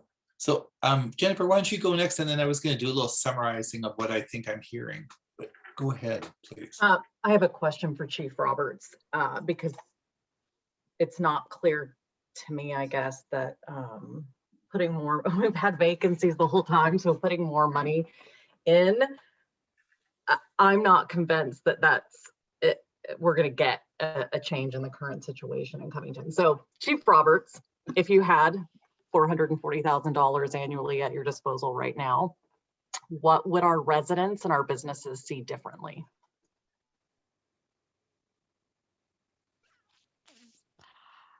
Well, the thing that we really need is more officers. In fact, I'd say the thing that we need more than anything else is another detective. In the absence of being able to do that, we have already funded a community care navigator. I think there's potentially, or you guys have funded a community care navigator. I think that would have been the next place that I would have gone for a need. I don't know what else I would do with that money. And what does an increased detective look like? You know, because we're hearing from our residents and, you know, businesses about crime. Mm-hmm. But, you know, does hiring more bodies fix it? And do we have access to those bodies? I mean, haven't we had a vacancy this for however long? Years, well, that's right. Yeah, and that is one of the tough things about the vacancies is that you know, I think I would have liked to have asked for an officer last year, But King County said, well, don't ask for one because all you'll do is pay for it for 6 months and then you'll hold another vacancy. But their inability to give us bodies doesn't change the fact that we need them. I haven't checked in a while, but last time I checked, we had about double the calls for service that Maple Valley has, and they've got 3 detectives. So what you would get with another detective would be a much shorter turnaround and an ability to investigate the cases quicker and get them sent to the prosecutor quicker, and a higher ability to do follow-ups and go a little bit deeper with them a little bit more quickly. And I'd like to add to it, because I think, Jennifer, you asked a really poignant, great question. And Megan and I have talked about this, and Megan hit on the one, an investigator, so we'd be able to investigate crimes more expeditiously, but we'd also be able to do something that we've really pulled back from, and that's emphasis patrols. Emphasis patrols are super critical, especially in our downtown core. And Megan talked about that one at Fred Meyer that we just haven't been able to do very much of. And then we'd be able also to have more officers on patrol at the same time, where right now we've had to pull back. Another potential option would be a community service officer. That would be a non-commissioned person that would wear something that resembled a uniform, but wouldn't be carrying a gun, and they would do community engagement. They would follow up on domestic violence cases if needed, or go out, check on victims possibly, maybe engage a little bit more with the retailers and go help. Like one of the things that our detective spends an astronomical amount of time doing that I'm always trying to farm off on our officers is chase around video from the stores. Because tracking it down and tracking down the person who can get the video and getting it before it gets deleted, and that can always be kind of challenging. So that there could be a potential to utilize a person in that way as well. Okay, that's helpful. And also this is an assumption, but people would have a much more likelihood of having a human contact versus an online form. Correct. Yes, that would. Yeah, absolutely. Yeah, I'm not a big fan of having stuff stolen from my car and just having to go online and fill out a form. I don't disagree with you. That's not exactly, that is not winning in the customer service department. I completely agree with you. Not exceptional customer service at all. No. Okay, that's really helpful. I'm just thinking about basically when I'm standing in front of someone, if counsel is going to go out and potentially explain why this is important, it's really critical that it A, is important, and B, that we know exactly how it would change their daily life. So that's helpful. Thank you. Yeah, you're welcome. And just to reiterate, I mean, about 45 minutes ago, Carla told you that from her research, she found that a reason why previous measures have failed was because the city didn't do a good enough job really identifying what are the specific things that would be funded. And so you're all saying now something, I think it's an important point about if you went to a sales tax measure, you would have to be able to tell the public exactly how you plan to spend this money. And Chief Roberts just gave you a couple ideas, and a couple of others of you have articulated other ideas that we could put into the hopper. Beth, why don't you go ahead and, because it is 11:14, I just want to summarize what I think I'm hearing all of you say. So Beth, do you want to go first? Thank you. Yeah. So I guess the other question too, to follow up to Jennifer's, is that if we stay with King County and we end up having this we'll have some extra money regardless, because we are probably losing some full-time officers, right? We know this.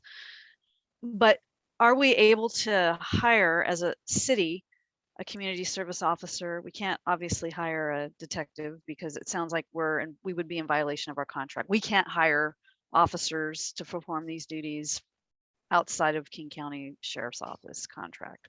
Is that correct, Regan? So Beth and I talked about this the other night, and that's something we're looking into. Mark and I have reviewed the contract about this. It appears that there's some difficult issues to it, but we could, the contract is not necessarily an exclusive right contract, so we could hire police, public safety officers.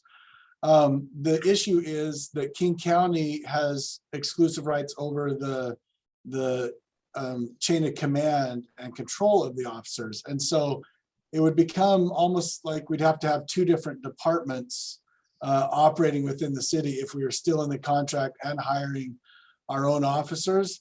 Mark and I have a meeting set up next week to kind of review this in a little more detail. Okay, I mean, I think that would be another option. That would be a great option to explore as a transitionary thing, but thanks. Okay, Megan, did you want to jump in here? Yeah, I just wanted to pop on that with the community service officer. I think that would be a different animal, and that potentially could be a city of Covington employee, and that would give the city a lot more control and the ability to hire and dictate, because it wouldn't be a fully commissioned officer. I haven't reviewed the contract, not the lawyer, but I believe that there are cities that have hired their own community service officers. Okay, good, thank you. So it's 11:16. We're scheduled to quit this conversation in 14 minutes, although we certainly can extend it, but I wanted to just take this opportunity to summarize where I think you are right now. So these are the different ideas that have been expressed. And for example, the first one, I've heard no one talk against it. The idea that you would talk with CEDAS and the Chamber of Commerce to conduct a survey of community businesses to ask them, would you be willing to have the B&O tax if it were for public safety? So that's one thing. The other strategy is the sales tax being put on the ballot in November of 2022 to generate $440,000 per year. I think you are all in agreement that in order to have that be successful, you've got to be able to say how the money would be spent. And Megan said one idea is to get another detective to investigate crimes more quickly and efficiently. Regan put the idea about the emphasis patrol, and a couple of the others of you have suggested other ideas, even like mental health and domestic violence, people who could address those things. Then you've got the idea of exploring setting up a city police department, and it looks like you've got an organization that could help you with that. There's also the idea of beginning to explore the a South area police department, and Regan reported to you that he has already engaged with his peers in some of the Southeast King County cities on that topic. I also think this is further back in your conversation, but you made some comments about really engaging with the King County Prosecuting Attorney's Office in particular, also with the Sheriff's Office. And as Regan said, if you really wanted to make changes in the policies, especially of the Prosecuting Attorney's Office, you'd have to get a coalition of like-minded elected officials throughout at least South King County, but maybe throughout much of King County to do that. So you've got all these different strategies, some of which are near term and some of which are longer term. I also thought I would just mention, I'm sure you're all aware of this, but Dan Sederberg is not running for re-election. So you're about to have we are all about to have a new prosecuting attorney, and then Dow Constantine has more control of this, but he's apparently going to be appointing a new sheriff. Patty's just there temporarily. So you got some changes coming, but those are all the different strategies that you have identified today. And again, a couple of them are, well, at least one is short term, or two are surveying for the B&O tax and then the sales tax, and others are longer term. But it seems like there's also just a general consensus among all 7 of you to start to develop some kind of plan so that you can have more answers, at least some of this big picture answers as you go to the public. And then you've all talked about public education being so vital. So that's what I'm hearing you say so far. And you've talked about a committee, maybe being done by March, maybe being done by May. I don't know if you need to decide that today, but there's where I think you are. If I can add to that, great summary, Jim. I think it would be really helpful to have at least a couple of clear directives from council on what you'd like us to start working on with this. And I think 2 kind of low-hanging fruit that we could is get a subcommittee organized to start developing a plan.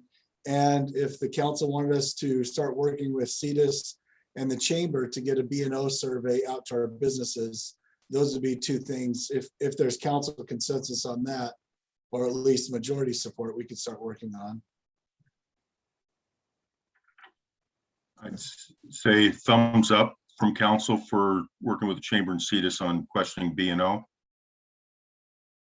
So I see a majority on that. Yep. And the other, I'm sorry, Regan, the The other one was the subcommittee that Sean brought up to develop a plan moving forward for police services in Covington. we'd have to make sure that that subcommittee is no more than 3 council members. Yeah, so if there were 3 that were willing to do that right now, we could, if council wanted to, select those now, or if you want to select it later, could do that. Well, Joe has his hand up right away. Sean, you brought that up. Is that something that you'd like to desire to be on that committee? Yeah, I can help with that. Okay. And then I'd like to be on it. Okay. And then Beth or Christina, you both have your hands up. I think Beth got her hand up first. Okay. All right. I guess you have your 3 committees, Beth, Joe, and Sean. So from what I'm getting, then I just want to make sure I'm clear. Sorry, Jennifer, did you have something? I was just going to jump in and say, are you addressing multifaceted approach or just the funding? Because I still believe that there's not one solution to the issue. Great clarification, and maybe Sean can speak to it, but my understanding about the subcommittee was to determine how we want to move forward with whether it's contracting or have our own department. And well, I think we could see, depending, I mean, I'm obviously not in charge of the committee, but I was thinking it would be, you know, we look at a whole host of these things. And like I said, there's things going to be educated. There are messages that need to go out at multiple levels. So things the individual can do, things the city can do, things businesses can do, things we can do with our current structure with the county and our prosecutor, and things we can do if we want to become an independent city. So I think one of the things maybe we can do on this committee is come up with those different options and then have the council come up with a determination of which path we want to go. But to get to Jennifer's point, I think it is there are multiple things that need to be done. So, you know, basically saying that not only on the public safety aspects, but also on the mental health and human services aspects too. So I think it would be part of that to say it's a yes and kind of answer. Okay, thank you. Thanks, Sean. So I just wanted to clarify what I'm understanding is the 2 directives for staff right now to start working on are to help form the subcommittee. We'll have a couple of staff members join with Sean, Joe, and Beth. And then the other item is to develop a survey that we'll present to CETUS in the chamber to push out to our businesses on a potential B&O. And I'm happy to come speak to the chamber board about it. That way it's coming from, since council was unanimous on bringing that to if you feel that would be, I'm happy to ask. Yeah, if you'd like to, that'd be great. I'd be happy to. Just let Dana know on the next chamber board meeting at the end of February, if you guys are still meeting at the end of the month. Okay. Now, I'm going to ask, I'm not going to use the phrase low-hanging fruit, but all of the council members, I think, Jennifer, you stayed silent on this. Joe, you were the only one to oppose the idea of the ballot measure in November. But I kind of interpreted your ballot, when you said no, to be a challenge to everyone. So is there another thing where the staff or working with some council members should be working on what would that specifically pay for? And if you could answer that question sometime this spring, then maybe all 7 of you would feel comfortable saying, let's proceed. That would be a yes from me. I'm more in alignment with where Joe is. I am not comfortable ever asking for money unless it's very clear what we're doing with it. And that's for my own pocketbook as well. So then is that a matter of like the staff takes the lead in developing something and bringing it back to all of you at some point this Well, spring the to say, subcommittee, I feel like the subcommittee is honestly taking that piece on. If the subcommittee would take on the B&O tax too?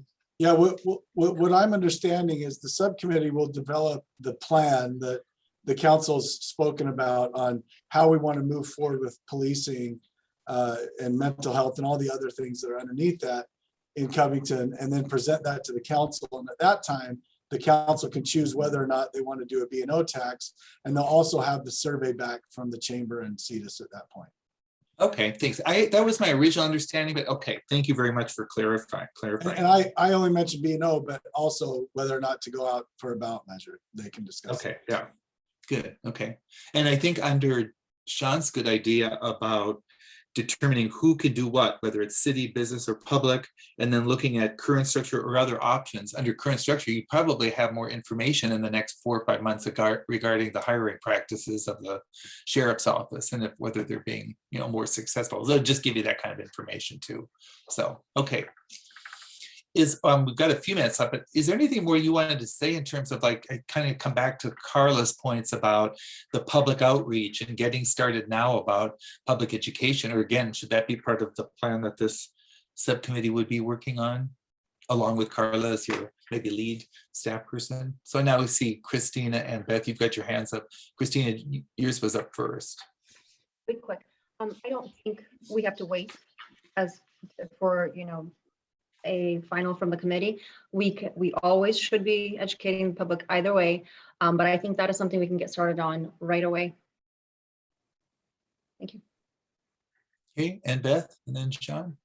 Yeah, I think we do need to tread carefully about how we start, if we do start right away, because there are certain questions we want to perhaps get people's opinions on, but we don't want to set them up for making a decision one way or another since we haven't decided yet what that would look like and we don't have a lot of concrete information. So whether that's how that looks like without violating Public Meeting Act or Public Records Act, it's I think helpful to start just planting a rhetorical question for people so that they can start thinking about it, so that when we do start having further discussions, we can maybe get some different feedback. I'd like to say a survey. I know where everyone's surveyed out, but so maybe not an official survey, but letting people know what's coming down the pipeline and what we will be discussing and some decisions that will be made this year, one way or the other, could be the first step. Well, is it even a matter of educating the public about the problem? I remember Christina saying that possibly some of these crime statistics should be put on the city's Facebook page or whatever, just trying to get the public thinking about this because maybe they aren't aware of it. Exactly, and let them know that we did have this discussion and here's some things we're thinking about. We're viewing all the options. We want to make sure we do what's best, and that type of a scenario, and let them be aware of the process the path that we're on, I guess, but we don't know where it's going to end up yet. Okay. Jeff and Sean, you had your hands up about the same time, so maybe Sean first. Go first. Okay, Sean. Yeah, I think I don't think we should wait. I do like Beth's suggestion that we be clear in what we're saying, but there's no. I mean, we made a decision today to have a subcommittee, so I think we should put that out and say we're starting to address ways of how to respond to this new situation we're in, the rise in crime. The city takes us seriously. We formed a subcommittee that's going to come up with a plan that could include potential new revenue sources. So yeah, I don't think there's any reason to wait. We don't have a lot of time, so. Okay, thank you. And Jeff. That's a perfect lead in, Sean, because I was going to say, because there's not enough time, I would like to, within reason, to hear like updates either once a month or at our once a month at a council meeting, or even if you have it each council meeting for updates from the subcommittee or from staff on this. But I don't want to rush it, but I also don't want to be pushing it off. So I want to be within reason with what Regan and Sean, what you both feel about bringing information back. But by bringing it back at a council meeting, that puts in the public's eye that we are doing something we've heard, and here's what we're working on so far. Casey and then Jill. I was just going to mention, I forgot to mention this, but we were talking about what may be some competing interests with other folks that may be having ballot measures, like the fire district and the school district. So just for information, the fire district doesn't have anything planned for the next 2 years. And then the school district said that they have a maintenance levy that's up in February. And then depending on how that shakes out, they may have something more, but that's just for information. Thank you very much. And Jill. Thank you. So I am making a slight detour in our conversation. We're talking about public safety, and as we all know, we are short-staffed, and we're about to get even more short-staffed because of Executive Constantine's vaccine mandate and his unwillingness to add a testing option. After hearing what Chief Roberts said on Tuesday night, I have been quite angry with King County, as some of my earlier comments may have suggested. And I have been racking my brain, and I would like us to see if we can't, I know individually we can do only so much, whereas a whole and regionally, we might be able to do more. So after speaking with Mayor Wagner and Beth a couple of times this week, I'm asking that we put together a letter that and send it to as many different cities as we can to get their sign on and their buy-in for regional support to ask Executive Constantine to end his vaccine mandate, but also to add a testing option, as we know the sheriff's office is for that, and many other contract cities are for that. Because as we've learned today, 20 to 25% of the sheriff's department will be missing within a month. That harms our public safety. So I'm asking if we can have a special meeting this week to get this letter out. I don't know if it's going to save any jobs in the next 2 weeks, but hopefully it saves jobs and gets the people that have lost their job back. So I'm just asking if we can get a special meeting this week. I have begun a letter, and I have willing to share prior to the meeting after some edits, because it's still a work in progress. So Regan, and sorry, John. So if council wishes to do, if the majority of the council wishes to do a special meeting this next week for 15, 30 minutes, whatever it is, what's the process that you'd like to see done, and how would this letter need to be brought back to council? So we would just need a majority of council to agree to a special meeting, and then we'll set it up. The agenda has to be posted at least 24 hours in advance. So as long as we can get it posted in time, we'll schedule the meeting based on when we can get it posted.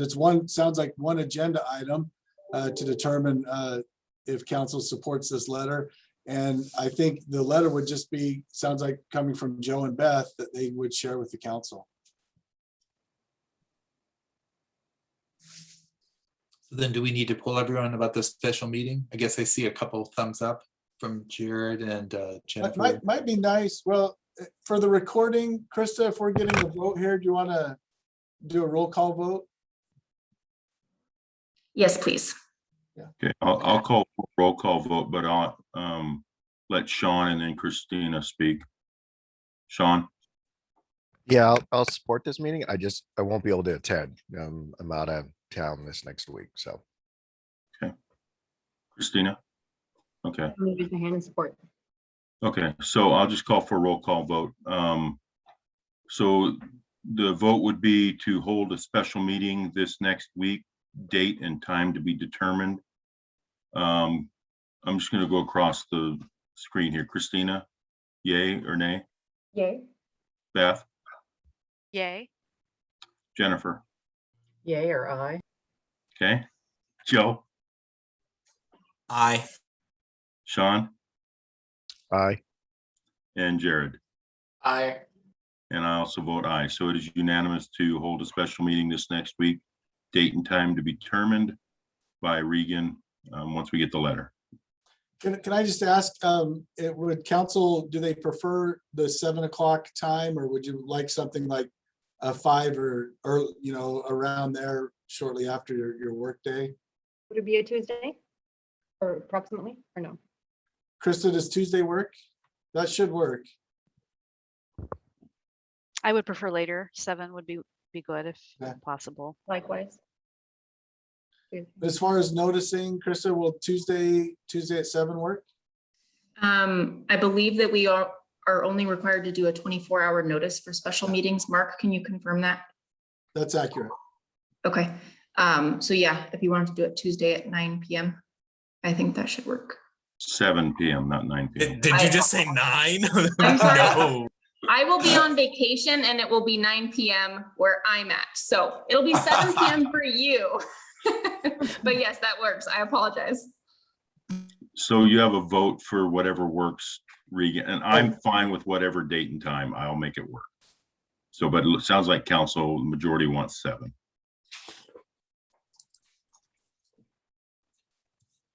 Thank you all. I'll turn it back over to you, Jim. Sorry. Okay, no, we wanted to wrap this up, so thank you. So it's 11:37. We said we would take 1/2 hour for lunch, which mean coming back around 12:07. Do you want to just make it 12:10 or 12:15, but just something like that? Well, 12:15. Well, I voted for 15, but okay. Okay, I think that'll give us enough time. So 12:15, we'll be back, and then we'll launch into the discussion about transportation. So thank you all very much. Thank you. Joe. Chris, I think that means you can turn on the recorder. Welcome back. Thank you for a very good morning. That really was a very interesting discussion. I felt privileged just as a citizen to watch you all in action and hear your good questions and all of the discussion you had with Regan and Casey and the chief. So that was very interesting. Now we're going to move to the subject of transportation, and we have basically the same types of questions, looking at what is being done today to address the transportation needs of the community. Why are you possibly falling short in terms of funding? What are the different options? What would be the benefits or the outcomes of using those different options? What are the pluses and minuses? And then again, asking you, how do you want to proceed? And we are, in this case as well as public safety, looking at the possibility of a ballot measure that being submitted to the citizens. But there are other options as well that we will talk about. I just wanted to make a technical note that we're running about 15 minutes behind our agenda, and I made some adjustments to the times through the rest of the day. I know some of you were calling me during lunch saying, please allow us to stay till 5:30 or 6, but I don't think we should do that today. You'll be working hard enough. So anyway, I just figured you wanted to hang around with me for a while since it's only a once a year occasion. But anyway, we'll make the adjustments and we'll still be out of here at 3:30 as we said we would be. And with that, I'm going to hand it to Regan and to Don. And Casey as well, I should say. Yeah, we'll do it just like the last one. Don will do a presentation on needs and what's going on in the community. And then Casey can talk about possible funding options. So go ahead, Don. Thank you. Had to get everything situated here now that Casey's presenting for me. You can go ahead and probably put it in. I'm giving it a shot. For some reason, it's not doing it the same way it did it before. Okay, hold on. You guys told me to click on something. Display. There we go. There you go. Here you go, yes. Perfect. Thanks, Casey. Thanks, council. And thank you, Jim, for doing this as well. We always appreciate that. So let's talk about transportation and street maintenance. So next. So our existing conditions, how are we doing to ensure we have a reliable transportation network? And so I want to kind of talk about two different aspects. One is the capacity projects, and then another piece is we'll talk about more of the preservation maintenance. And so this first piece, capacity projects, that's basically widening, includes motorized and non-motorized. Next. Then when we talk about funding of these pieces, it's really, there's a lot of grant opportunities for these types of projects. They're very expensive. We're talking, usually in the tens of millions for these projects. So very expensive for cities to cover those costs. So it's nice that there are multiple grant opportunities for those. That's also eligible for traffic mitigation fees, whereas maintenance and safety related projects are not eligible for traffic impact fees. Next. So as far as capital, our focus has been two main pieces, our Covington connector project and the 516 corridor. There's obviously other projects that are around the city as well, but this is kind of the biggest focus and some of the relief for helping the so-called Covington crawl. So as far as where we're at with the Covington connector, that's fully funded. Phase 1 is about 90% complete. And I'll just pause here too. I am trying to look at two different screens. I'm happy to you guys to ask questions along. So if Jim or someone can facilitate that, I'd appreciate it. I'll try to look every once in a while back and forth. But so we're about 90% complete with that 204th project. They're focusing on the signal installation and right now and finish up some of the concrete work. So we're excited that that's kind of in the winding down phase. The phase 2 for that project, SR 18 256 interchange, so the other end, that project just got started. They have set up their traffic control, they've done their clearing, that type of thing. So exciting that that project's going. Then phase 3 is kind of the project in between that links both of those. We're hoping that that gets done, gets started, I should say, this summer is the plan. Still a little bit, the delays with that had to do a little bit with the kind of drying out, so to speak, of that site. So looks like we're on track for that to happen. So we're hoping that that piece gets underway this summer. And then the 516 corridor, we have 1127 Jenkins Creek to 185th. That just re-advertised this last week. And so we're excited for that. We're obviously fingers crossed for the bids to come back on that project, which would be later on in February when we expect that, and planning to have that project under this spring. 1128 is has design and right-of-way funds on that, so that's underway. And then 192nd to 204th and 204th, the East City limits, are pending legislative funds. So I bring that up to say we're actually do pretty good in the category of funding transportation projects. I think these projects you're talking about all total, it's over $60 million. So that's, if we got, and majority of those funds are coming from grants or legislative appropriations and that type of thing. So that's huge numbers that we're talking about, and not funds that are easily or usually cannot be funded by cities because of just the large nature of that. Next. So the next piece is talking about more of the preservation, street maintenance. Those features, you're talking about asphalt overlays, pavement repair, panel replacement, grinding. So again, more of the maintenance aspect. Next. Funding for that is street fund. Very limited grant opportunities. Not a lot of people wanting to pay for maintenance. And it's not eligible for traffic mitigation fees. Next.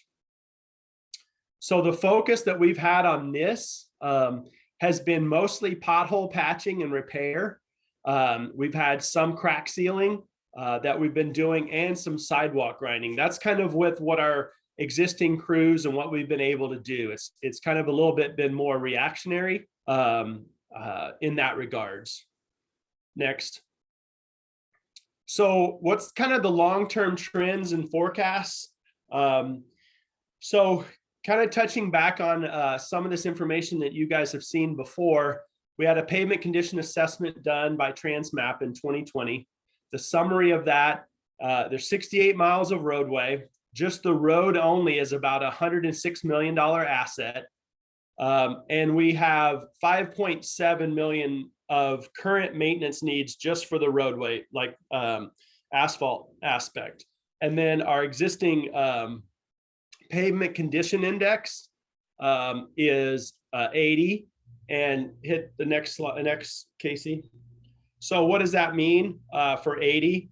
We're right now for a pavement condition index of, we're in the satisfactory range. At 80 is actually pretty good. You see we're in kind of the bright green. So that's good for an overall. So that's basically our average for the whole city. So that's really good in comparison to some. But we'll see here in a little bit what needs are there. Like I said, there is some deferred maintenance, and that can drive where that that decrease or decay in that PCI. Next. So a little bit as I was showing you is the pavement, asphalt pavement deterioration or that decay, basically just showing the cost of timely maintenance. So if you look at the bottom is years, we're kind of showing a 16-year life cycle for pavement. It can be longer, it can be shorter at times, but around there, a lot of times we say 20 years, but this gives you kind of an example. If you see the decay, the blue line, it starts if at say a 10 or 100 in the case when we're using the PCI. In the first 75% of its life, the first 12 years, you see that it shows a 40% drop, but the last 4 years or 25%, you'll see a 60% drop in that last, well, it's not to the end, it shows another 40% in 4 years versus 12 years. So you see that each dollar of renovation in that first cost is about 4 to 5 in when you have to repair later on and you're waiting. Next. So routine, basically what that comes down to, routine maintenance equals long-term savings. As I said, fair condition or worse, when you get down into those areas, then it's taking you 4 to 5 times more to repair the road than doing it earlier on in its life. Next. So coming out of that, and these are some of the pieces that you guys saw last year, coming out of that assessment, pavement condition assessment, there were some scenarios for what happens if we do nothing or don't put anything into pavement repair. And that's kind of what this graph is showing. It's showing, and I don't see the years at the bottom. It should be that first year where it says 76 on the graph down at the bottom. That should be 2021 as it's showing in the table up above it. So that's if we do nothing. You see that the PCI index just drops year to year. And then you have, and you can see that deferred maintenance, the green bar increasing each year, which is also reflective in the table above. Next. So we kind of looked at, well, what would be if you wanted to maintain your 80 PCI, like what would that take to do? And this program that kicks out this evaluates all of the, if you recall, just a reminder, it goes through and looks all the cracks. They have a algorithm that goes through and evaluates all the roadway. They drove all the roads in the city.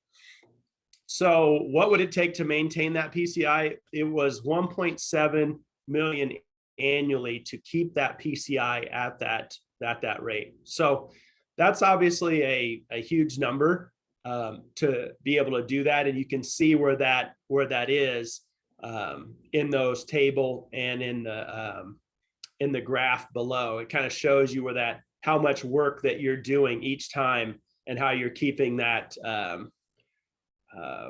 that condition at that same around 80. So We obviously wanted to do some other pieces because we knew we couldn't go to 1.7 million. Like, what are some other options? What does that look like? So next. So we just kind of, I just did a quick graph of this, showing you what those scenarios were. The graphs on there, the orange line is the do nothing line that shows you the PCI decaying at a faster rate. And then the gray line at the top is the 1.7 that we just talked about.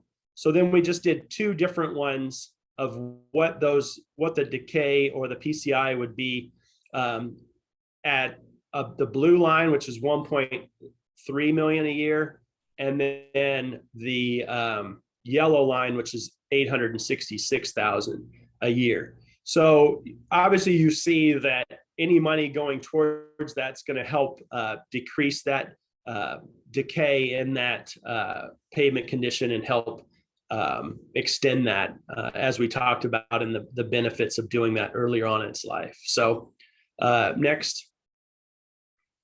So what is the city's kind of current strategy, or what are we doing to address this in the future? So one of the great things that we did, and I mentioned earlier, is that we allocated about 230,000 towards deferred street maintenance, and we administered those 3 small works projects.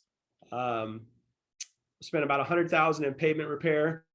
The actual sidewalk panel, I didn't get to adjust. This one is around 101,000 instead of 115, and then 8,000 for the sidewalk grinding. So with that was huge in that we've got a number of things that are on the list for the sidewalk panel, and then also some areas that we were constantly going out and fixing potholes on a regular basis. So that really helped us in those areas. There's still obviously more that we need to do, but that was super helpful in that regards to allow us to focus maintenance needs other places when we were able to do those contracts. We also had a street maintenance worker that was hired in late 2021. So that's also helping us to be able to react to particularly like potholes and things along those lines. Next. So a little bit of a strategy, how can we go about this? So seeing how beneficial the deferred maintenance work was and having kind of small contracts, I think that's one way we could go about this. I know that it was in trying to think of a strategy or whatever, I was trying to come up with what could we do moving forward, knowing that I think it's important that we invest into the pavement repair and those types of fixes if there's additional revenue, but kind of trying to do something that could be scalable, or at least give you kind of like, here's what options are out there. So one of the things that I said was, I think it's helpful to have these sidewalk panel replacements, 75,000 annually. And I think that as what we're seeing is as tree roots and things like that are coming in, a lot of times we can grind those and that's fine for a while, but then it gets to a point where you can't do that anymore and you have to replace that. I think there will be some pieces where we won't need to allocate that much for panel replacement, but I think that starting off annually, if we allocated that for panel replacement, I think that would be good. And like I said, you could move that to pavement, because you'll see that pavement is going to, it'll take up as much as we can give it pretty much. So next, I think the 5,000 towards sidewalk grinding. Again, I think that if we stay up on that, I think both those numbers would go down, and we could allocate again money towards pavement repair. But at least having some amount of money in that for grinding would be helpful. And next one. And here's the piece where I was like, okay, what could we do at a minimum? Because I think we, we need to put something towards there. Obviously the 1.7, I understand that's a big ask, but at least having, I had to come up, I feel like, with like, what would be like a minimum that we could still have some sort of payment program that we could still start working towards. And I thought that 400,000 at a minimum would be something that we could do to have a regular program. Obviously the PCI will decrease because we're not keeping it that 1.7 million a year. But we would prioritize the needs based on the best use of those funds. We would reevaluate those needs and funding in the future. And I think we continue to, that's some of the things we have been doing is lobbying to say that maintenance is a key portion that's difficult to get funding for. I think we continue to do that and try to get funding for that. I think that a little bit of the challenge that we've had that we've been successful in the past was through TIB grants. We were able to get some preservation funds, but because of our assessed value of the city, we're no longer eligible for that bucket of money. And so that's the reason why we haven't. The last one I think was the one on 192nd in Timberlane, 192nd, 194th around the clubhouse. That was the last one that we had in that regards for that funding. So we're trying to find other ways to get funding. So there is some, it's just at a lot reduced rate and a very competitive. So I think we would continue to try to do that, but having some funding in there that we could have a regular program. And that might mean that we have 400,000 annually. That could mean we'd bank it for 1 year and do an $800,000 overlay program. In every 2 years or something, we would evaluate those things. And that could also mean a lot of seal coats where we're not just chip sealing or crack sealing, where you see all the cracks all over the road, but more of a solid seal coat over the whole roadway, which is better and obviously will last a lot more and do a lot more benefit in those regards. So by having money into there, we could prioritize and come up with a program that's tiered to utilize those funds for the best strategy. Next is that, I think that's now into your category, Casey, but I was like going to pause. I don't know if anybody had any questions or anything at that point. Yeah, does anybody have any questions of clarification on the things that Don just presented?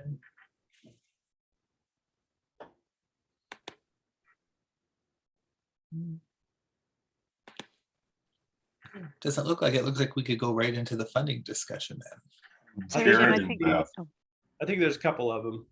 Oh, I'm sorry, I didn't see. Okay, here they come. Okay, Beth, why don't you go and then Jared, please. Oh, thanks, Jim.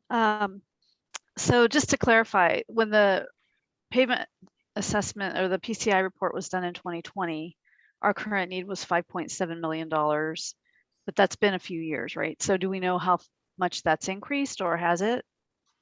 Yeah, it's kind of a constant thing, right? It's constant in decay, right? As soon as you put something, it will start eroding and decaying. I don't have an exact number, but I think based on some of the projections that I saw, that delay pushes that to like closer to 7 million already in that timeline. So we're getting closer to that number is what I would say. I mean, I can definitely look into that and get back to you on a more specific number, but I would imagine that number's right around there.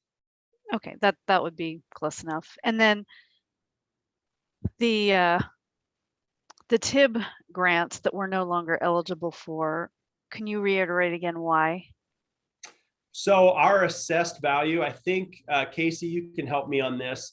I think it's 3 billion or 3.5 billion that we went above. I don't know if you remember what our assessed value is. I could probably tell you, Casey, if you remember what it is, but that threshold, once that went to there, that was when we were no longer. So it basically says a city's assessed, if a city's above assessed value of, I think it's 3 billion or 3.5 billion, you're no longer eligible for these preservation funds. So essentially, if we get too big, we can't do that. Right. Okay. So that TIB bucket is kind of for smaller smaller cities, so to speak. So yeah, that's where that's at. And we were close on the last one, and TIB kind of let us go through even on the last one, and we were technically at that limit, but they let us go through. So and fortunately we were selected for that too. So that was that 192nd I talked about there in Timberlane. Great, thank you. And Jared, do you have a question or comment? Yeah, I was glad Beth asked that. Answered basically my main question. But the other one is, what the heck is sidewalk grinding? Great question. It seems counterintuitive. So say you just have a lip. So every 8 feet or so, 10 feet, it doesn't matter. There's panels, right? So each sidewalk has a set length or whatever. Well, usually it's roots that's growing until it can lift that and lift the edge, and it creates a lip on the edge. And so you're just grinding that edge off so it's not a tripping hazard. So that's what it is. So usually sidewalk panels are anywhere from 4 to 6 inches thick generally. And so if you get more than a few inches, then the integrity of that, you can't really grind it anymore. And that's when you get into kind of replacement. So just imagine kind of a raised lip on a sidewalk, and it's just coming in and shaving that off so you don't have that lip. Okay, thank you. And any other questions?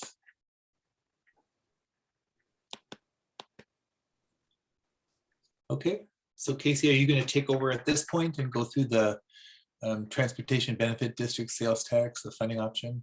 I will here. Somehow it bumped me back to my original screen. So let me see, I might have to start over here. There's actually sun shining in my window, so I can't see, which is crazy. What? But I'll take it. All right, apologize. Let me get back to where we were.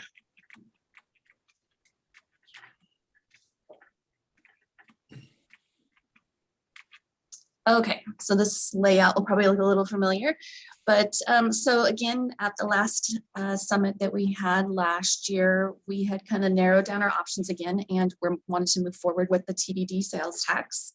So this is just a little information on that, and then you'll see on the next slides the alternative funding sources that are basically exactly the same as they were for the public safety, except for one caveat that I'll show you. So for this one, you're allowed to do a sales tax up to 0.2%. The revenues are completely restricted and have to be used just for transportation.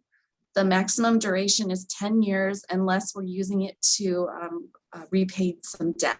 So if we took this money and bonded to do a big project, we could go beyond those 10 years. And we're also allowed to renew this once. So the only thing with this sales tax is it's got a maximum of 20 years. So we have 10 years, and then it's got to go out for a vote of the people again, and then we can do an additional 10 years, but that's it. So it can be used for construction, maintenance, and operation costs. It does require a voter approval, and this one's a little different. It can be done during any election, so special, primary, or general, and it can be approved by a simple majority. And a rate increase of the 0.2% would generate approximately $1,097,000 annually, and it would equate to about 20 cents on a $100 purchase. So again, I won't go back through all of these again. What I will touch on is the other one that's just restricted to street transportation. So again, we've got the emissions, business and occupation, the business head, levy lifts, and the utility tax increases. But what our other option also is we currently have the $20 TBD fee in place. What we are allowed to do councilmatically is to impose an additional $20. And after that has been in place for 24 months, we could impose an additional 10. So for each $20 we increase, it would be an additional $361,850. So we do have, that is just another option that we have if we don't do this TBD sales tax. So if we choose to put a ballot measure on, again, this looks really similar to the public safety, except we're also allowed to do the February special and the April special. we've, missed our opportunity for the February. The April special, we would have to give notice by the end of February of this year. So we're getting really close on that one. And then we've got the same deadlines that we had with the August and November. So with the August primary, we would need to notify the county by May. And then for the November, we would need to notify by August. And again, it's just the same kind of dollar amounts. If we were to move forward, it would cost us $40,000 during a general and $30,000 during a primary or special election. And this probably looks familiar too. This is the slide that Carla gave us for the public outreach. It probably changed a little bit depending on our strategy for putting forth transportation. I don't know if you want Carla to speak to that again, but those are just a couple of our options. So we have the sales tax that it could potentially bring in 1.1 million, or we could increase the TBD fees an additional 20, wait 2 years, and then an additional 10. So just a couple different options there. Okay, thank you, Casey. Carla, do you want to add anything at all? I know this is a little bit similar, but maybe there's just a bit of a different angle that you want to mention regarding public outreach. No, I mean, it all is very similar depending on, the topic and what we choose to do. At least with this, we do have a couple of past ballot measures to learn from in improving the communications. So other than that, but it's pretty similar. Okay, thank you. Just for a little history, I guess I can bring that up. So this, we brought this TBD. We've tried to pass this 3 times in 2013, 2015, and 2018. Of course, they failed, but so 4th time's a charm maybe, but that's just what's out there. And then there was one other revenue source I forgot to mention. I didn't have it on my slide, but because it's currently dedicated to our debt service, but our REIT funds that we have, the first quarter percent that we have, it's REIT 1, we call it, can be used for maintenance. It's we can use $100,000 or up to 25% of our available REIT funds. So for us in any given year, that might be between $100,000 and $125,000. But again, we're locked into our debt service payments until 2027. So not something that we could do right now, but in the future. Okay. What are your comments or questions or thoughts, council members? If I can add one more thing, Jim, too, really quick. Yes, go ahead. On the public outreach, I kind of mentioned this earlier. I think one of the things too, a lot of times when I hear, excuse me, fixed transportation, I think we just want to make sure with whatever direction we go is, I think, what is even shown on here, that saying transportation may be too general, because a lot of them are talking about, hey, fix my actual movement or the delays that I'm experiencing in that sense of the Covington crawl and that type of thing. So I think sometimes when you hear people ask, and I'll usually probe a little bit more when they say, hey, fix transportation or whatever, I try to get a little bit more details of what that is, because is it, hey, I recognize the need for, maintaining roadways, or is it more so fixing delays? And a lot of times I feel like people are more so referring to the actual delays in traffic, although, right there close is those that say, no, I see the potholes and the different aspects of that. So I do think that that's sometimes a difficult message or whatever to try to get that and explain those pieces, but wanted to add that. Good, thank you. Any other questions, or do you want to start providing some of your reactions or your thoughts about the direction forward and the different options? Joe, yes, sir. So unlike the last ballot measure we talked about, this one, we have a plan for it because we can only do one thing with it. And that's transportation. I like that idea, but my feelings on it are, we've asked multiple times and we've gotten rejected multiple times. So my fear is we've improved the messaging on it each time. What more can we do to actually improve the messaging on? We all want better roads. We want better sidewalks. We need better lighting in certain areas of the city. And that's what this is all going to help pay for. But how do we present that message in a way we haven't before? And I'm always, when it comes to transportation, I'm always fearful of sending something to the voters because we have a very good history with putting taxes on a ballot. None of them have ever passed. And a lot of people are very happy to keep that streak going. They would like to keep batting 1,000 at the no on that. So how do we change the messaging on it this time? Because we all know we need overlays. We know we need new sidewalks. We know we need sidewalk grinding. We know we need better lights. What do we do? How's our messaging going to really work on this one? Because I've talked with people and they say, yes, we agree. We want these things, but we don't think you're going to actually use this funding for that. So how do we message that better? It's just my question. Good. Beth, why don't you go ahead, please? Or Carla, just raise your hand about messaging. Did you want to get in here about messaging too, Beth, or should I let Carla go first? You can let Carla go first. That's fine. Okay, Carla, what was your kind of reaction? Well, I was just gonna say, Joe, you're absolutely right. What does the fourth time around mean?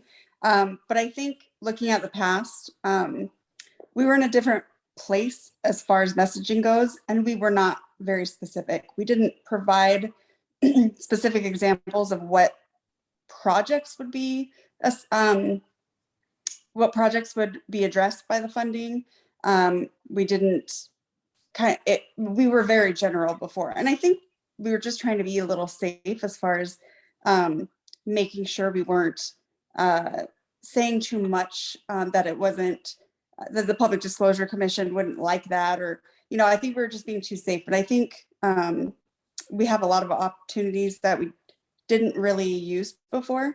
Also, we didn't have a lot of personal interaction in the past. So, we didn't have council members going out specifically, you might have been talking to your constituents, your neighbors, that type of thing, but we didn't make a concerted effort to go out into the public and actually talk one-on-one. So people didn't get to hear those conversations that you mentioned, Joe, like when you actually talked to somebody and got to explain it, they were like, oh, I should have voted for that. I got that a lot. But in just the messaging we did at that time, I don't think people were really connecting the two. It was just, oh, you want more taxes for roads? Great. So those would be my suggestions. Thank you, Carla. Beth, do you want to go ahead? And then Regan, I think you want to jump in too.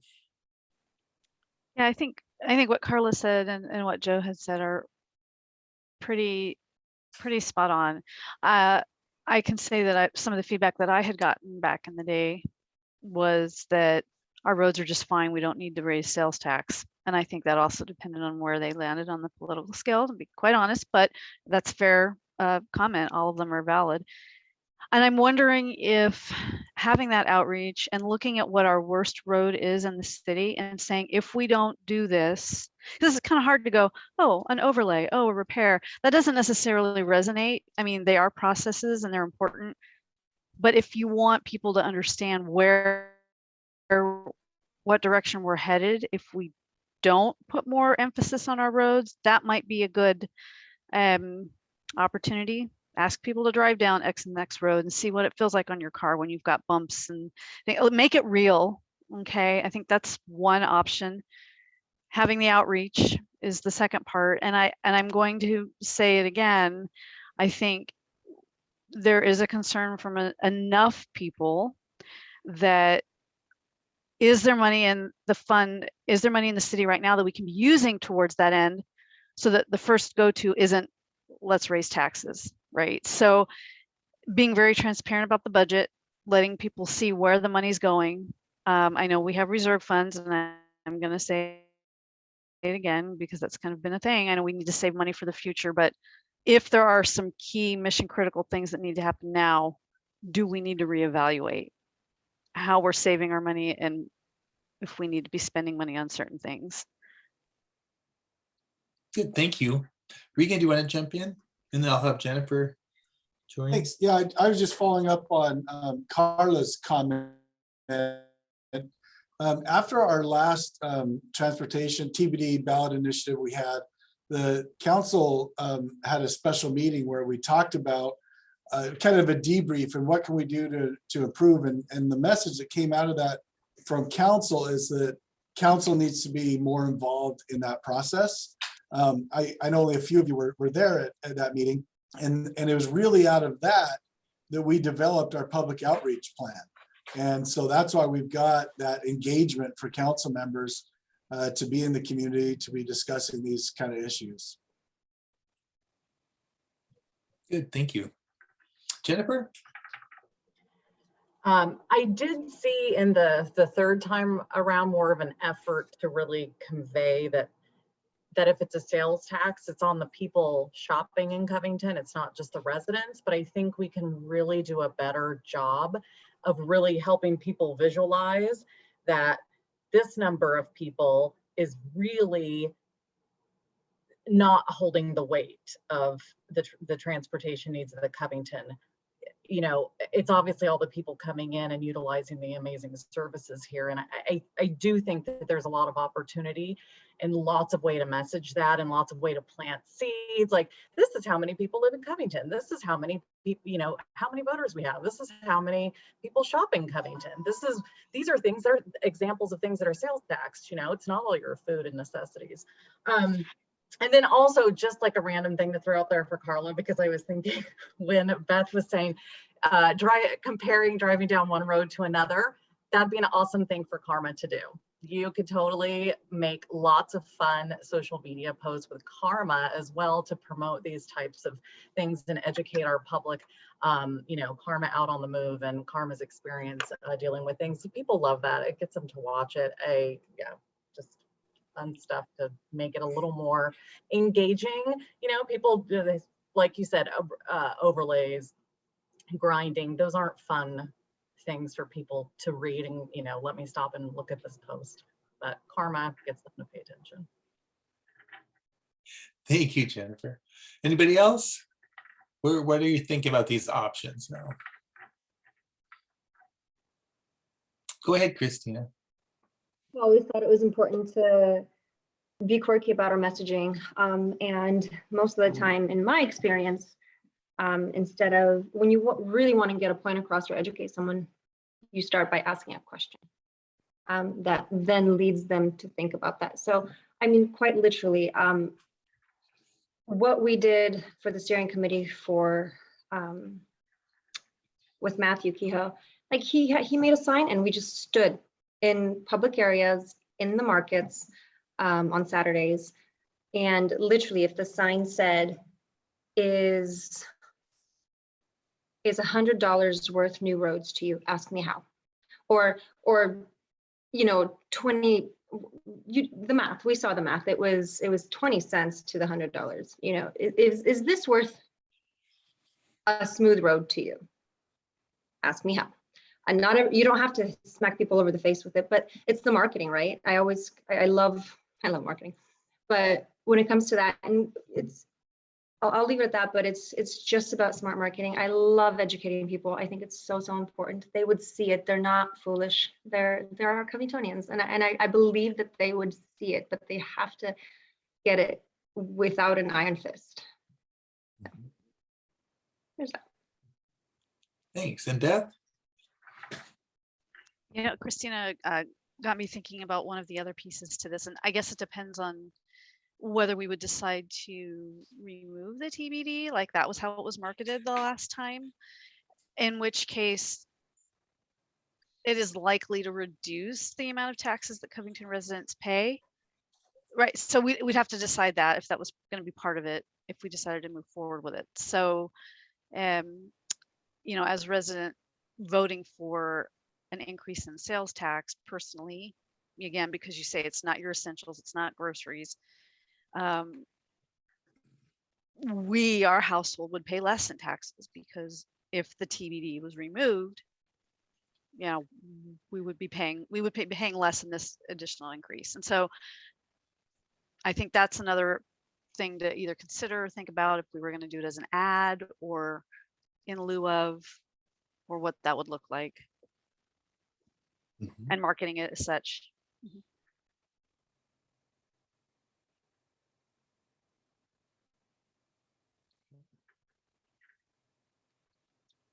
Other thoughts?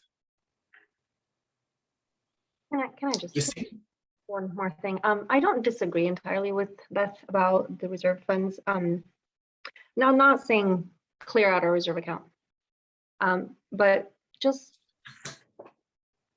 some, and for the highest priority. Maybe it's a discussion worth having in the future. I don't know. I'm not certain, but I think it wouldn't hurt to discuss. That's it.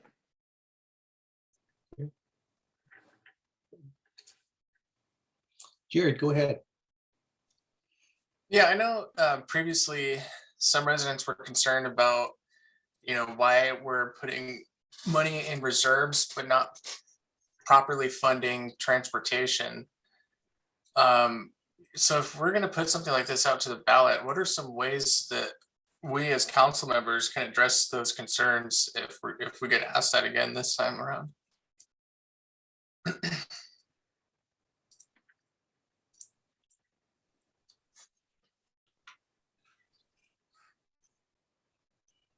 John, go ahead. Okay. I think one of the things that I would say with that too, keeping in mind that, this is a big, I guess, for lack of a better term, elephant type thing. So, how do you take care of that?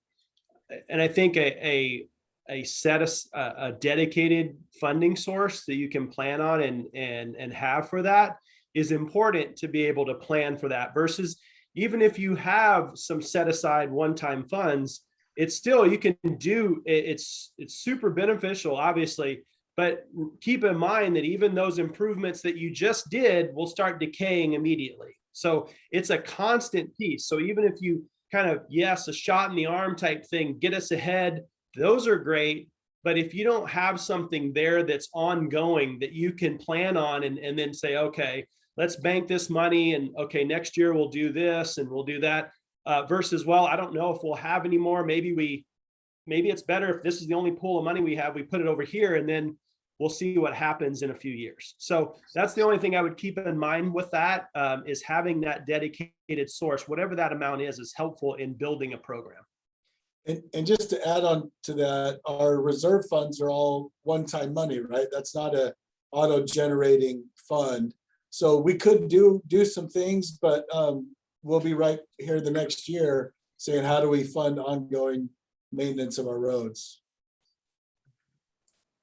If I may, I completely agree. I don't think that this is the answer. It might be just a very temporary, a very temporary solution. But I completely agree that we have to figure out an ongoing source. I don't think Beth disagrees either.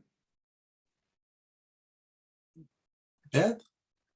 Yeah, and I mean, just to tag on to that, like it needs to be marketed that way, I think, is part of the messaging. I would certainly never suggest emptying out all of our reserve funds to pay just for one thing. I mean, we need to have long-term, there needs to be some long-term stability. And to your point, Dawn, we need to have a regular revenue that can be planned on, because some projects take time to plan and you have to know you're gonna have the money to be able to do that. So that isn't what I was suggesting, but I think it helps to say, hey, maybe we need to move some money into move a little more into the road fund to help augment, because then it shows that we're trying to augment this. We understand the need and the desire, so we need to maybe put a little bit more into it initially just to jumpstart some of the projects.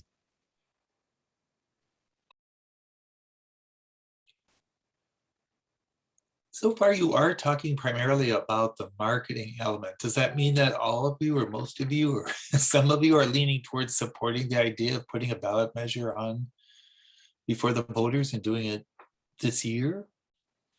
But then thinking about, again, based on experience that Carlos brought up and many of you brought up, like, really how you market it. So Jeff, go ahead, please. I'm all for bringing this back to the voters as long as we have a good marketing plan, a good plan on how to do it. But one thing we have to take in consideration is, okay, if we bring this back, what about our public and safety that we just talked about? And then there's also what is going to be presented to us about the aquatic center. And I don't know, I mean, this is just me. I don't know if our residents would be palatable to 2 or 3 things coming back this year. So we would have to definitely talk about how we're going to market these, how we're going to get the information out, how we're going to participate, how we're going to give that positive messaging and not be out there telling people we need to give the facts and not talk about we don't need this, because we do need it. And however message we want to do, we need to work together as a team to get that messaging out. So I'm definitely open to taking this back to the voters with a good plan. John. Yeah, I was going to say something similar, that we need to look at how we prioritize these multiple asks to the to our citizens. We can't go out with all 3 of these, or multiple initiatives asking for additional funding. So I don't know what the right priority is, but yeah, I agree. It needs to go back out to the public. I just don't know when the right time is to do that. And again, if we don't have a strong commitment from city staff and from council members, we're likely to get the same result. So it's going to take a real heavy lift to pass this one for sure. Can I just put a reminder in there onto Sean's comment? So staff are prohibited by law in participating in these type of things. We have in the last several had a lot of staff members volunteer after hours time to do these things. So that adds a little additional element onto how we move forward. And that's why I think council's involvement is so essential. And Christina. I think what it comes down to is we need the first one, absolutely safety and security. We absolutely need our roads. And then there's nothing wrong with families wanting to have a place for their children to grow and evolve and mature. I'm going to come back to it, but it's about appealing to all 3. And they're not evenly separated. I do have one question I want to clarify, because I actually think I got it wrong. Passing the 0.1%, doesn't matter. The public safety, criminal justice tax. Does the 480, and I think Jennifer, you clarified it, is that 85% of that entire sum, or is that the 1/3? The 440,000 is the net that the city would receive. That's already taking out the 15% that goes to the county. And of that $440,000, we're required to spend at least 1/3 of that on criminal justice purposes. Okay, so that's not much left for criminal, but then we don't know, we don't have a solid plan for criminal justice for those 1/3. I'm trying to think outside the box, you guys, and really address everybody. But if we maybe hit 2 birds with 1 stone on that, and maybe do like a 50-50, and that's nothing. That's a very small amount. I'm sorry, I'm brainstorming. I just saying if we could separate that, to where the 1/3, or even go up to 50%, and the rest goes to the street. That's still not enough. Never mind. I don't know much about this. Maybe somebody else needs to step in here, but I thought the transportation funds that would come from a sales tax increase have to be for transportation only. And I think earlier when we were discussing public safety, most of you were saying, well, why wouldn't you spend 100% of it? It may be in different areas of criminal justice and public safety, but so I think that's what, just to clarify any confusion, if there is anything. My brain is working 10 times faster than what I'm saying. Okay. some of you understand. So if we, yeah, we can split up the first one, the criminal justice, but we cannot split up the transportation. I was hoping to, split up the 0.1 and into both, but that's not enough funds, not even close. Moving on. Well, Christina, you just gave, I'm not trying to advocate it. I'm just gonna throw something out. Could you conceivably have them on the same ballot as public safety and roads or something like that, but you would only do 1% for transportation, not the 2%? Or again, I think some of you were talking about like, how do you stagger them? And I was wondering if it's really fair to ask you this right now when you've already decided this morning to have a committee that would work a lot over the next few months on public safety and answer a whole bunch of the different questions about how would that money be spent, and looking at B&O versus the sales tax, and then also looking at different organizational structures, new police department, whatever. Is it kind of hard to say today about when you would put a ballot measure on the ballot for transportation when you've got all these questions that are still to be answered over the next few months regarding public safety? You all know better than, you're the elected officials. Maybe you know you can have the strategy today. I was trying to maximize the amount of return and minimize the amount of tax. Your microphone maybe it's a little bit quiet. I can't. Oh, I'm You're sorry. not muted, but it's quiet. Okay. I was trying to maximum the amount of return on our investment and minimize the amount of ask from our city. So. Okay. A couple of you look like you're pondering, thinking carefully about this. We need both, but we only have structure for one of them. A plan.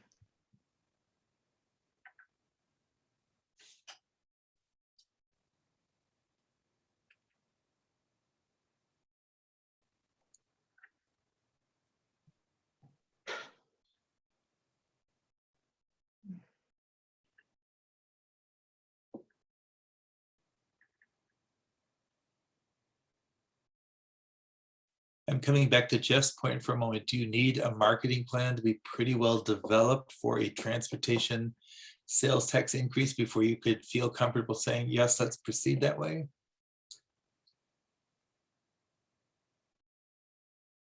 Or do you need to see the public safety plan develop more before you could think, okay, what's the timing of the two? Beth, go ahead, please. I have a question. I've been looking back at the budget from last, that we just went over. Remind me again, Dawn, maybe this is a question for you, how much money we decided to allocate to the street fund in 2022? 380,000. It was 380. So Dawn's suggestion was a minimum of 400 if we can, right? Oh, I take that back. It was actually 440. Okay, that's okay. I was making sure I was looking at the right number. So if we keep doing what we're doing, and we went with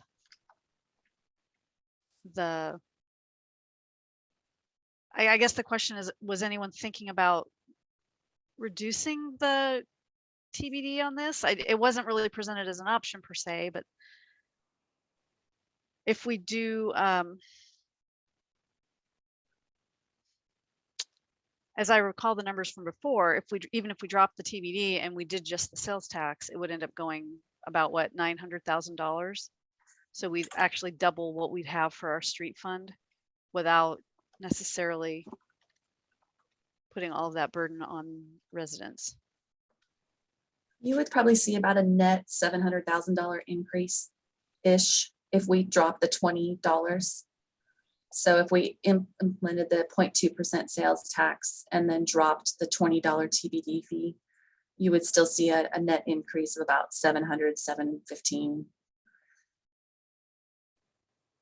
So in addition to the 440? Because that's what we're getting now, or well, no. The 440 is pretty much just keeping them solvent. It's just keeping their fund balance above the required amount. So it's not allowing them to do anything extra, just to be able to maintain the current things that they do in that department. But the additional sales tax that would allow them to do the additional things, if that makes So sense. that's the add of, it's an additional 700. Yeah, if we were to drop $20. On top of On the top of. 440. Yeah. So Correct, really correct. they'd have about 1.4 million to do what needs to be done.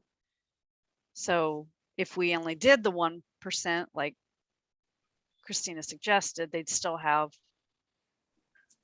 $350,000 more than the 440, which is almost double, right? It is, but again, that $440,000 that's going in there is just keeping them at the status quo. Okay, got it. It's not the PCI anymore. Yeah, It's just, okay, yeah. I'm with you. All right, thanks for clarifying that. Yeah. And Don, did you want to jump in? I think Casey I just wanted to make sure that the 440 wasn't related to any of the overlay. It was just basically to bridge the gap of what's needed to make the street fund whole. Okay, good, thank you. And Joe, I see your hands up. Yeah, I want to bring up the elephant in the room. We're talking about funding, and one of our options is a ballot measure, which we talked about, 15 minutes ago. The question I really have is, do we think running 2 ballot measures for a grand total of a 30-cent raise in taxes for every 100 spent would be something we could pass 2 this year? Does anyone even, because historically, like I said earlier, we're batting 0, and everyone who votes no is batting 1,000 on sales tax increases. Do we really want to talk about which one do we think is more needed? Is the a public safety levy or TBD? And so my question really is, when we're talking about funding for this, do we want to prioritize which one of those we would rather see on a ballot this year? Because as much as I want to say we should run them both, or we could run them both, if we did, at least one of them's not passing. So I would say we need to talk about that and prioritize that as a further discussion right now. Okay. Jared, are you gonna jump in on that, or did you want to add something else? Yeah, I just wanted to what Joe was asking, if my math is right. So if we got rid of the $20, residents would have to spend about $6,600 to get back in tax wise, the 30 cents back to, that's just $20. So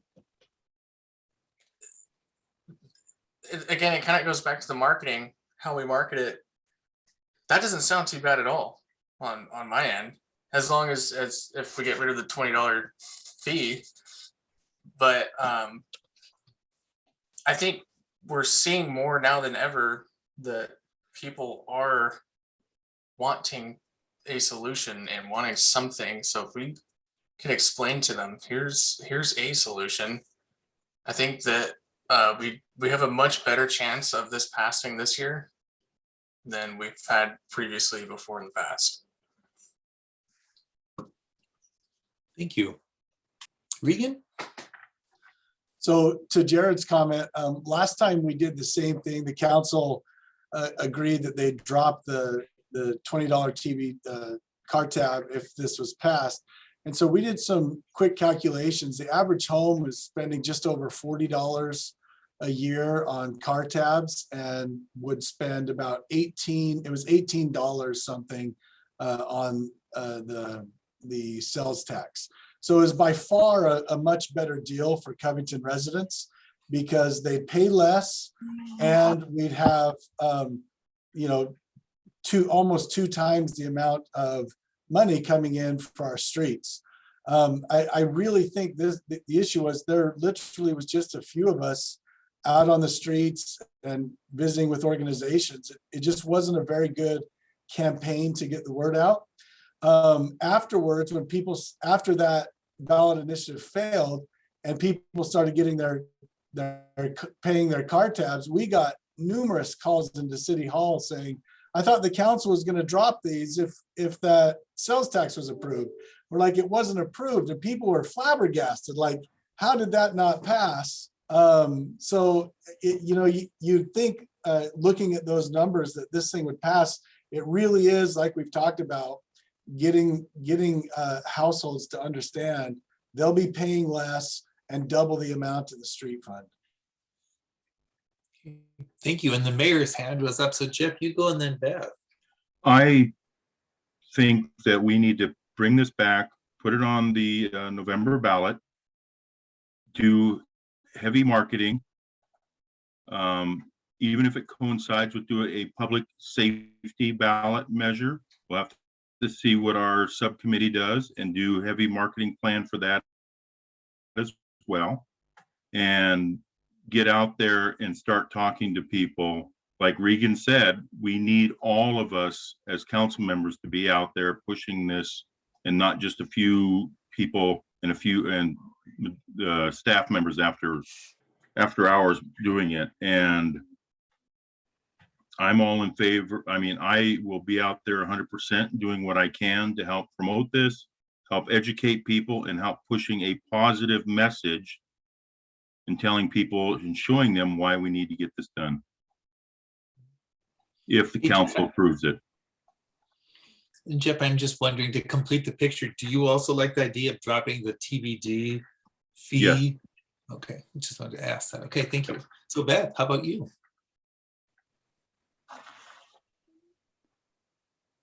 You're on mute, Beth. Thank you. One other thing that had come up that, again, it was mostly social media, but a few other folks had mentioned the potential lack of distrust that we would actually, or that the council at the time would actually drop the TBD.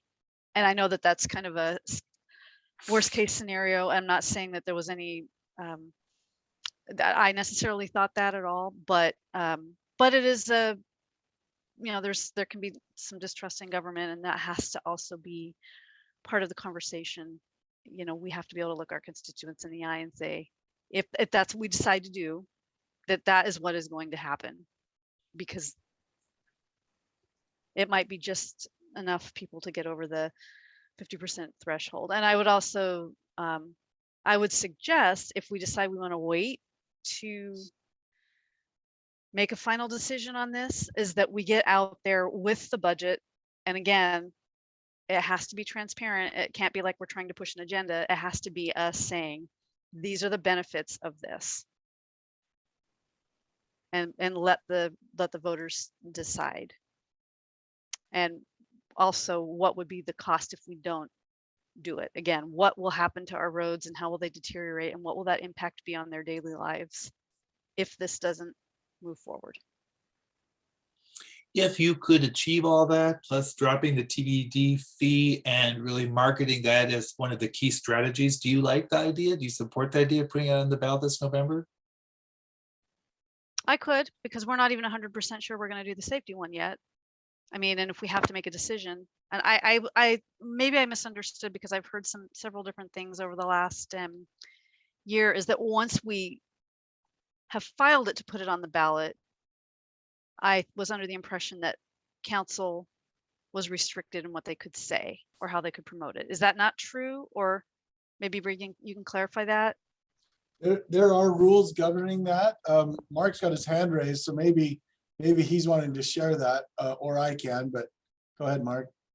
Thank you, Regan. And you actually, and Councilmember Porter, thank you for bringing that up, because that's exactly what I wanted to talk about, really make a comment on briefly. Two things to address your point. Council, once it's actually on the ballot and council has voted to put it on the November ballot, then the rule is that public facilities cannot be used to promote or oppose a ballot measure. And so what it means to use public facilities is using the dais, using city staff time, talking about it during public meetings. So it's, as an individual council member, the rules are, there's specific exceptions that allow you to continue to talk about it in your personal capacity, even as a council member, just out in the public, but you just can't use the public facilities and use the microphone of a council meeting to do that. And one other thing to keep in mind, and what I also wanted to discuss, was up until the point that it is actually placed on the ballot, staff can work and start marketing and can get messages out about this all the way up until that point that it's placed on the ballot. So I think that's important. While the most critical time really is that August to November stretch for any vote, staff can help lay groundwork very early on to make all of this work as well. So I hope that answers your question. I'd be happy to get into that further if I did not. Yeah, so just to be clear, if we decided to make it on the November ballot, once we make that decision, if we did that today and say this is what our plan is, we have those restrictions. But as far as the staff using staff resources, now I feel like I'm getting mixed messages. You said up until it's placed on the ballot, which would be in August when we actually file it, right? So can you go over that one more time? Because I feel like there were. So staff, and it's the exact same rules for using public facilities to support or oppose a ballot measure. They apply to staff in exactly the same way they apply to council members. So there isn't an exception for staff to do anything, but it's once council takes the vote and says, we want to put this on the ballot, and then that's where the cone of silence comes on for staff to no longer be able to use city resources to promote or oppose a ballot measure. Because essentially what they want to keep out of it, they don't want the government to be putting its finger on the scale of once something has made a decision to put it on the ballot. But up until that point, staff can discuss it. We can talk about it at public meetings. It could be a standing issue that's discussed and promoted as a great thing. But it's that actual filing. Once the last vote goes in to pass it, then that's when council and staff can no longer be as freewheeling with their discussions on those issues.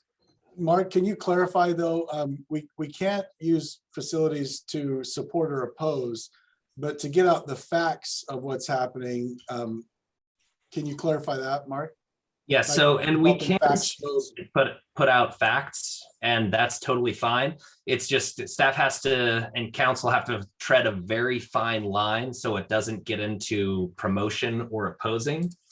I'm just pulling up the statute right now. So even one of the big exceptions to not using public facilities is if there's a statement by an elected official of support or opposition to, if there is a press conference or response to a specific inquiry, and it also doesn't apply to the normal and regular conduct of the office or agency. So if we're putting out facts and we're just saying, these are the numbers of what this would do, this is how each individual household would be affected, that is totally fine. It's when you say, these numbers, here are the numbers, and we think it would be a really great idea for everyone to vote for this.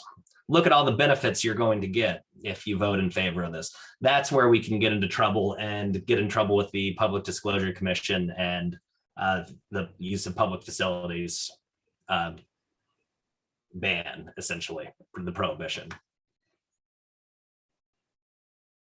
Good. Anything more on this? But because I do see a few other hands that came up before we started talking about this. Everybody got clarification here? Okay, thank you, Mark. Now, any other comments? I thought I saw Christina and Jared. I thought I saw your hands up a minute ago. No, they're not. If we wanted to take the DVD off, is there only one time in the year that we can do that? Did everyone hear that? I didn't quite catch it. I'm sorry. I'm sorry, guys. I don't know what my computer's doing. Is there only one time in the year, a specific time during the year, that we can take the TBD funds off, remove the TBD, tax?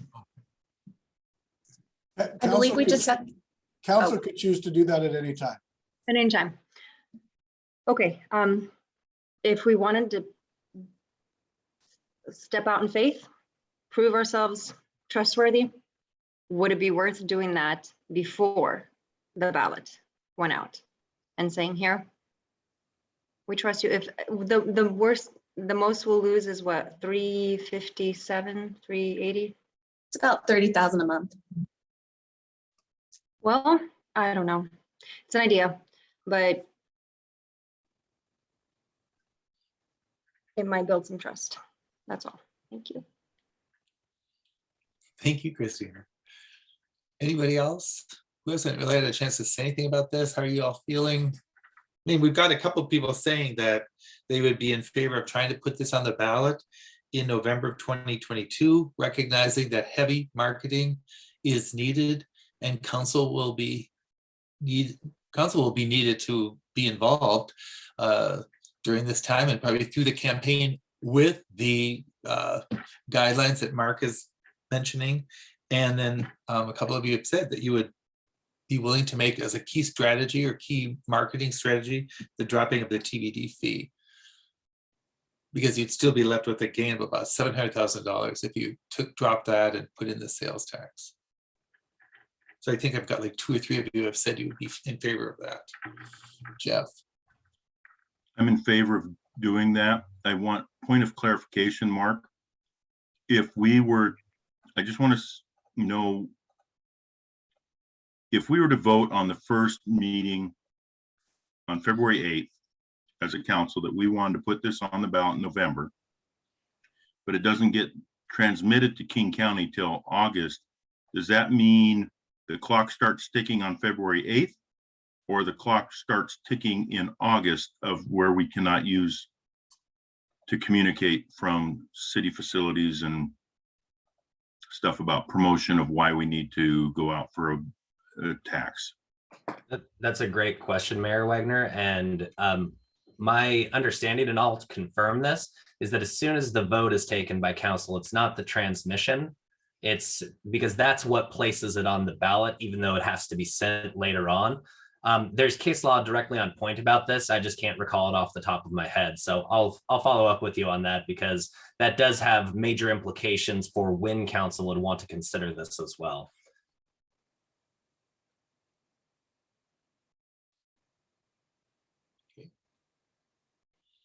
It's 1:30, so we have about 5-10 more minutes with my little changes to the agenda. So I kind of want to push you a little bit to state your preferences. So Beth, I see your hand up. Yeah, I mean, I think what I would like to see is a very quick sheet of, I mean, this is all really succinct with what we have here, of what it would look like putting the ballot, putting it on the ballot, the PCI report, if there's a way to make it succinct so that we can start marketing it, but we should probably hold off on taking any formal vote so that we have some time for that outreach without muddying the lines. And, you know, we have time to make a decision on it. We don't have to really decide until July, if I'm to make it official. But I think even then we can gauge what the public's appetite is for this too, if we're out there with engaging with the public on it. And maybe they'll give us some thoughts that we hadn't thought about that we can incorporate in. Good. And Joe? Yeah, I think we need some time, because I would like us to come back with a clear direction of, do we want to do one ballot measure for either public safety? Do we want to do a ballot measure, or do we want to do the ballot measure for the TBD, or do we want to do both? And I think we can't make that decision until we've had our the subcommittee that we just made comes back with information on the public safety ballot measure. And I'm still a firm proponent that if we were to put 2 tax increases on a ballot this year, at least one of them is not going to pass, and it's going to be the one that, and granted, we all want funding for roads, we want funding for public safety. One of them's not going to pass if we put 2 on there at the same time. It's my firm belief. And there's also a firm belief that neither will pass. So I think we need to prioritize which one's more important at this moment. So I think that's going to take us a little bit of time. So I'm more in favor of us taking that time, because we have it. We have 6 months to make this determination. So I figure let's squeeze every ounce of our energy into figuring that out. Okay. And Jennifer? I'm in favor of putting it on the November ballot. It needs to happen. We need to just persevere, be resilient, get it done. This is the correct way to fund roads. This is the correct way for shoppers and consumers and the users of the roads to pay for it, so it just doesn't rely on our residents. And we know what we're doing with it. I think this one is honestly a slam dunk. We just need to do it right. Jeff? I just want to correct something, Joe. We don't have 6 months to wait. If we're going to start marketing one, the other, or both, we need to start marketing now, and we need to start talking to our constituents. And we need to start getting the word out, whether we're going to take the vote to put it on a ballot or not. We need to start having those heavy conversations with our residents and businesses that we have roads that need to be fixed and we have public safety issues. And so we need to start letting people know now that something may be coming down the pipeline, and we've got to start getting people so that they know, and they're not waiting to the last minute. Oh, something's on the ballot and we didn't have the chance to start talking about it because we wanted to wait.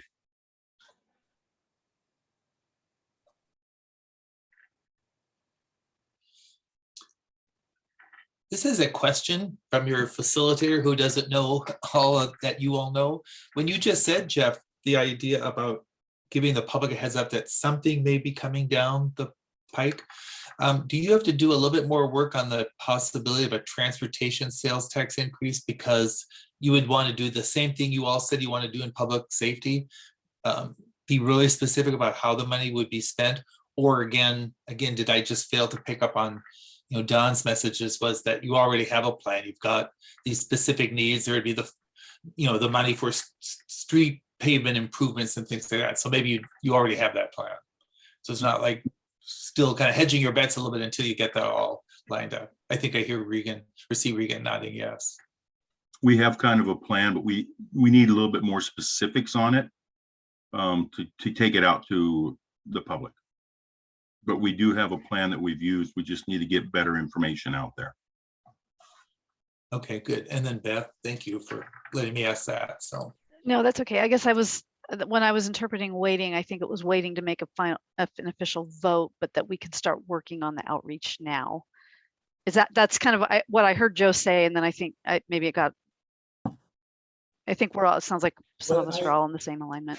And I think along with what you're saying, Beth, anything the council decides say shouldn't be to put it on the ballot, right? Because we don't want to start that clock. It's really that we want to move forward with the process kind of deal. Right, and that could even be just, exactly, saying to residents, we're considering something, but we want to get your input, or we want to talk about the benefits and so forth, and we can go that route. Yeah, we'll work with Carla. We'll get an outreach plan. We'll get things for the council to do and staff. Yep.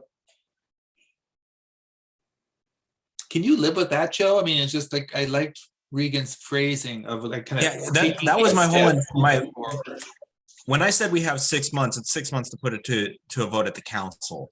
We need to start having these conversations, and these conversations are difficult to have because a lot of people don't want to part with their money for certain things. And so we want to have the conversation of which thing would you like to part with your money for? Would you want both? Would you vote for both? Would you vote for one or the other? Which way do we want to go? And I think that's the way we got to be studying to prioritize. So I think having this conversation with the residents, marketing both, talking about both with the residents is the way to go. But we have 6 months to decide which one, or if both, we want to put onto the ballot in November. And that's what when I say 6 months, that's what I mean. Good. Okay. Thank you, Joe. Sorry, I misunderstood. And at the end of the public safety conversation, you all did say too, you need to be transparent. I mean, even starting with these meeting notes to kind of start to tell the public this is what we're thinking.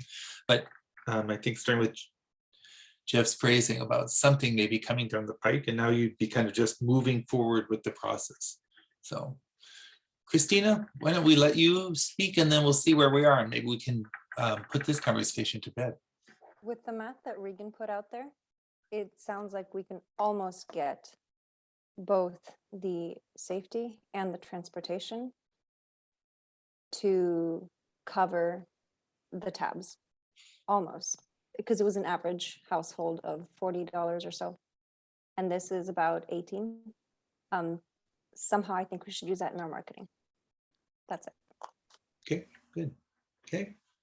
So my notes are going to really conclude at the headline that you've agreed in this case to move ahead with the process, which I think is also the case with public safety. And I don't need to put this in the notes, but it just dawns on me, I think from what I've learned from all of you, at some point like this summer, both of these issues will kind of be completed. And then you can look at, okay, what does this indicate in terms of putting them on the ballot together or staggering them or whatever, but you're moving ahead with the process in each case.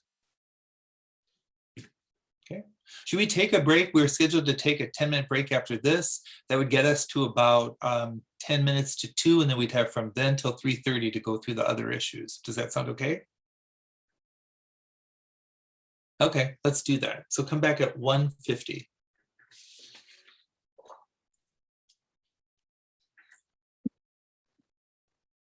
We have about 5 issues left. I think there are still 2 big ones.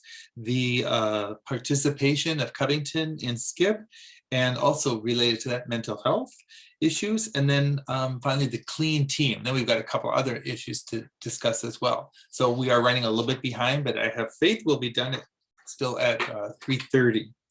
So I'll just say real quickly, when I spoke with each one of you, you were talking about, you seem to share an interest in making sure that the city of Covington's money is well invested, and that when you spending it on SCIP, and that that investment comes back to benefit the citizens of the community.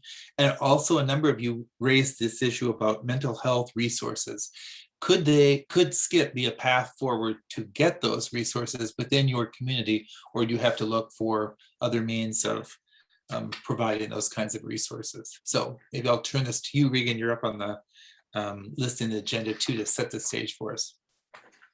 Thanks, Jim. And you set this one up very nicely, so I don't need to go into that, but really it's just an opportunity to discuss how we want to move forward with SCIP and mental health in Covington. And these have been discussions we've had for a little bit. Everyone is familiar with the South King Housing and Homelessness Partnership. There's several partners throughout King County that are part of it. It's governed by an executive board, of which we know Joe is our representative on that board. There's also a staff working group that Daphne works on and brings reports back on the staff level for that. SCIP is just recently established an advisory board, and they will inform the executive board on those issues you can see there on the screen to discuss institutionalized racism and disparities experienced by the BIPOC community. SCIP is also in the process of creating a funding guideline for 2022. As you know, when we first talked about joining SCIP a few years ago, it was really about providing housing for our residents in Covington and in South King County. And the big issue is, how's SCIP going to get the funds to do that, which obviously they've not been able to do yet, but it still is this regional partnership that's working towards that. I think the expectations, I tried to sum up there in that statement, the expectations that Covington has for SCIP that we discussed over the years. That's really to provide affordable housing for Covington residents in the greater South King County area. Joe, do you have a question? No, just getting ready to say something, and I thought that's where we were going. I just forgot to lower my hand. Okay, no worries. And so the funding that we've provided so far is just an annual membership fee of around $8,000 for 2022. You can see it's $8,625. As you also know, there's 2 state-approved funding sources that could be used for affordable housing. 1406, currently the city's putting 100% of that to Vine Maple Place to pay for rental assistance for Covington residents, and also 1590 funds.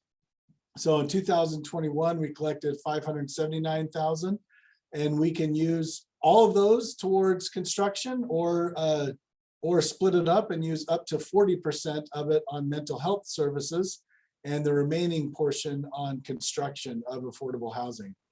In 2022, we anticipate about $648,000 being received for those funds that we'll have available. Skip has asked for 1406 funds in the past. The city council decided at that point to put it into Vine Maple Place for rental assistance, but undoubtedly they'll need these funds, right? They'll need 1406 and 1590 funds from partnering cities if they're going to develop affordable housing for our communities. So that's really kind of trying to just get through some of those questions we've had about Skip. What have they done? What are their plans, and what is it costing us?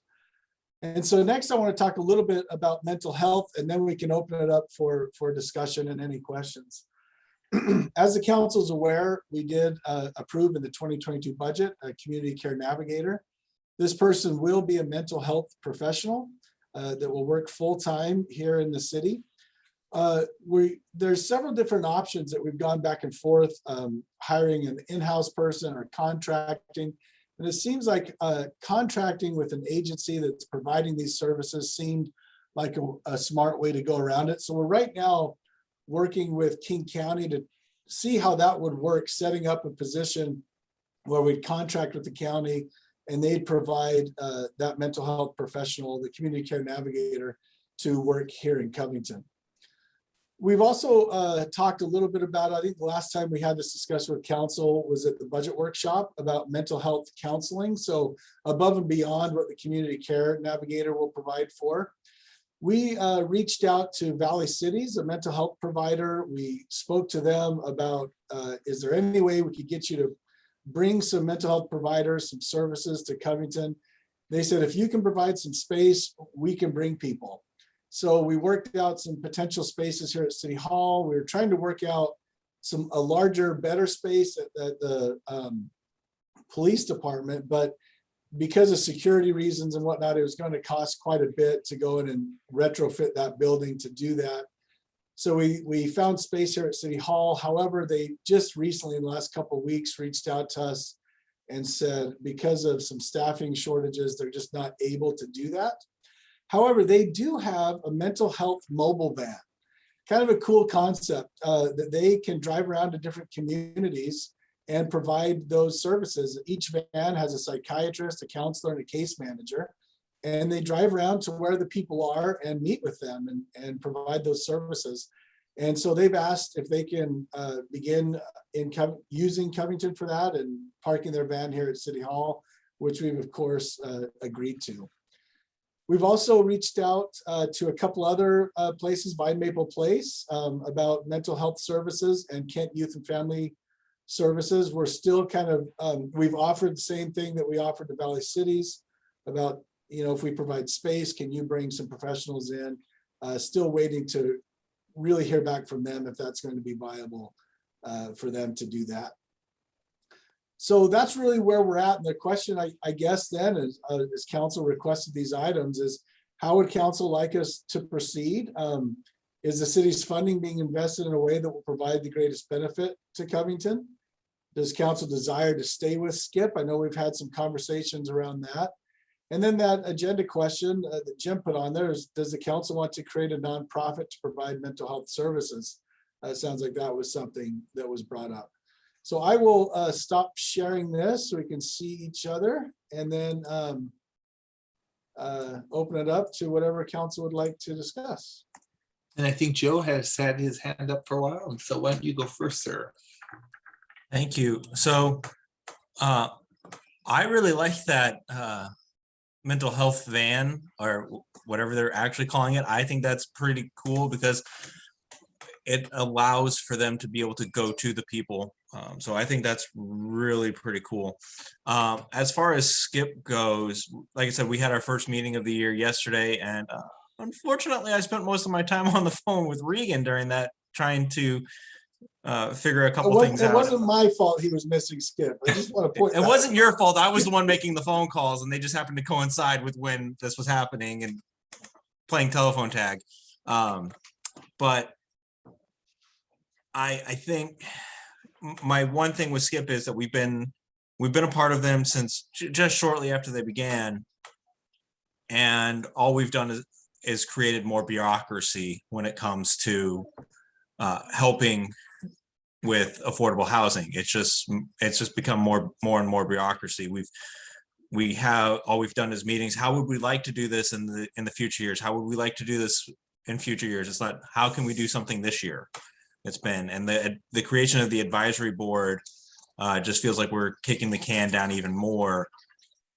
Granted, the executive board gets all the final say, but the executive board, none of us on the executive board know these people on the advisory committee because we didn't interview them. It was the staff working group that did, which I'm appreciative of the staff working group. But the executive board doesn't know any of them. And the one person who did know them was the former Burien city manager, who has since left Burien and is no longer on the board. So that being said, do I think Skip is going to do something good? Yes, I do. Do I think they're going to do something good this year and have projects that help with affordable housing? No, I don't. Okay. Jared? I just broke my microphone. I kind of wanted to go back to that the city creating a nonprofit. What would that look like, or how would that work out? So I haven't looked into that much. I don't know for sure which council members asked for that to be on the agenda. But that would just have to be something that we explore. I'm assuming a 501c3 that we'd have to establish. Usually those require a board of directors that we'd have to find. And I'm assuming that 501c3 would then try to find funding sources to provide mental health services. And the city could put some of their funding into it, like the funding options we have, could put those into the 501c3 to provide those services. I hope I'm not going off track with what council wanted there, but that's what I see as that moving forward. So basically, we'd be recreating Skip, but just for Covington? Well, it would be for mental health services, not housing, as I think was the request. All right.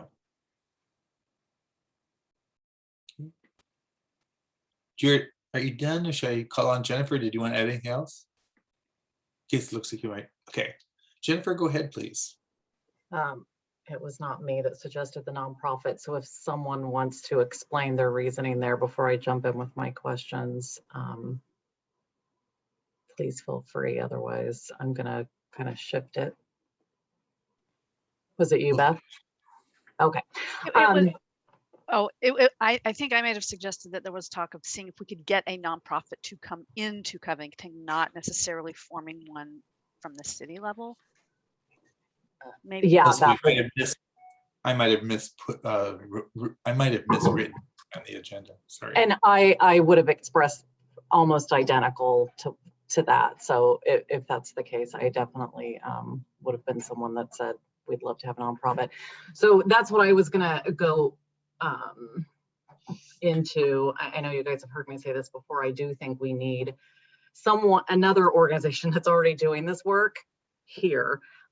I am not particularly interested in the city managing mental health. If Reagan feels his team is ready to take on another thing, then please, let us know.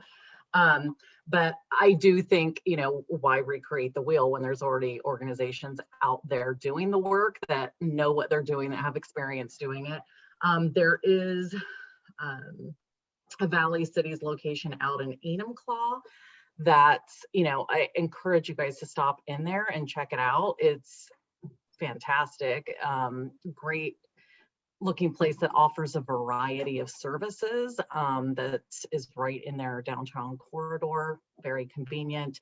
So again, it doesn't have to be Valley, but any kind of organization that's already doing it, that has staff and the resources would be fabulous. My question is related to the funds that have to be used on new construction. If we didn't route those to Skip, what could we use those for here in Covington that would make a difference?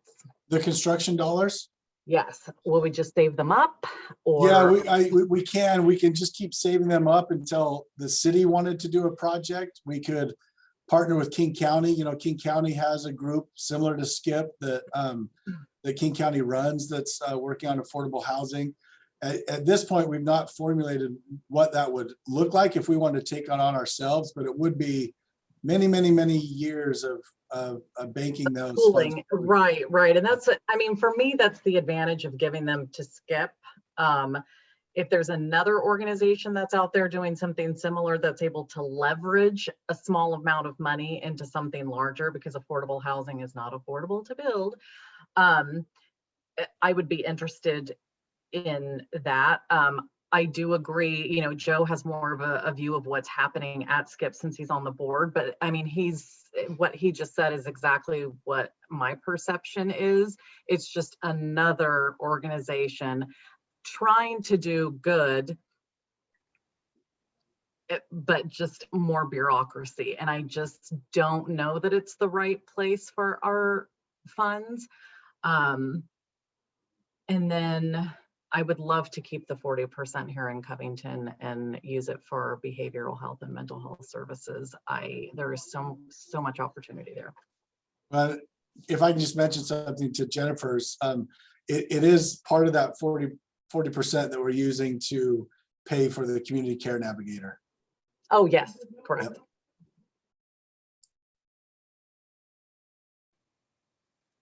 Hey, Jeff, was your hand up in a minute ago, or now I see Joe? So, do you want to go? I think he was talking to you, Jeff. Your hand was up and then went down. Okay, I did just want to add one more thing, and this is just an update that Skip does have a new community partner. Maple Valley has signed on to be with Skip. The executive board will be voting on that next month. So we are adding Maple Valley to the cause for affordable housing. But again, I don't think there's going to be no projects from Skip this year. I feel that's the case. There's a lot of going to or a lot of lobbying in Olympia for new affordable housing options and new things in the toolbox. But again, our money is going to be being spent on staff and not on funding affordable housing this year is where I see it. Do I hear a future city council member speaking? No, you heard my wife talking to the dog. That's what you heard. Oh, okay, good. Joe, can I ask a question? And this is just neutral, but I'm trying to get some information out here.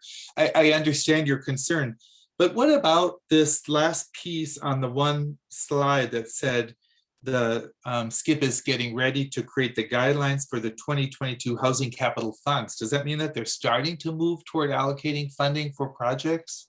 We're starting to look at projects. We're starting to look at the different aspects out there, but allocating the funding and actually using the funding with Skip is two different things. It's, we're going to allocate X dollars that will be used towards Y project, but Y project won't take place for 1 or 2 years at this moment. Okay, good. Beth? Yeah, I know we've had presentations from Skip, from the executive director before, and the plans that they have are they're going in the right direction, but to Jennifer and Joe's point, it does add one more layer of having to muddle through to get to an actual conclusion or to get to some sort of action. And I'm wondering if, I think when it gets back down to what the council stated as our primary focus is to provide affordable housing to Covington residents. I guess maybe I feel like based on the climate, there are some people that are probably in Covington that would move to one of the other cities. I just don't think anything's going to get built here or built close enough that our residents are going to benefit from it. unless they want to move out of our city to go somewhere else, which I might be off base, but I like the idea of having some resources and mental health resources here in the city. And I guess I'm wondering too, if, we use some of this skip money to offset, and I don't know if we can. We have these new building developers coming in, and some of them are looking at getting exemptions from fire impact fees and school impact fees to create low income housing or affordable housing. Is there an opportunity for us to offset that with some of the skip funding so that people that are living in Covington have more choice? And I would be curious to hear some of those. And what is our need in Covington? I still don't, I think this was a question that Jennifer asked, and we were all asking about some kind of data to figure out what really is the need in Covington so we can decide whether skip is the right way or if we need to do something different, which is not going to be talked about today, but I think that that kind of information needs to be brought forward so that we can make decisions, better decisions. Okay, Jeff, go ahead, please. You brought up a good point, Beth. If we could use those dollars for skip for something here in Covington, because I agree, I don't know if anything will ever get built here. But the reason we started investing in skip is because our dollars will go farther, because they can bond against, like, our 5 cents will create several dollars to come back to those. And one thing about skip is, whether we're in skip or whichever organization, we want them to build these affordable housing close to services so that the residents have a place to go as they need the services. I love the idea of having that van come to Covington to help with mental services. It's great news, Joe, that you said Maple Valley is going to join SKIP now. That will definitely be a plus. And there's another organization, is the Maple Valley Community Center, that has services that are available to residents, and maybe they can start coming to Covington as well, because I know that several Auburn organizations are now going out to the Maple Valley Community Center. Maybe we can get them to start coming here to Covington as well. I personally have no problem staying in SKIP because it takes time to plant seeds to get things to grow. I mean, look at our town center. We're planting the seeds, Lake Point. It took a while to get that going, so it always takes time to get things to go. And unfortunately, and not any fault of our team, it just takes a long time for government to get things going because of all the public process and everything. And that was the hardest thing for me to learn when I got on the council. And it's just the way it is. So I personally have no problem staying involved with SKIP to see what they can do. Okay. Selena has raised her hand. So why don't you come into this conversation, Selena? I think you could probably add some perspective to the discussion. Yeah, great. Thank you, Jim. I just wanted to point out to the council, and this is something we'll be talking about in February in our joint council with the Planning Commission. But as we are required under GMA to move towards updating our comprehensive plan by 2024, one of our very first steps that Covington has to take in order to update our housing element, and also to meet what's going to be coming out of House Bill 1220, we have to do a needs assessment, a housing needs assessment.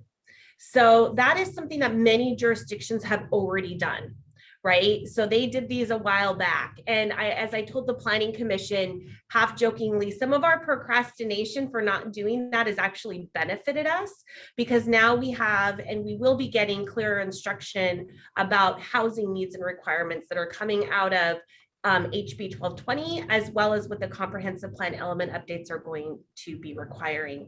So I just wanted to let you know that's something that CD is working on. I'm going to be putting together kind of a roadmap. I'm working with a consultant right now to kind of get a scope of work around what that would entail. But I wanted to mention that because it's important, because Councilmember Porter that's kind of what you were talking about, was this need to really understand what is the needs in the city, what is the needs in the region, and how do we play a part in that. So that is a to-do item for community development this year. Good. Thank you, Selena. And Christina. Yes, I wanted to ask, Joe, do you know off the top of your head, directly our neighboring cities, Auburn, Kent, specifically Auburn, Kent, because they're larger, are they part of SCIP as well? Auburn and Kent are part of SCIP. Their mayors are the chair and vice chair of SCIP. I know that. Okay, well, that answers my question then. Thank you so much. I just put this up so you can see who they all are. It's Auburn, Burien, Covington, Des Moines, Federal Way, Kent, Normandy Park, Renton, Tukwila, King County, and now Maple Valley's been added.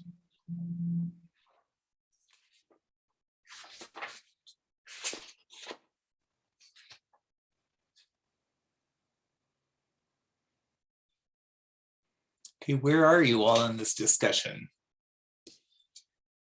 There's a couple different pieces here. Like you've now learned, right? Maybe you knew this before, but I've learned. I see that some funds are being used for mental health services, and Regan has been talking to people about bringing mental health services into the city.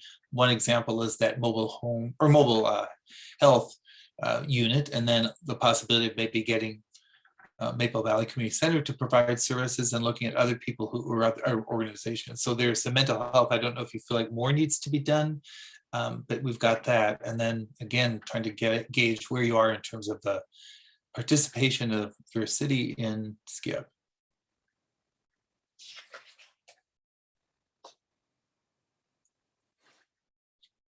Beth, do you still have your hand up or did you just put it back up?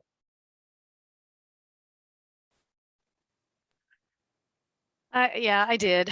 I was going to answer your question and I keep going back and forth in my head with it because there's so many benefits and potential pitfalls of staying in SCIP. And I understand that it does take some time to get things moving and getting them off of the ground. And I'm not completely opposed to staying in it and seeing how it works, but I'm always critical of reevaluating and making sure that it is going to be the best thing for our residents. I do think that we should keep as much of this, and I know that we talked about setting aside a certain amount for SCIP, and then maybe keeping some of it in city so that we can continue to support residents in a more immediate need. I think we need to look at it through that approach, and I like that the idea of the van.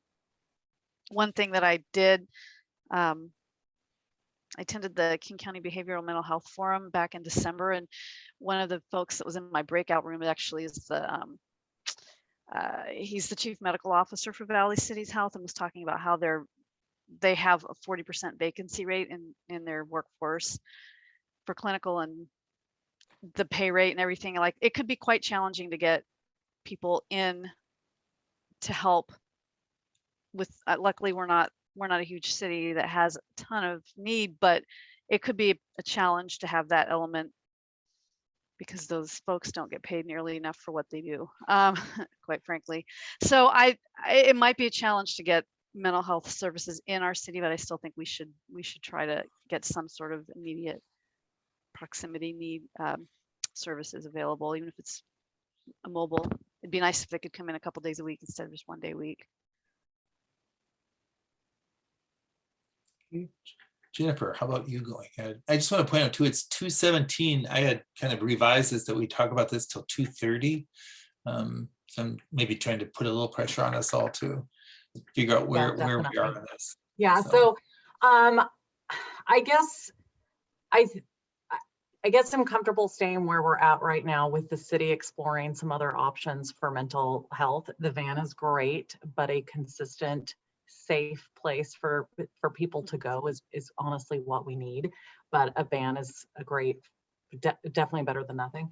And then what I mean by kind of staying where we're at right now is not necessarily handing all the money over to SCIP, but staying aligned with SCIP, still paying our membership, and just status quo, I guess, with the city still exploring mental health options.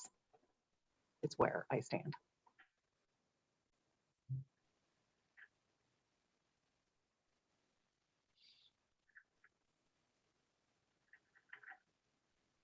I'm just throwing this out just as a facilitator, is it any help to send some kind of letter to give them a heads up that you want to see more action faster or something like that? Well, I think our Representative Joe can relay that. Jared, you had your hand up a second ago. Yeah, I just wanted to answer your question. I'm kind of with Jennifer on this. I don't mind staying in for now with the ability to explore other options as well. I do like the van idea though, but if we could get it more frequent.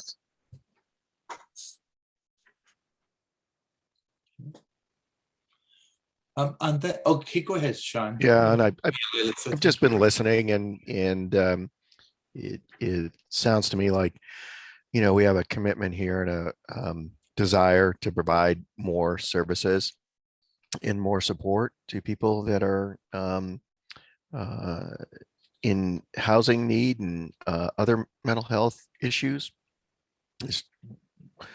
We just don't know what the right venue is right now. I think some of these things we've talked about, providing, I think the mobile unit is a good start. Might be a way to engage the demand for this, but a place that's predictable for people to go to.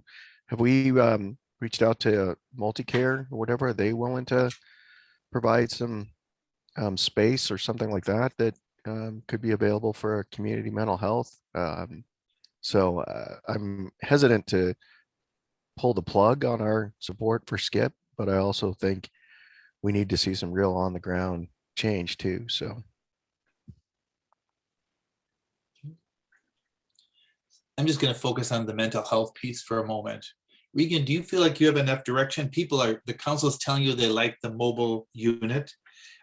Jennifer, I think, summarized the feeling of a number of people by saying also looking for kind of a physical place that it would be safe for people to go to. So it sounds like you have been talking to different organizations about bringing services or offering services to the community. I mean, in some respects, is the council just kind of telling you to do more of that and come back and, you know, report on that, or I don't know, try harder or whatever to find the mental health providers and get them into the community? I didn't mean to sound mean to you because you sound like We will try harder, Jim. Fine. Like he just said what I was thinking. Yes, try harder, please. So yeah, what I've got, I mean, I think we're really making some great strides actually, from going from having nothing to this year. We'll have the mobile van, we'll have a community care navigator, and we've partnered with, or are trying with, 3 different mental health providers, Valley Cities, Kent Youth Family Services, and Vine Maple Place, to try to get them to come to Covington. We're offering free space for them. And so really it's on their end if they're able to. Unfortunately, Valley Cities was not able to, but what I'm getting from this is we'll continue to work for that. We'll continue to make sure the Valley Cities knows that they're welcome. The mobile van can come more often than once a week. That's what they said they could do at this point, but we'll make sure they know that we want more. And then what I'm also understanding is to keep our membership in Skip. But as far as construction dollars are concerned and other monies, we're just going to hold on to those for now.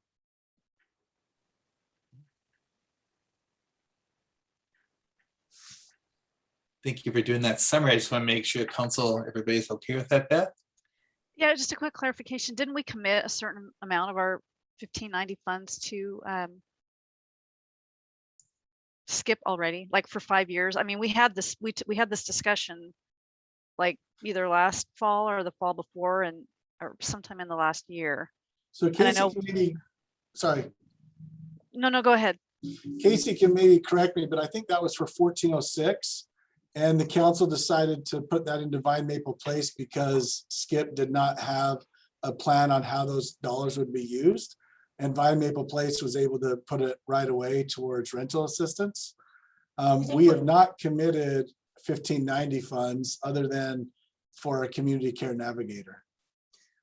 We have Regan in the reserves. We do have it listed as construction monies for SCIP, but we haven't technically, I don't think, restricted ourselves to giving those to them. I think just in our reserve. So what we currently have in our reserves is 50% of the 60% is being held in a reserve for potentially giving to SCIP.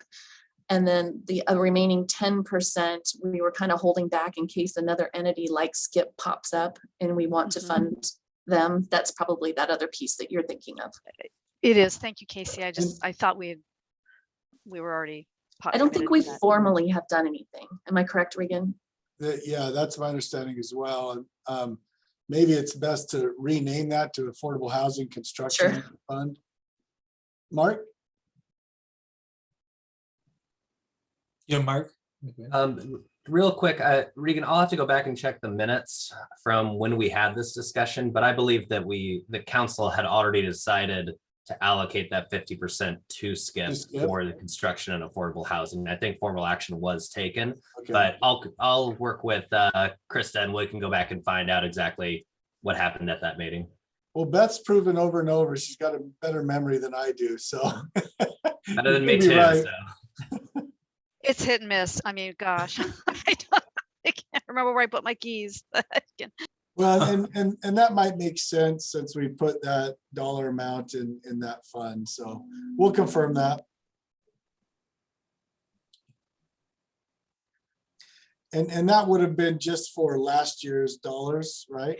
Yeah, I for some reason thought that the thought was that we would do it long term so that SCIP had some sort of some predictability about what we would be giving them to help in that. And I feel like it was 5 years. It was longer than I was asking for something a little bit smaller, but as a council, we did decide, and you might want to just double check on that, because if it looks like we're going to collect 648,000, but we need to give 40% of 60% of it to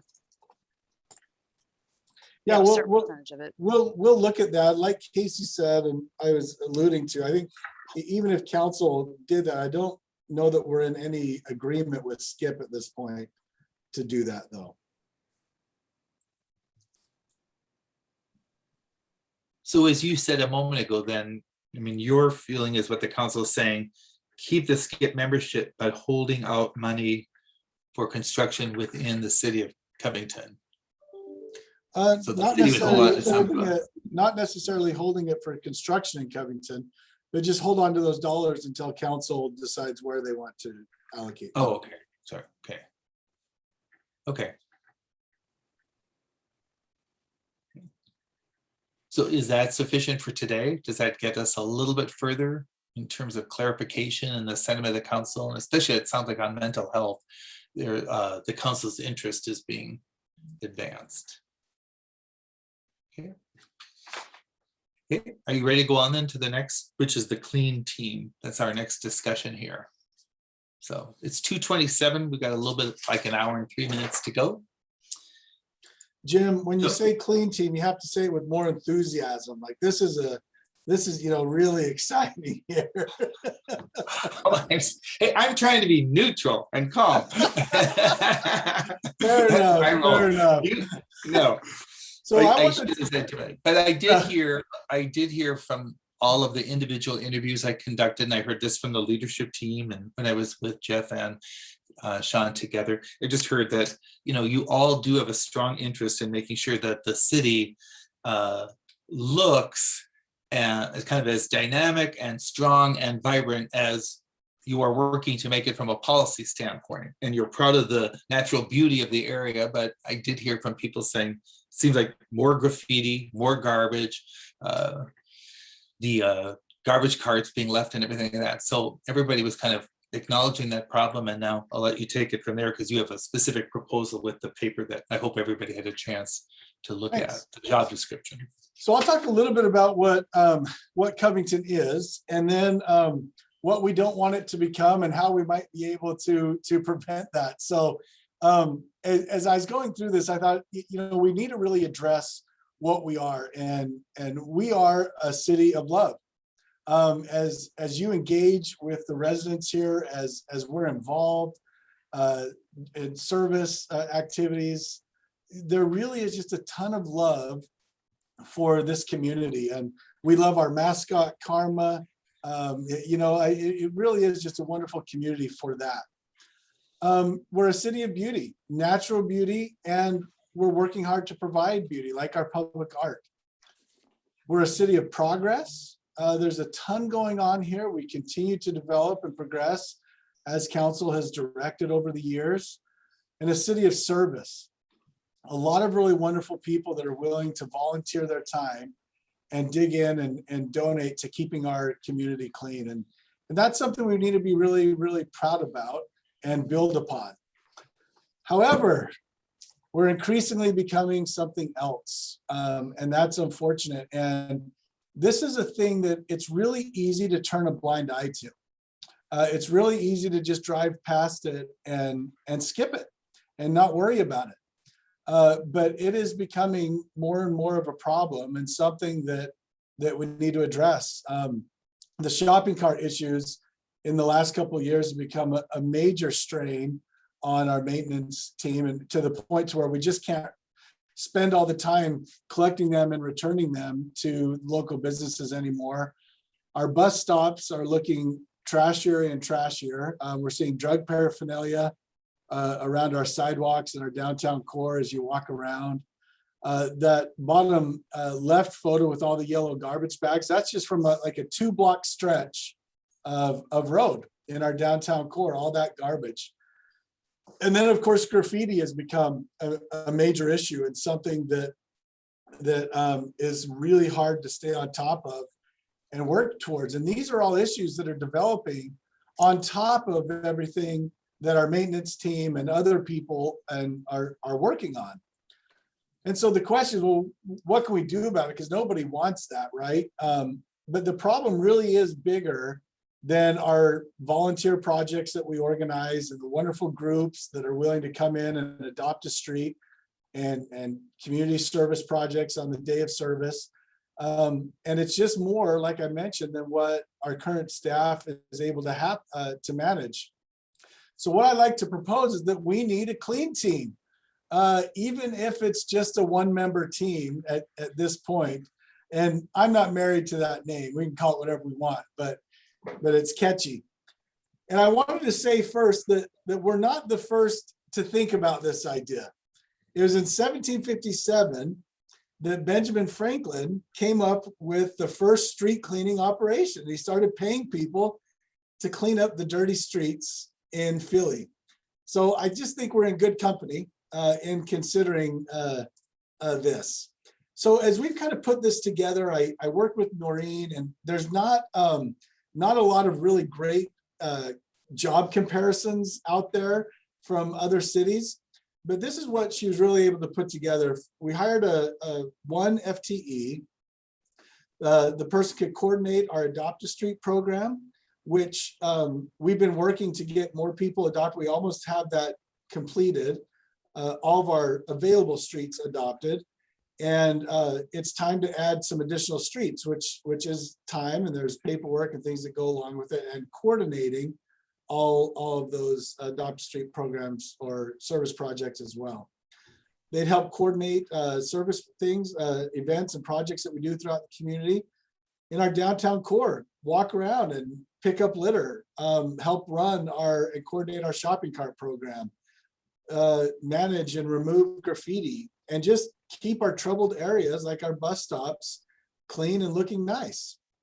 The position would report to our operations and maintenance manager, and the salary range that we could look for this is between around 47 and 56,000 a year, and that's just base salary. So that's really kind of it. Our thought is we need to do something. There may be some really great other ideas out there. And so that's what we'd like to discuss now. Is this a position council would like to consider, or are there some really other better ideas or just different ideas? I will say, I mentioned this, I'm part of the Clean, Safe, and Welcoming subcommittee of the chamber.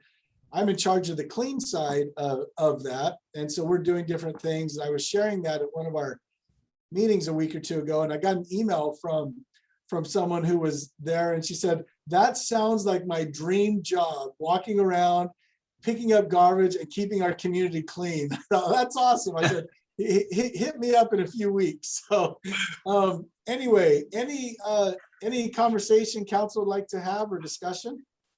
Well, here I see a couple hands. I see Jennifer's and Jeff's. So maybe the two of you could go in that order. I love this. I think it's a great idea, Regan. It's something that would have immediate impact, and it is unfortunately really necessary. The fact that we have a shopping cart program is ridiculous. I do have a question. Why just the downtown core is mentioned here?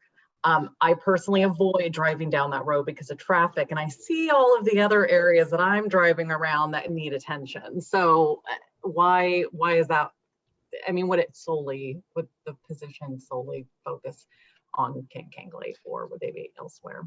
So it's not exclusive to just our downtown core.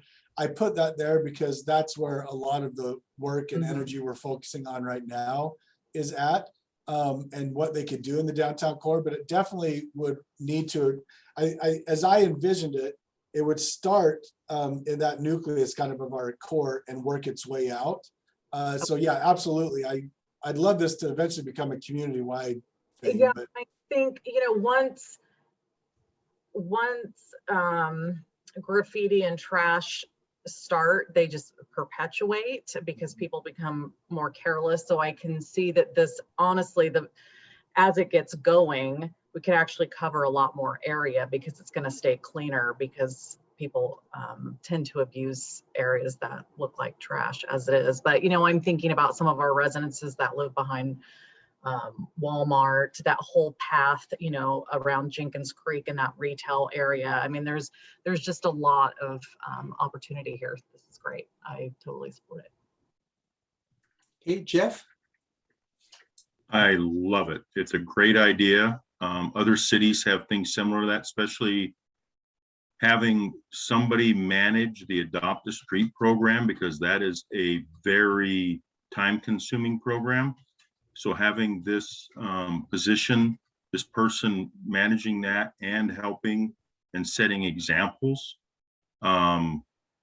Justin and the team from the chamber can't get it all done by themselves. So I think having somebody there to help coordinate all this, I love it. I think it's a great idea. Okay, Sean, and then Beth and Christina. Yeah, I like the idea as well, and look forward to hearing a little bit more on the position. I do also, though, want to make sure that we're partnering with groups and organizations that can help and have some responsibility. So King County is responsible, I think, for those bus stops. And it'd be nice if they kicked in some funds or took care of their bus stops.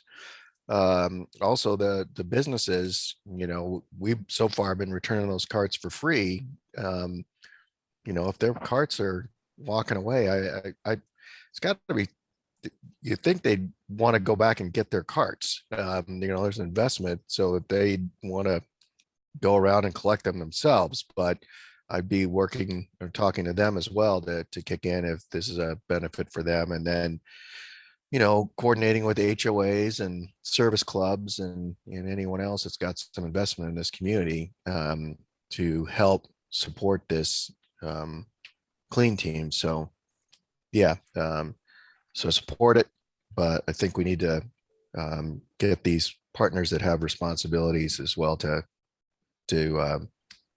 pay their fair share. If I can just address two of those. I think reaching out to Metro is a great idea, and seeing what they can do to help with the bus stops. The whole shopping cart issue, it's a whole kind of thing, kind of nationwide, that a lot of these large retailers just write them off, right? And the communities that have been successful are the communities that adopt an ordinance, which we will be bringing to council soon, that assesses fines for shopping carts that they don't pick up. So if we collect them and have to dispose of them, we'll be assessing fines to those businesses for that to manage. And that's what this person would manage. And then the other thing you mentioned, the King County, the bus stops, we need to reach out to them about maintaining their property in our city as well. So I talked to you about that the other day, and that mattress is still there. So just FYI. So Beth and then Christina. Yeah, it would be in full support of this, particularly as it does relate, being in one of the service clubs. I think it's helpful to be able to manage projects and schedule projects so that it's a collaborative effort and we're making the most impact with people who are volunteering their time to make our city beautiful. And I feel for the businesses because quite frankly, they're not the ones putting their carts out, right? And so how can we make it less, are there options for us to help support businesses so that they see less cart theft? They're having a hard enough time with shoplifting.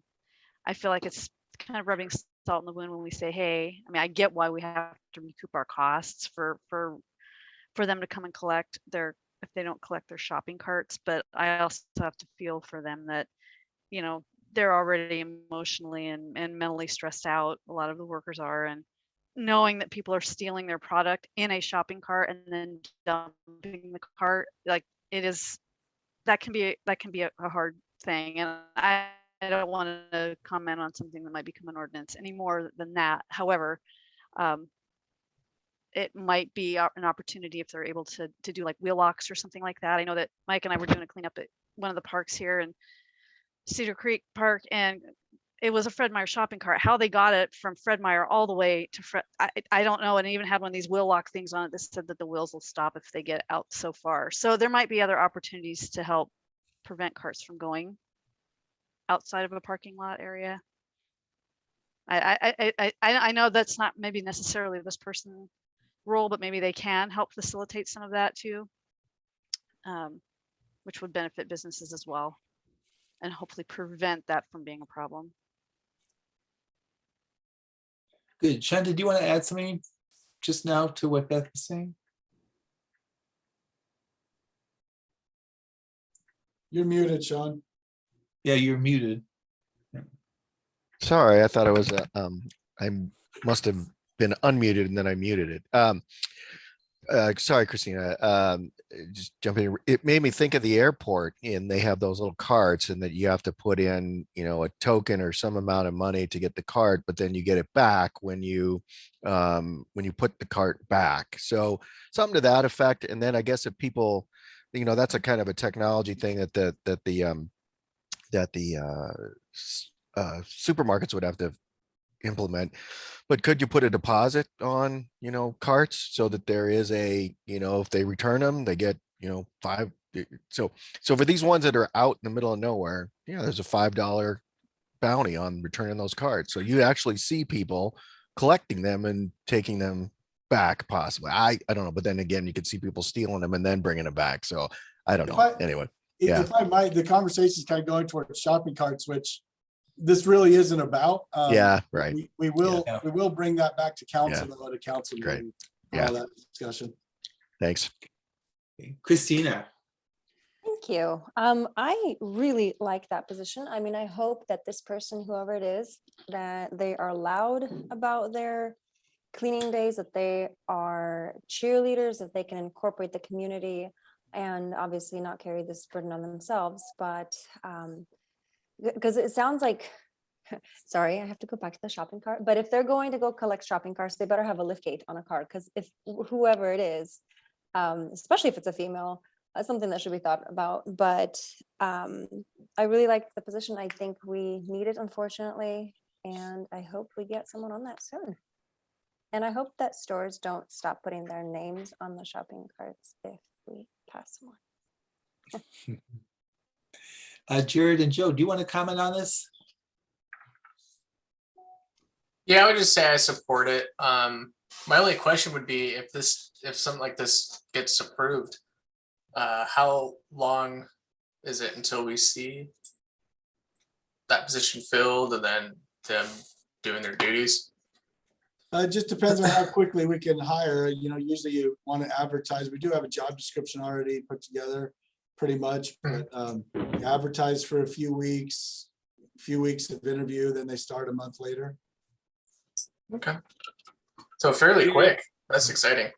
I'd say the next couple months. Yeah. So you should go back to the chamber and find her.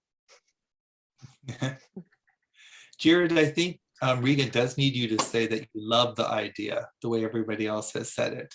I'm not a fan of the name, but I guess we can iron that out. Okay. Oh, I guess that was a statement of love. Okay. Jill, let's hear from you since you haven't had a chance to say anything yet. I hate to say this, but I had to step away for the majority of this presentation. So I did miss this part, hence why I've been quiet. All you have to say is I love it, and then we'll move on. I can't say that though. I'm not gonna lie to these people. Well, you'll learn to. Maybe Jared will lie too, but that's it. Okay. Well, the rest of you have endorsed the idea by saying that you love it, and you've got the job description. So I think you're giving Regan the authorization to proceed. So I think we can move on. Okay. And we are moving on to now a couple miscellaneous items. One of them is the Welcome to Covington sign. You've got some information here in the summit packet. So I hope you had a chance to look at that. And I'm gonna go back to you, Regan. Thanks. I am turning this one over to Carla. Krista, can you promote me as a panelist on my laptop? Thanks. Hopefully I'll figure it out. You should receive notification now.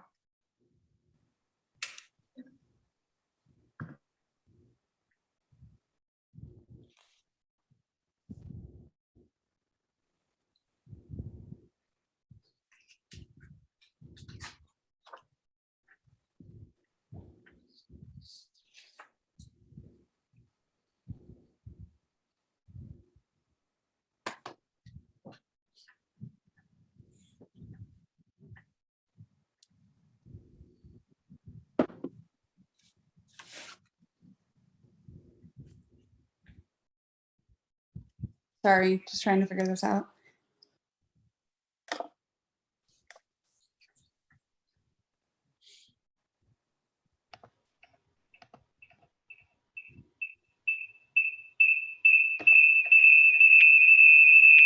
Carla, we're receiving feedback, so I think I'm gonna suggest that you mute on at least one of your devices. Is that better? Possibly. Okay.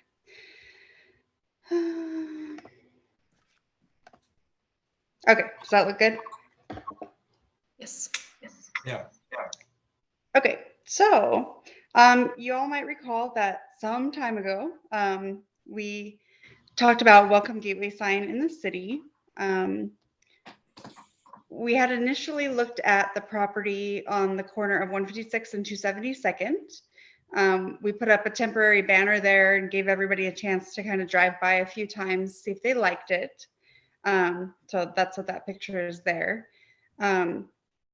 So I'm just gonna give you a couple of options because there are some new options that have come about recently for a welcome sign to see if you're still interested in having one, where you'd be interested in having it. And then, obviously spending money on that. So, so this lot here is owned by Sioux Creek Water and Sewer. You did approve the budget for the city to purchase the land sometime this year. And then King County has expressed interest in using a portion of it as a trailhead. So we could develop the rest of the property, including a welcome sign. And the little rendering on the right, the lower right, kind of gives an idea of just the basic of what they've considered they could do on the site at this time. And then also as a reminder, we had talked about making the signs similar, different but complementary to the entry signs at Covington Community Park, just to kind of keep it consistent with the brand, but it would be different but complementary. So this is the first option we had discussed. And then a new option that's come about is the potential for a roundabout at 272nd and Covington Way. So this is something currently being looked at, and WashDOT is doing a corridor study to evaluate whether that's a feasible idea to have the roundabout there. And they should probably make a decision in June or July.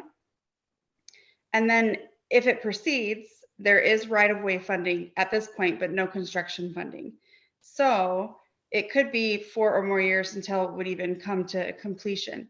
But the roundabout might be the perfect place for a welcome sign, obviously, that could be worked into the design if it moves forward.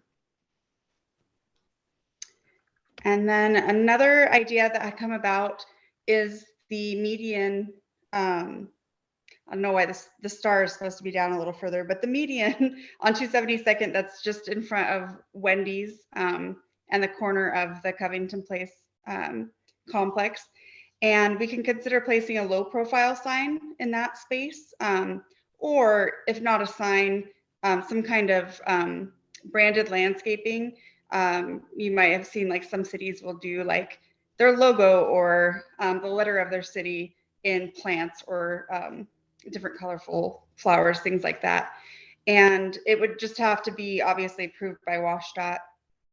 So not knowing, I talked to Don a little bit, and WashDOT's more of the type of folks that they want you to come to them with a plan, and then they'll kind of be like yes or no. So we haven't obviously gotten to that point yet. But I'm also of the mind that I think regardless of where the welcome sign is, if it's in the roundabout or on the corner of 156th, I think we should still do something here anyways, because it's right off the off ramp, kind of you're entering that downtown core. And it can be complementary and a lot smaller. So so that's the 3 options that we have right now. And Dawn can help me answer questions, hopefully. And that we're open to any questions if you have any, or just to discuss what you guys think. Thank you, Carla. Yeah, what do people think here?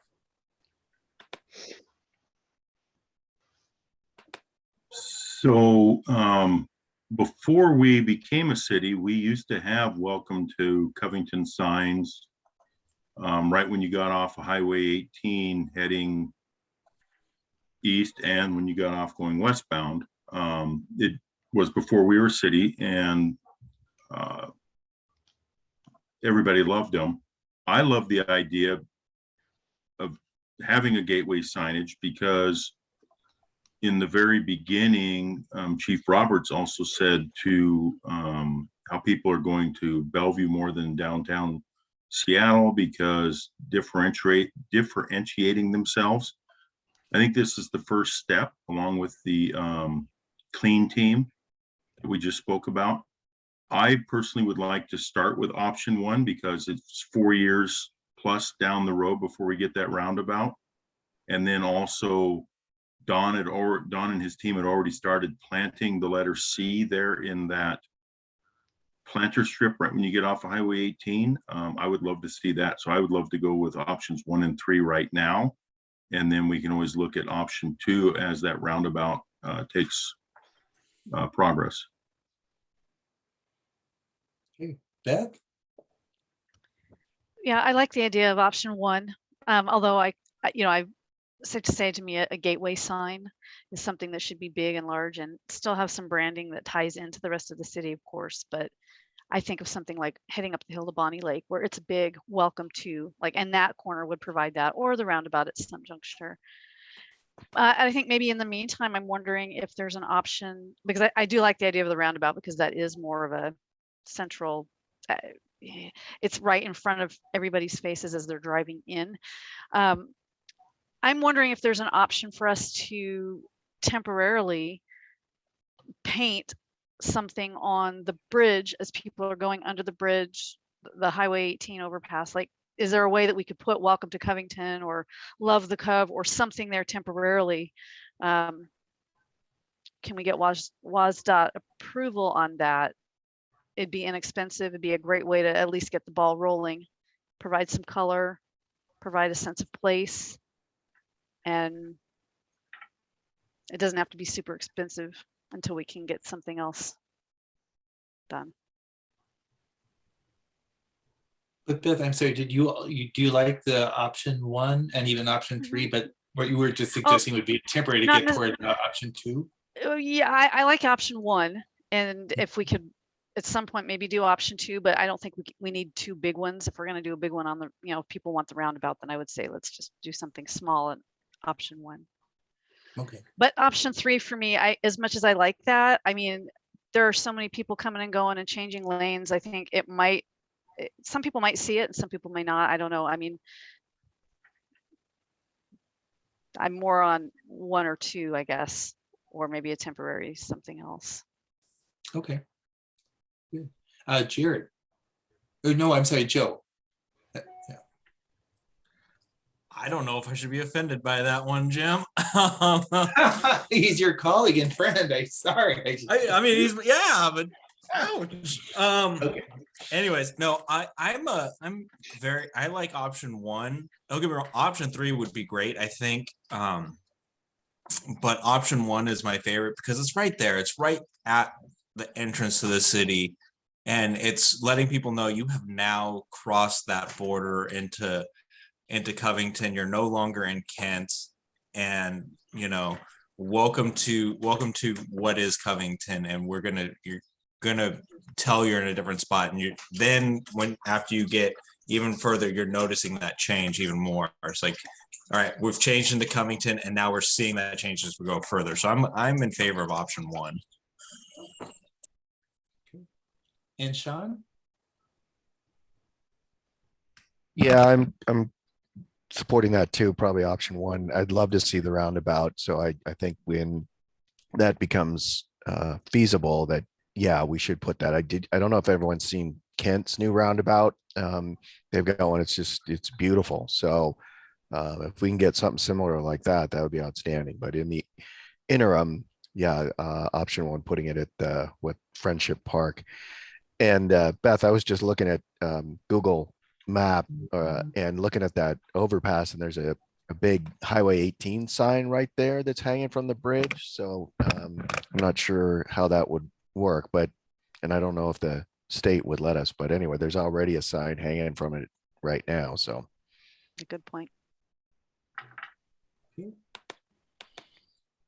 And just to move you along, since it's almost 3 o'clock, I see that Jennifer has her hand up, and I think we also want to hear from Christina and Jared too. So Jennifer, why don't you go next? Option 1, we've already got a plan in place to move forward with. The roundabout sounds amazing, but it's going to be 4 years is like 40 years. Let's be honest. If it happens in 4 years, I honestly would be shocked. So yeah, option 1, and it really is the gateway. That is the spot. That's right where people start to slow down in the crawl. It's perfect. Yeah, thank you for bringing this to attention. Good. Now, Don, I saw your hand go up. Maybe you wanted to add something, and then I'll call upon Christine and Jared. I just wanted to speak to Councilmember Porter's about the underpass. A number of years ago, we talked, even before we had the banners that we placed a little bit closer to Applebee's. That was some of the discussions, and WashDOT was pretty hesitant about hanging anything on their structure. That area in between at the 18 interchange is considered what WashDOT considers limited access. And so there's definitely a higher rules and things like that in that area. So it just would be pretty challenging from what I've heard. I'm not to say that even in the median for option 3 is technically in their limited access, but I think there's some things that we could potentially do based on that. They've just had a little bit bigger heartburn, I guess, for banners hanging on their structures, but definitely something we can consider if that's something that we want to do. And Christine and Jared, how are you feeling about this? I guess I'll just start. I like the idea of option 1, absolutely. And then with the potential to revisit the roundabout discussion when it is near finished and can be discussed. Okay. And Jared? Yeah, I agree. Option 1. I really do like Beth's idea, even if it's just painted on there or something, not necessarily a banner. But I figured that WashDOT would be very hesitant about it. But yeah, I think for now, option one's a great idea. Okay. Well, then you're all unanimous. You all like option one. I think you're almost unanimous in being attracted to the idea of the roundabout, but recognizing that is sometime into the future. Carla made the comment that at some point she and Don would probably put together something to get that just even in the hopper for the roundabout. But I think you've got unanimity on option one. And I am going to put into the notes some of the other ideas, including the idea about temporarily painting on the bridge too. So, okay. So Anything something else? to, Oh, Carla, go something, ahead. yeah, for option one, Ethan, if you're on the call, still maybe talk about what the next step would be. I think one of the thoughts was to hire a landscape architect to be able to work out that space and the site and what the sign would look like. Might be like $4,000 to $6,000 for that.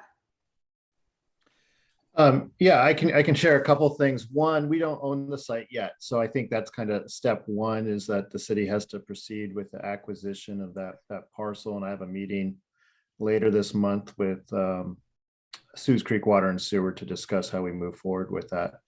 And then as far as just, any kind of design for the sign, I think hiring a landscape architect or some sort of A&E company to help us with the design and a cost estimate would kind of be the first step.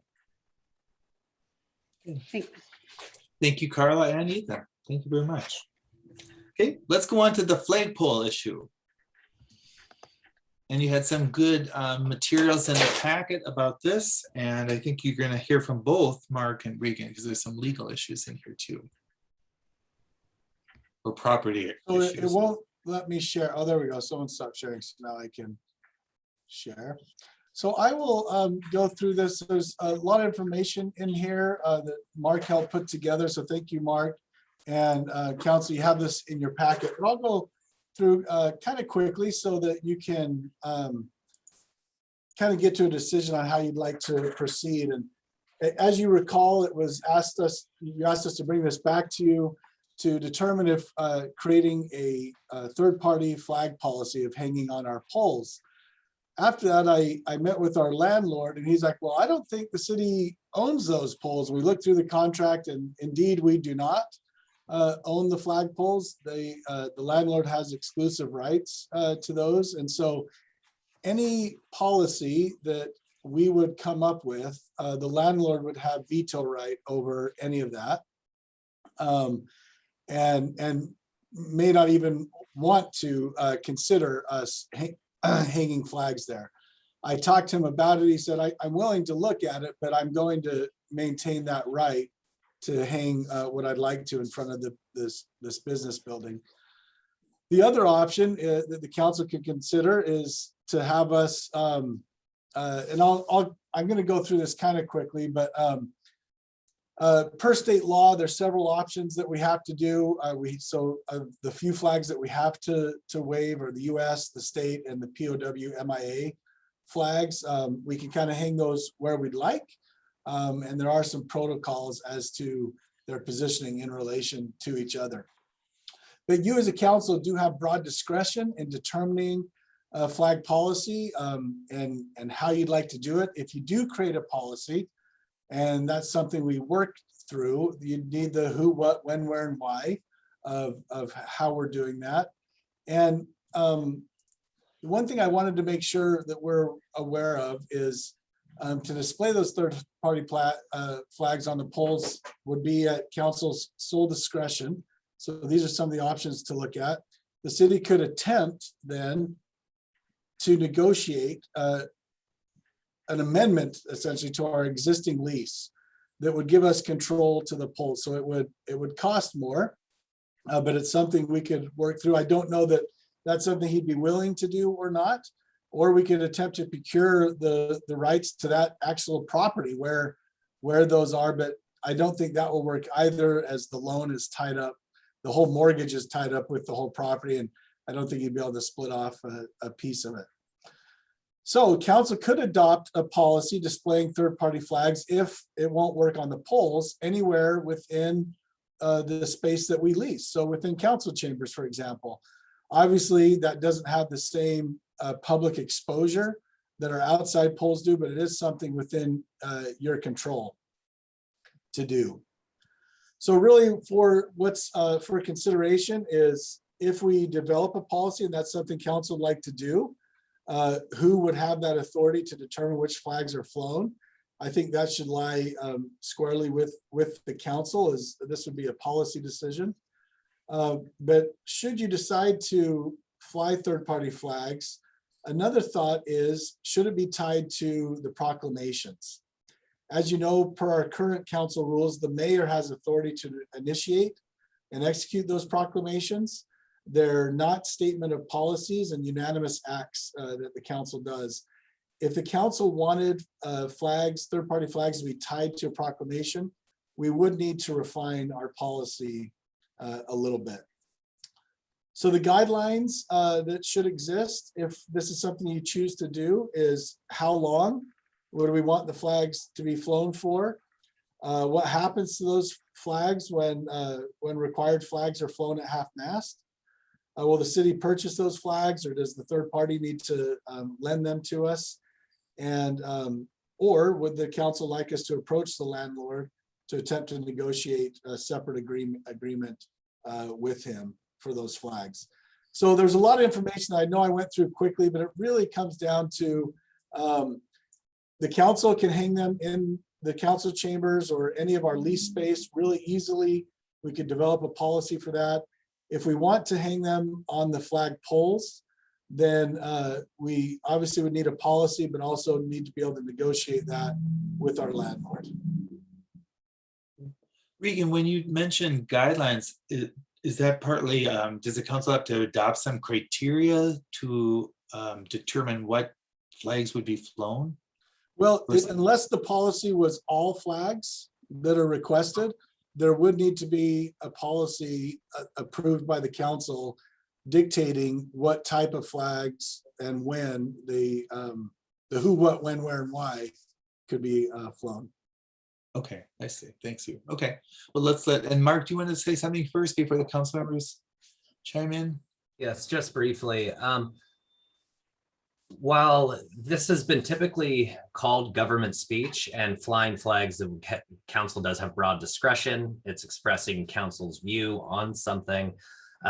This may be changing in the next few months because there's a case that was just argued in front of the United States Supreme Court where some of the justices expressed skepticism at a city's decision not to fly a Christian flag under their flag policy.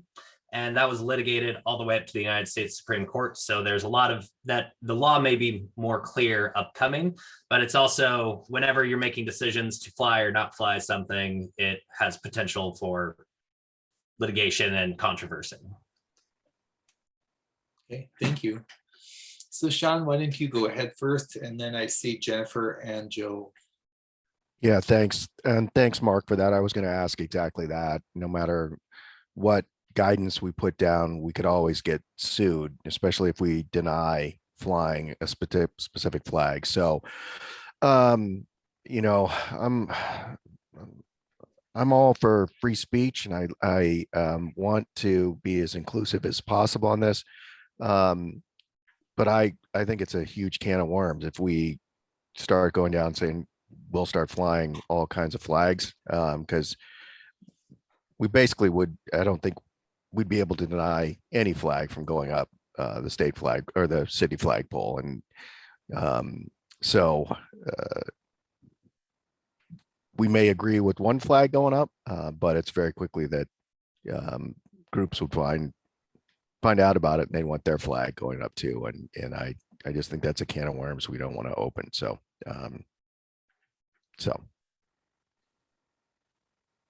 Okay, thank you. Jennifer? Can the landlord fly any flag that he wants in front of the city of Covington City Hall? Yes. So I would like staff to negotiate that as we're it's fine with me if he approves what we fly, but I'm not necessarily comfortable with him being able to fly whatever he wants in front of our city hall, if that makes sense. Because if we're talking about flags and, you know, the perception that it's the government, that it's the city flying them, then it's the exact same thing. If he, you know, puts up whatever flag he wants, then we're right here, like the exact same place. So I think that would be something important to discuss. And I don't think he would have a problem with that. He's not currently using the flagpoles, right? And I do agree with Sean opening it up to other flags, but I think the reason that this was brought up is because we don't have a policy at all. So I do want staff to move forward with a policy. I think it would be important to address, are other cities flying flags, and, you know, what do those policies look like? Is it possible to have something that's clear and dry, not opening up a can of worms, like Sean said? It kind of sounds like it would be a can of worms, but in either respect, we don't fly anything, and it needs to be written in stone. Because, you know, the reason I asked this to be brought up is we have had a resident turn down, and they were offended by that denial, or at least that was the perception from their public comment. And that's not okay. I mean, that's the issue that I am not comfortable with. And if I could just add to that, Jennifer, I don't know, because we don't own the flags, that's our statement, is we don't control those. So drafting a policy for something that we don't have control over. So if the council wanted to not hang flags in the council chambers or hang them, then we can do a policy for that. But as far as on the flagpoles at this point, without negotiating something with our landlord, we don't have that right anyway. So the flags right now are not ours. They are ours, and they've been hung there since we moved into City Hall. The city has had basically exclusive rights, but any of the, as Justin told me, any of the tenants in this building could hang a flag there. They've never asked and never wanted to. Right, well, then Justin could too. That's my concern. Like, I didn't even think about this whole other issue until you started talking about this. And then I'm like, wait a minute, that really anything could be hung out there. And it's like the picture you have in the slides, that says City of Covington, part of the beautiful picture. Right. I'm going to go back to Mark for a moment. Just briefly, thank you for letting me jump back in. And Councilmember Harderhausen, what I think you raised a good point. Considering that the landlord does control the flags, it kind of limits what we can and can't do. But one thing staff could approach the landlord about is it would be, because basically every lease would have to be amended for every single tenant for there to be any kind of changes, because right now everyone has a common interest in the common areas. And we could approach the landlord and say, we would like it to be in the lease that just those 3 flags are flown according to state law, and go on from there and basically maintain the status quo so the other flags wouldn't be flown. But I have no idea whether the landlord would even be amenable to that, because I think he has expressed, and Regan can correct me if I'm wrong, he's expressed some interest in having control of that and having and making sure that, and he hasn't had any problems with the city flying everything, our normal flags as they stand, but he might have issues with other flags or limiting himself in the future. Okay. Jill, go ahead, please. Hold on, my son decides he wants to be loud real quick. I'll let Christina go first. Okay, Christina.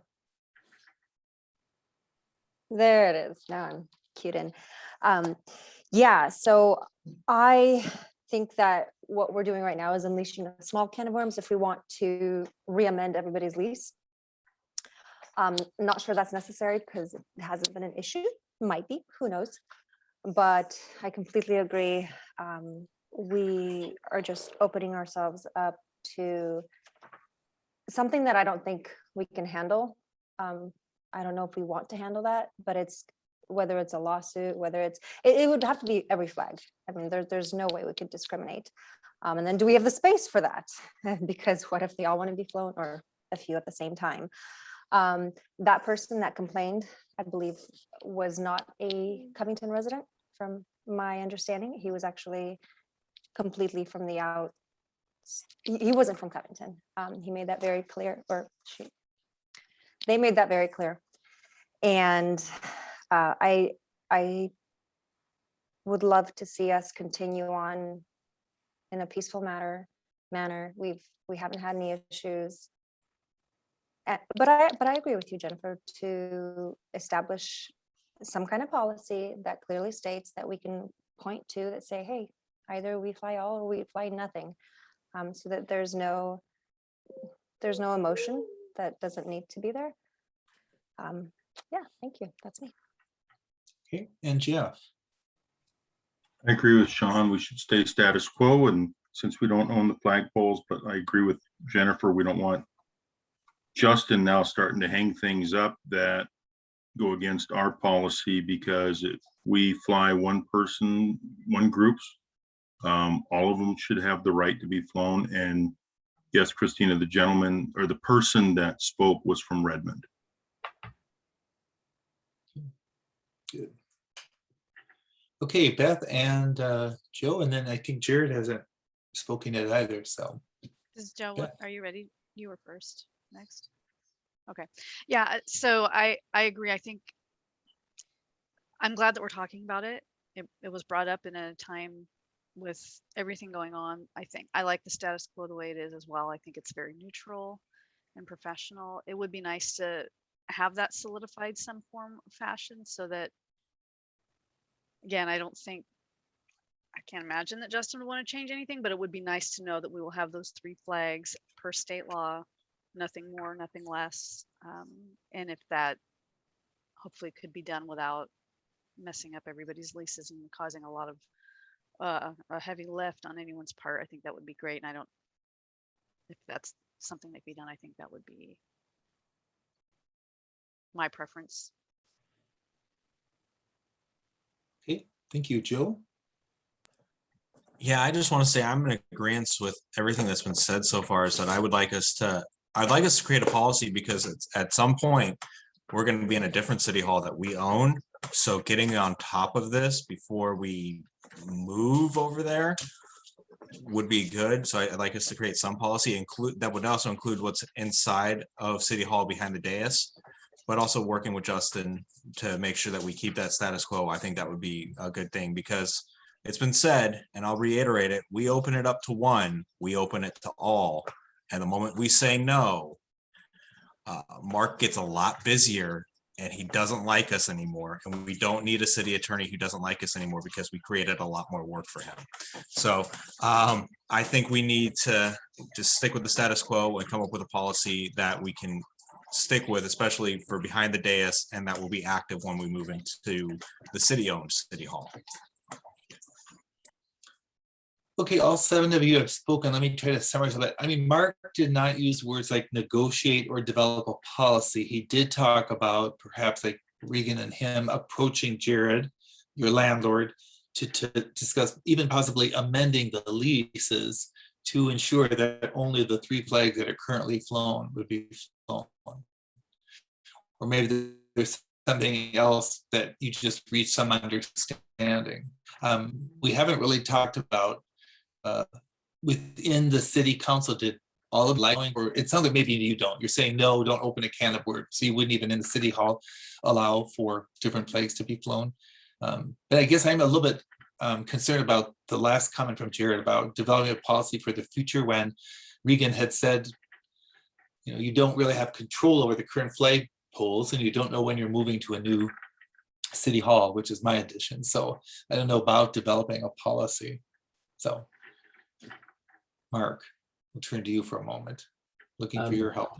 Just briefly, as it stands right now, we don't need a flag policy. If the council would like one, it would be very simple, and I could draft something up that follows along with council sentiments here, which would really say behind the dais or any flag poles that the city controls or otherwise has agreement to use, that the city only flies the flags as required by state law.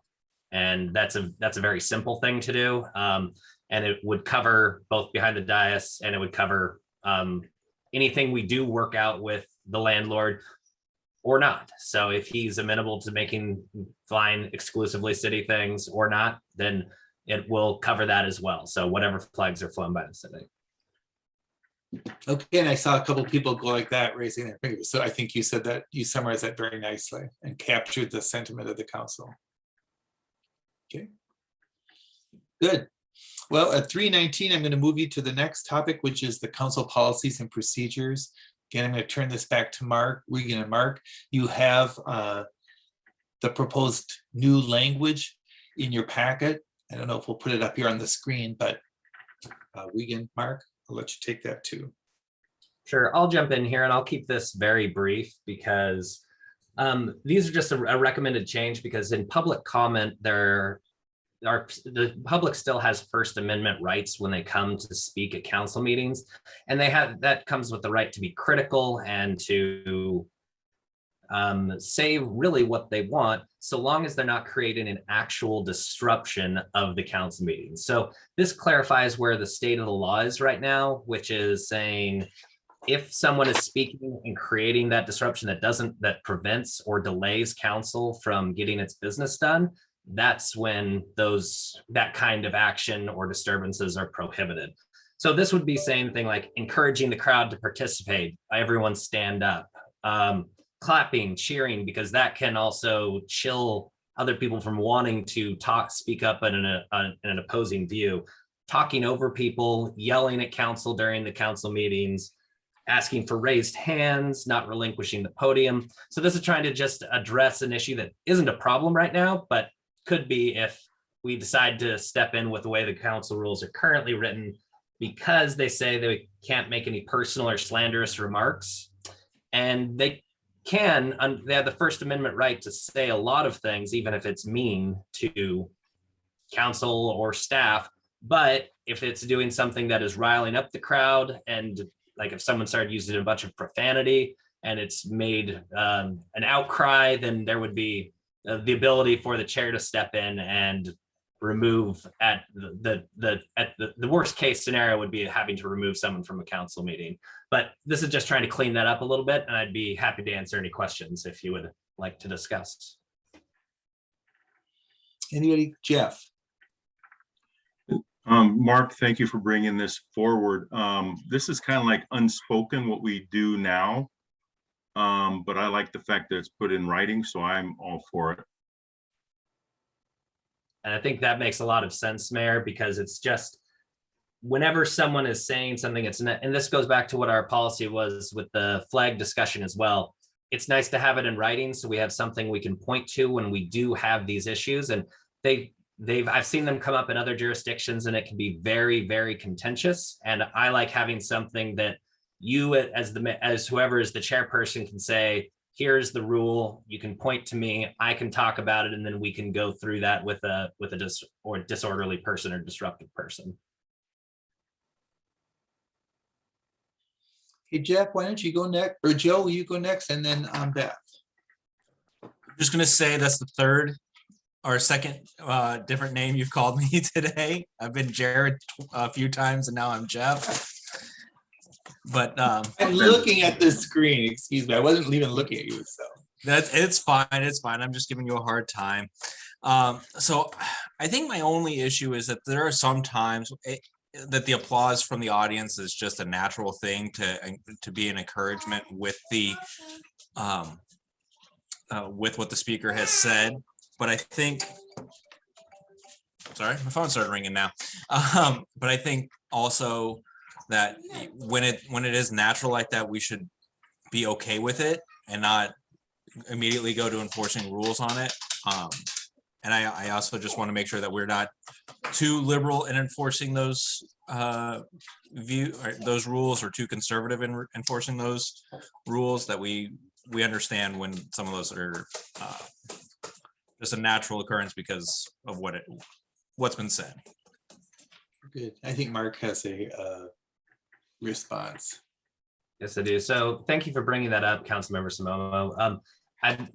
In my opinion, this is just another tool in our toolbox that we can rely upon if we need to.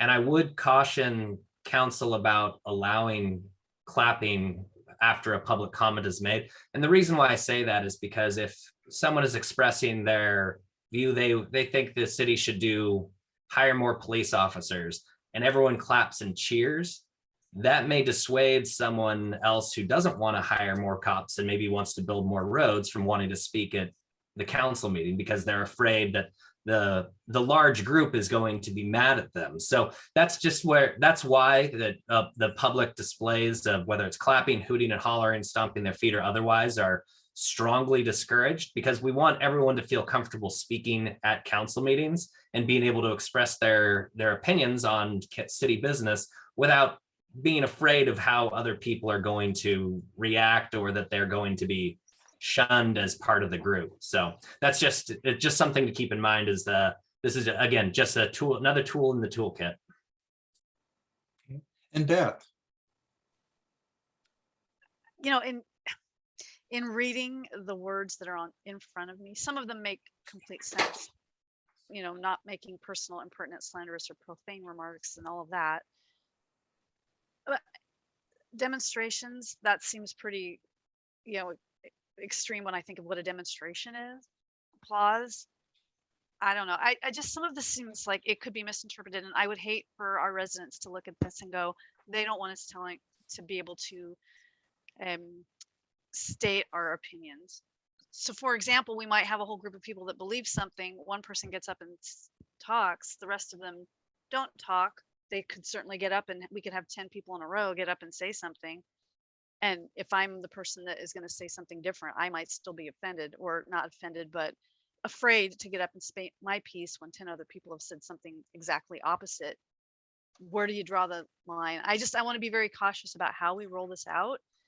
And the whole thing about 4 minutes, the way it's written. I mean, and currently if somebody goes over, we're generally fairly generous because it's very easy to go over 4 minutes. You can have a completely one-page thing written out and say it, and then you're over 4 minutes. And so I want to me, I feel like when it's in writing, I get the idea that it's a tool, and but we have to be very careful, because if it's a tool and we apply it sometimes and we don't apply it others, then you run the risk of somebody thinking that there's an impression of unfairness because we allowed one person to do it and not the other. And I think there might need to be some additional, like for the 4 minute part, maybe we have a clock up front so people can see, or we give them a 30-second ding so they know that they're about to come up on their time, so they're not just completely cut off from speaking. Because again, if we let somebody go over and not somebody else, it might be seen as being unfair or favoritism. So I am concerned at the moment about some of the verbiage that's in here. I understand the reasoning behind it, but if we can't handle a few people clapping, then we should have thick enough skin to be able to carry on after that. It's my opinion. but is there any specific language you want to I mean, I guess you just did cite, for example, the part under 510(3) about the 4 minute thing, but there you did say if it's just applied consistently, and maybe you need a timer or something to give people a heads up that their time is about to be over. But I don't know if there's any specific language you want to propose to change this, or go back to just what you have now, or how do we determine if it's permitted by the presiding officer? I mean, I guess is that when they're told they're at their 4 minutes and the presiding officer says, okay, you need to wrap it up, you have 30 seconds or something like that. And if we're applying that consistently to everybody, then I get that. I don't consider it disruptive. I just consider it somebody talking and not realizing what time it is. I mean, I understand that it can upset the timeline, especially when we have these really long meetings, but if they need 30 extra seconds to say what they need to say, then it's hard for me to discourage that. I'm glad people are up there saying something rather than crickets. okay. I know Christina wants to have her hand up. I see Mark again. Christina, why don't you go, and then I'll ask Mark and Jeff to. So I put my Yeah. hand down, but I think I understand where this is stemming from. I don't know if you guys are all aware, there was that big public hearing on Instagram. It was a man singing the song. I think that's what was it the word expression that Beth, you mentioned? But it made sense to me, but only if you've seen the video. So I don't want to elaborate on it, but it's the few that make it hard for the majority. We probably won't run into it, but if we do, well, that's probably where it came from. Beth? Yeah, I guess the scenario that's popping up in my head is that a few years ago, before I was on council, I made a public comment about Arbor Day. And as soon as I got done speaking, there was a lady that I had no idea who she was, never saw her face, got up and clapped, and then sat back down. She was done clapping before I got to my seat. I would hate to see somebody like that get hauled out because she clapped, right? That's the example I'm talking about. And the way it's written, it really doesn't seem to differentiate one or the other, where you have somebody doing something really extreme or somebody that's just getting up and, I don't know. It's not the same. And I guess we'd have to me, in my opinion, we'd have to be careful. And it's not the first time I've seen that, but I don't think anyone has ever really gotten, at least in the meetings that I've ever been to in the last 6 years, has gotten, either vulgar or, they're passionate about what they say, and that's fine. And that could be off-putting to somebody else that wants to speak, but everybody has a different communication style. And as long as they're not being rude or disrespectful or threatening, we all have a voice to hear. I'm going to ask Jeff, because you are currently the presiding officer, and so you have your hand up. What are your I'll let thoughts Mark here? go first. Okay. Just briefly, and Councilmember Porter, thank you for discussing the verbiage. I think that brings up an important point. The way this is drafted is specifically from culling some language from Ninth Circuit case law, where it's tying everything to a true disruption. And removing someone from a meeting is the nuclear option that we want to avoid at almost any case. And if someone claps, we want to say that that's not okay. But if someone claps their hands and then they're done, there's a lot of discretion for the chair and the presiding officer to control the meeting. And there are different spots in here as well. If there's something that if the presiding officer makes a ruling and wants someone to be removed, council has the ability to override that as well. So I think there are checks and balances that are placed into the rule as it's written. And it's really looking at those times. And this is something that Mayor Wagner and I could discuss, or anyone who's the presiding officer in the future, is what does this look like? Because each time something happens, we have to evaluate it on those individual facts, because there is no paintbrush that will work for everything here. And there is no perfect black and white rule that we can apply. We just have to be able to as you pointed out, be consistent with how we're doing things and make sure that people are able to express their opinions and their First Amendment rights without having any kind of an issue. And I think that's part of the reason why I brought this forward too, is because this is a better protection of First Amendment rights than what we currently have in our rules. Because previously it was just, you couldn't make slanderous or personal remarks, which that's a violation of First Amendment rights. So this is actually giving a greater protection to the speakers as well.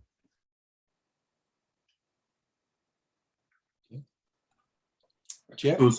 So as far as the 4 minutes, most cities allow 3 minutes, but we allow 4 minutes. And at the end of 4 minutes, when the 4 minutes are up, I usually remind people that their 4 minutes are up and to please wrap up. I don't cut them off. Margaret didn't cut them off either. And it's just common courtesy for all those others that want to speak, and for the common courtesy of us as council members to have people wrap up. As far as the rest of this stuff, it's like Mark said, it's only if it becomes disruptive. If one or two people clap and sit down, that's not disruptive. It's when an entire group, when the person that's speaking is engaging the crowd to create disruption in the meetings. that's what this language is for, is to help protect us and staff during our meetings.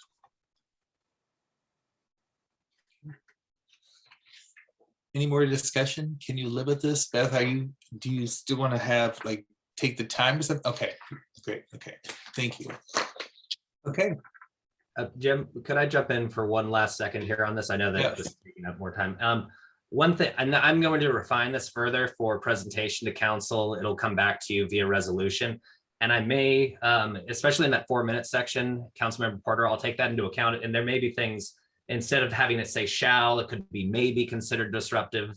It may, the clerk or designee may turn off the microphone, and the presiding officer may do that. So it gives it a little more flexibility there. We would still need to be consistent, but it's removing some of that mandatory language and softening that section. So yeah, I appreciate your comments, because that helps me refine the direction to present this to council.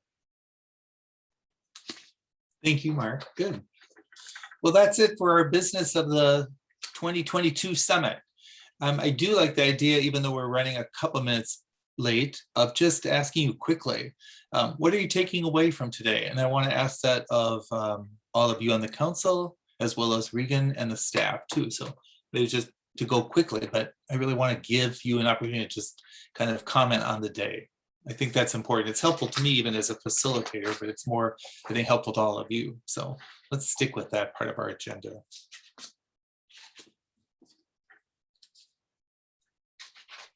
The main thing, oh, go ahead, Sean. I was just I'll just say I am encouraged and grateful that there are a number of committed people that want to spend their Saturday making Covington better and coming up with ideas on how to do that. And I am in awe and honored to work with all of you to make this the best place it can be to live, work, and play. So thank you. Christina.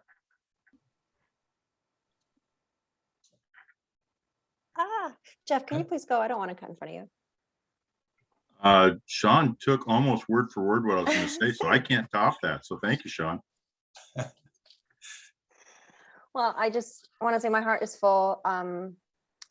It's so evident that each person doesn't just govern Covington, but they care for Covington. They govern like they live here. That should be a slogan too for our marketing. We live here too. But I'm also honored, and thank you for this very effective, and the staff. Everybody's so brilliant. Any question coming out of left field is answered in seconds flat. So just thank you to everyone for, once again, another smooth summit. Good.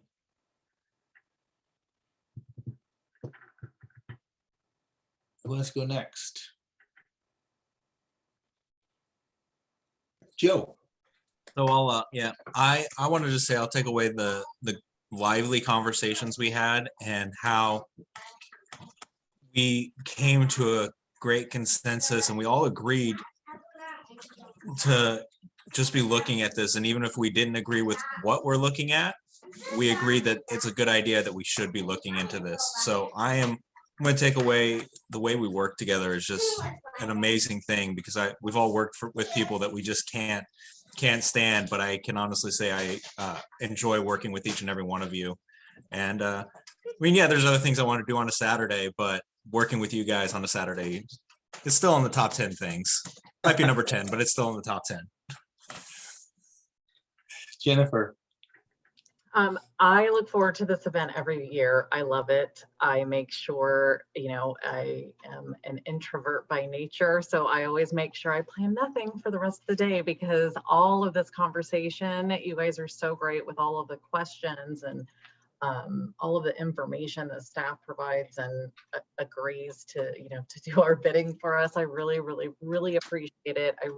My brain still hurts from Chief Roberts' presentation, and I just look forward to this year. It's going to be another great year. Beth or Jared? Yeah, I'll go ahead. kind of just echoing what everyone else is saying. It's great to work with, you guys, even though we may not always agree on everything, but we agree to figure out a solution that works best for the community, and that's always great. Yeah, I think one of the biggest takeaways is just Chief Roberts' presentation. It's like, holy smokes. But I feel confident that, the council that we have can create a solution that will help keep our community safe. And apparently, thanks to you, Jim, I learned today that I acquired new land. So you confused me with Justin. I don't want to be a landlord. Yeah.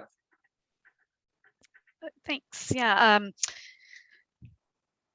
Such robust conversation about some things that are super important to our residents and to each one of us. And again, reiterating the fact that we do have a fantastic staff that's willing to put forth all of this effort. And I think for one of the takeaways from me, when I look at our role as city council or as staff, we have what we do outside of our communities and how we engage, I'm going to just say higher up the food chain on different levels, but we also have what we need to do within within the borders of our city and the action items that we're committed to for this year.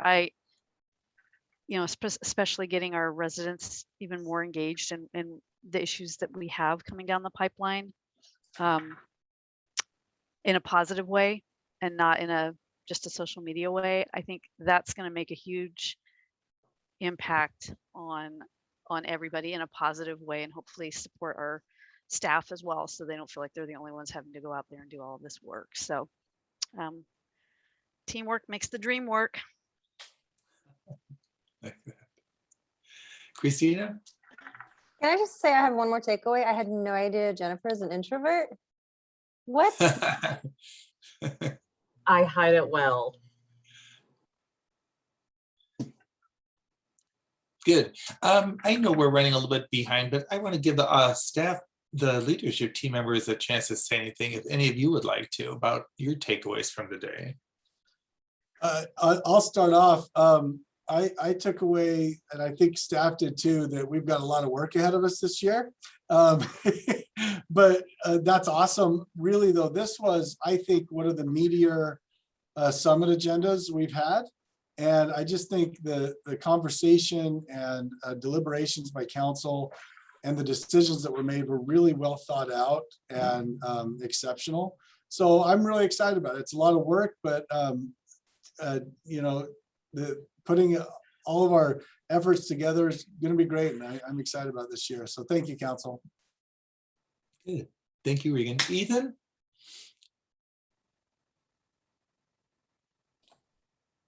Yeah. Hi.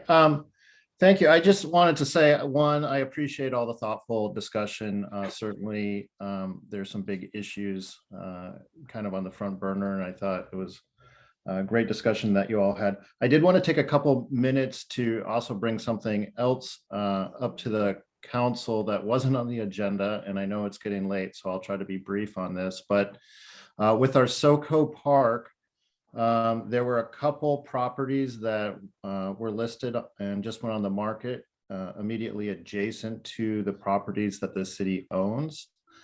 And I just wanted to, it may not be in the cards for the city to purchase those properties, but I feel like we should be deliberate as far as knowing that they are being listed. And if the council did want to provide direction for the city to look into expanding the park boundary, this would be the time to do it.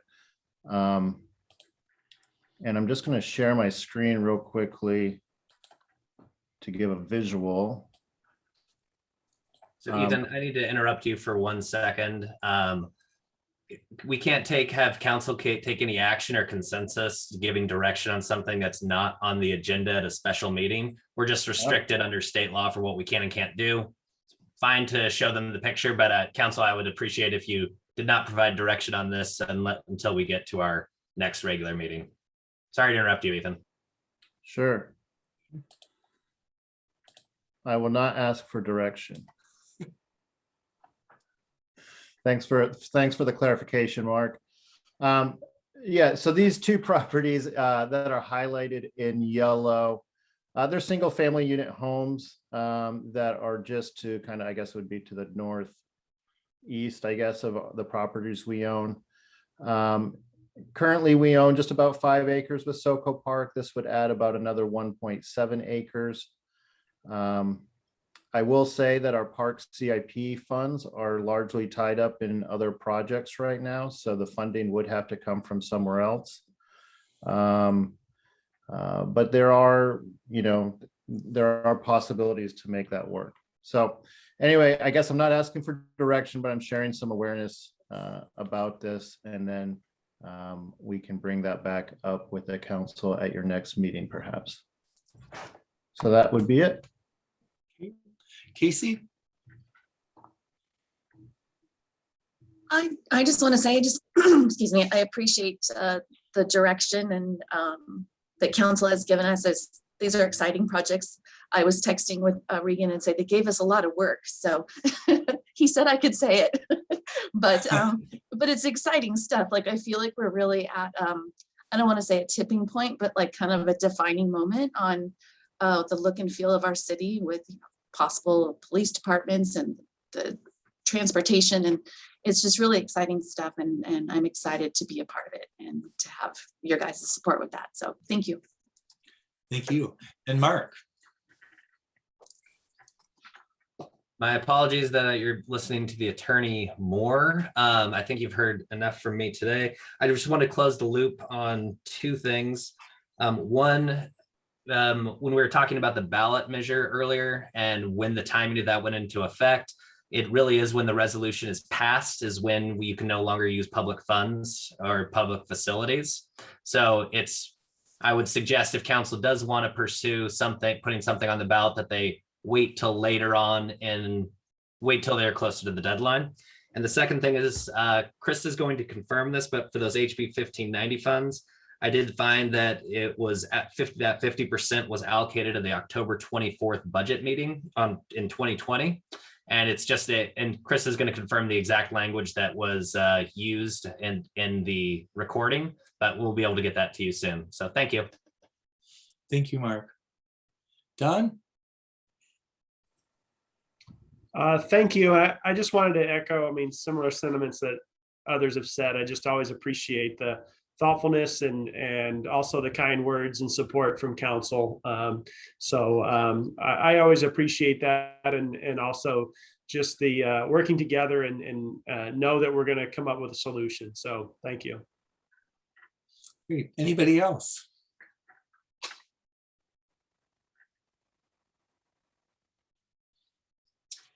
Okay, looks like we are done for the day, but I really want to turn it back to you, Jeff, for a minute for closing remarks. I don't know if I have much more to add, but I just want to thank everybody for everything they've done and working together through all these topics that we brought forward today. And I just appreciate everybody's input and the fact that everybody's willing to work together to come up with a solution for what's best for our city. So thank you. It's an honor and a pleasure to work with each of you on the council and to work with each of the staff to get things done. So thank you. Okay, good. And thank you all for being patient and willing to stay a little bit longer. So we are done for the day. That's a wrap for the 2022 City Council Summit.